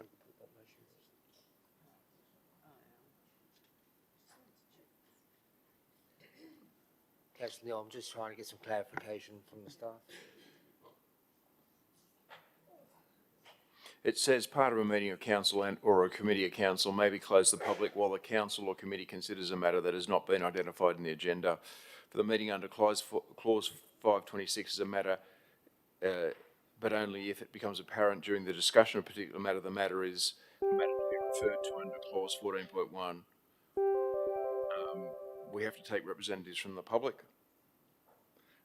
Resolves further discussion. So we really should ask, has anybody got concerns about the matter being closed? Yeah.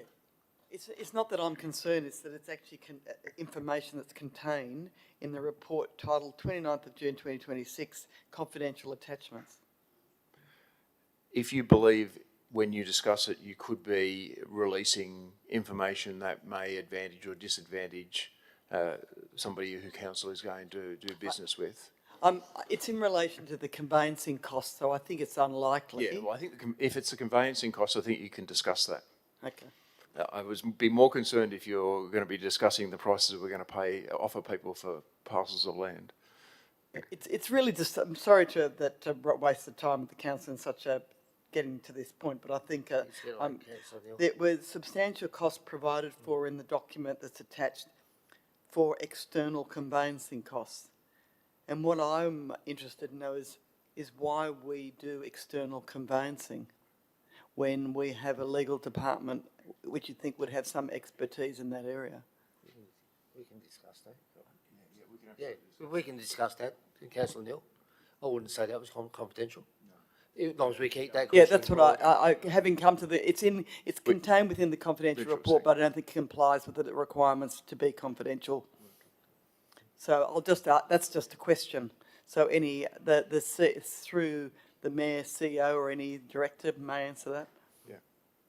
Thank you. I'll call Mr. Edward Hock up, please.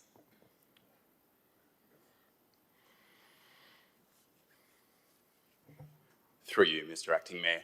There are a number of parcels that are proposed to be acquired through this process. The internal legal team is small. It does have conveyancing capacity, but just terms compensation conveyancing is a particular beast, and this process, if undertaken internally, would disproportionately utilise the internal resources at the expense of other legal processes. Thank you. It's just... Councillor Neil, any further questions? No. Councillors, I'll put the motion. All those voting in favour of the motion, please raise your hand and keep it raised. Councillor Molan, Councillor Daniels, Councillor McGregor, Councillor Castles, Councillor Crowley, Councillor Walsh, Councillor Neil, Councillor Lamont, Councillor Smith, Councillor Eaton. Thank you, and it is unanimous. Thank you to my friends to the right. We'll move to, the motion is carried. Item 6.13, Community Support Grant Program. Do I have a mover? Happy to move that. Oh. Neil and Wright. I'm happy to move the recommendation. Councillor Wright and Councillor Eaton.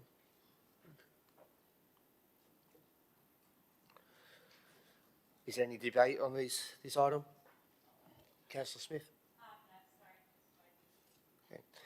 I will now put the motion. All those voting in favour of the motion, please raise your hand and keep it raised. Councillor Molan, Councillor Daniels, Councillor McGregor, and it's unanimous. Thank you. Mr. Deputy Mayor, could we bring forward the poet one, just because we're approaching 10:30 and it does include some allocation of funds?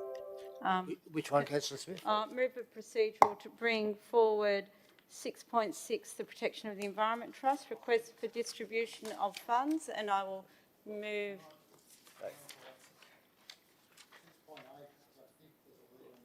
Which one's that? Oh. Yeah. 6.6 and 6.8. Do I need to put this? Yeah, you need a procedural motion to deal with 6.6 and 6.8. Could we just go straight through? Because we'll probably get these done if we're going to go to 10:30. If we're going to go to 11, we'll get these done. Okay. So, what do you want to start? I think. Well, talk to councillor. If we If we don't, this one will probably get bogged down. You'll get bogged down on 6.4. Yeah, two. So if you go to 6.5, We already voted on two.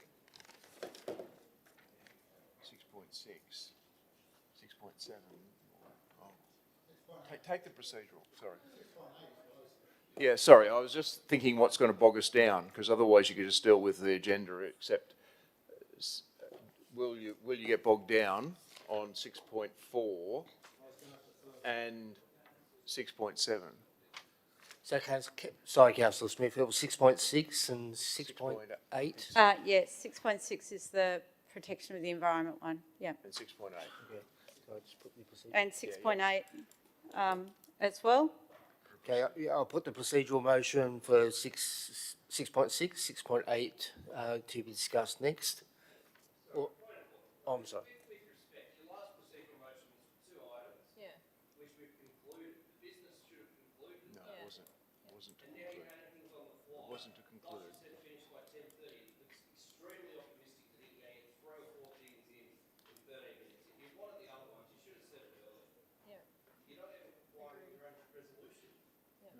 No, that wasn't the resolution. The resolution wasn't. He misinterpreted what you said you were going to do. No. Thank you, Councillor McGregor. So again, I'll put the...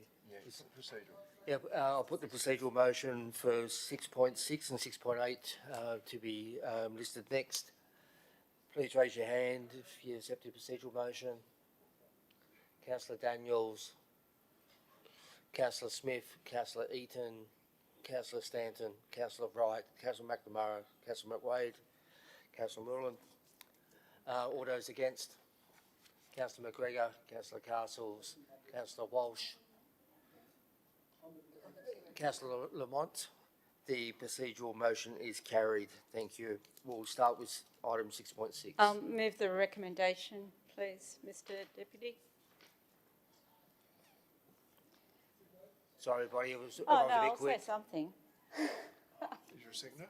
I just won't say much. Well, I've got to say Is there a something. seconder?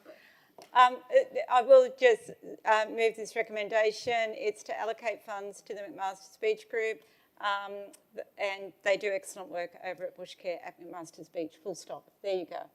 Thank you, Councillor Smith. So I can get clarity on the seconder? Councillor Walsh. Thank you, Councillor Walsh.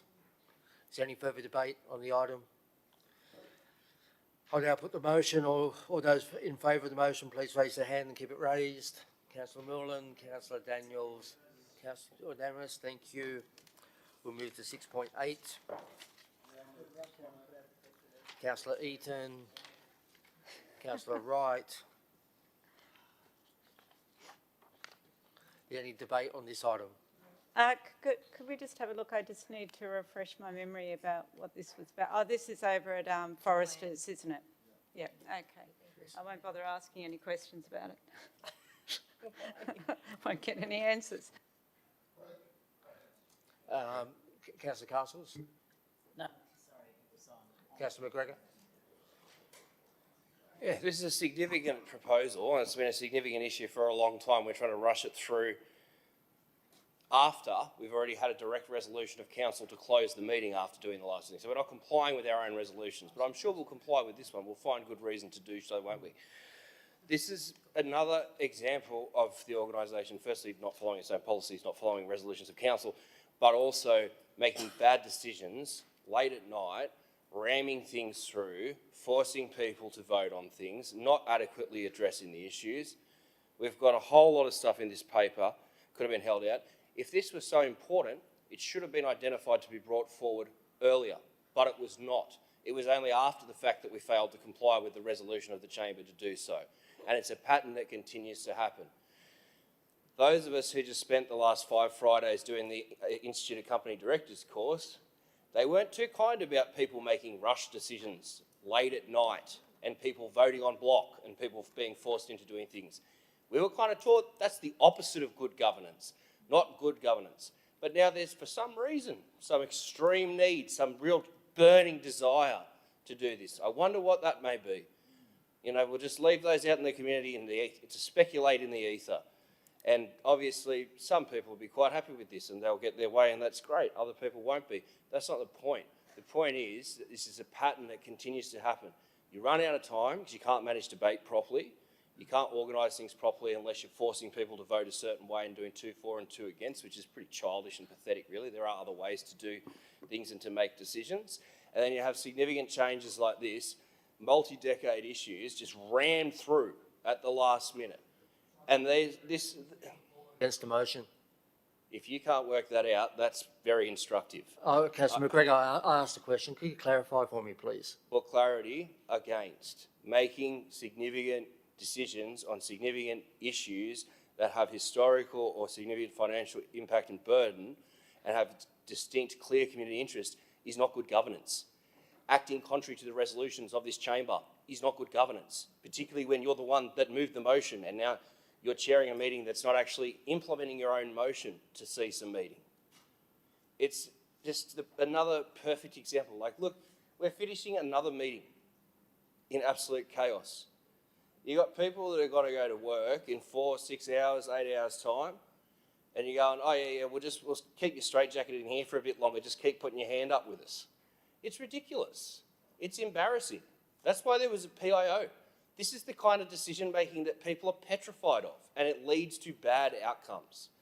The minister is terrified of councillors and council staff making secret decisions and secret deals behind closed doors. A lot of criticism of Uncle Ron in this building and outside of it. But where there is smoke, there is fire sometimes.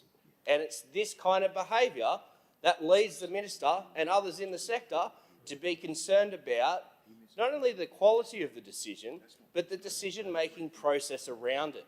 And that's the problem. Now, some people are happy to go along, happy to, collaborate and go along. We've heard about it for a long time. Happened quite a lot 80-odd years ago. Doesn't lead to a good outcome for those who do. Some people need to stand up at some point and actually say, no, let's get it right. Let's get the decision done properly. Even if you don't believe in it, and you just want to pretend, you just want to look good when you're on camera, when you're out there. I know the budget's been designed to be packaged up as a great media package for Wright and Stanton, and that's awesome. We'll see how that pans out in the local media over the next week or so. But the problem here is, yet again, making decisions behind closed doors. People are shut out. There's no consensus. You're making decisions late at night. Spent an hour arguing over the budget. Then we had to take a 10-minute break. The debate before this, we had confusion and inconsistency around what was confidential, what wasn't, and we're trying to make our mind up after people have spent 6 or 7 hours in a meeting where they've all been fighting each other the whole time. And the chaos continues. The poor governance continues. I don't know why anyone in their right mind wants to be here this late at night being forced to make decisions on things when you can guarantee that the vast majority have not read through every single thing. And whilst it may be provided in supplementary attachments in the, in the back of the ARIC papers or something, do not have a full degree of cogency over it. And when we don't have briefings and workshops, can't actually discuss or percolate these things beforehand. So that's where you do lead to issues where people ask questions that are untoward or maybe they aren't. You continue to do things the wrong way. I've sat in this chamber and been lectured by Councillor Best until 3 o'clock in the morning. So I have a reasonably high threshold for this. And it might only be 10:30 at night now, but it continues to highlight the chaos, the poor governance, and just the absolute malaise that is the coffin, that's covering the coffin that we're in here, in this chamber.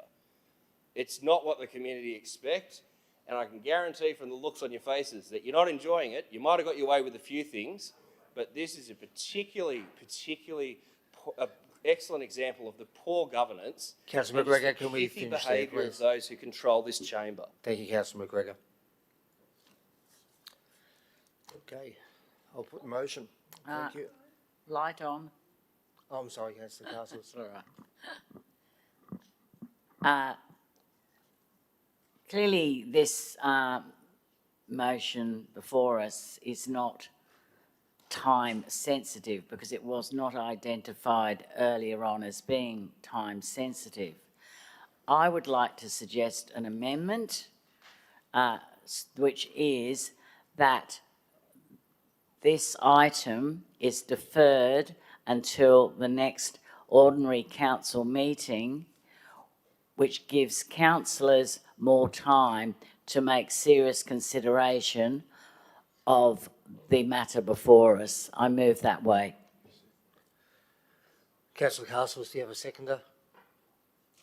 Councillor Walsh. Thank you, Councillor Walsh. I'll put the amendment. All in favour of the amendment? Councillor McGregor, Councillor Castles, Councillor Crowley, Councillor Walsh, Councillor Neal, Councillor Lamont, Councillor Smith. All against the amendment, please raise your hands. Councillor Merlin, Councillor Eaton, Councillor Stanton, Councillor Wright, Councillor McNamara, Councillor Wade, and I'll use my casting vote against the amendment. And just on the amendment's original lost. motion, Mr Acting Mayor, this item was on the business paper for a week. There's been no questions for the staff and there's been no amendments put through by any councillors, so I don't know what delaying would improve. Put the motion. Put the motion. Thank you, Councillor Wright. I'll put the... How do you know there weren't any questions? Yeah, I'm going to put the motion. All those voting in favour of the motion, please raise your hand and keep it raised. Councillor Moreland, Councillor Daniels, Councillor Eaton, Councillor Stanton, Councillor Wright, Councillor McNamara, Councillor Wade.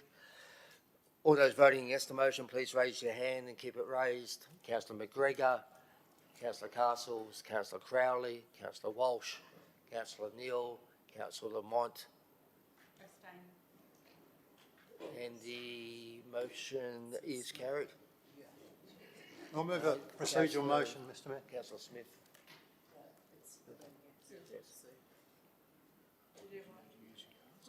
For the rest of the business. So I've been advised I need to use my casting vote to support the motion. The motion's carried. Mr Acting Mayor, I'll move a procedural motion to defer the rest of the business paper to the next ordinary meeting. Yes. Sorry, there's two processes we can work. We can defer the rest of the agenda to the next meeting, or we can adjourn. There's actually three options. You can move for another extension for another half an hour. I don't think there's a lot of enthusiasm in the room, but you can do that.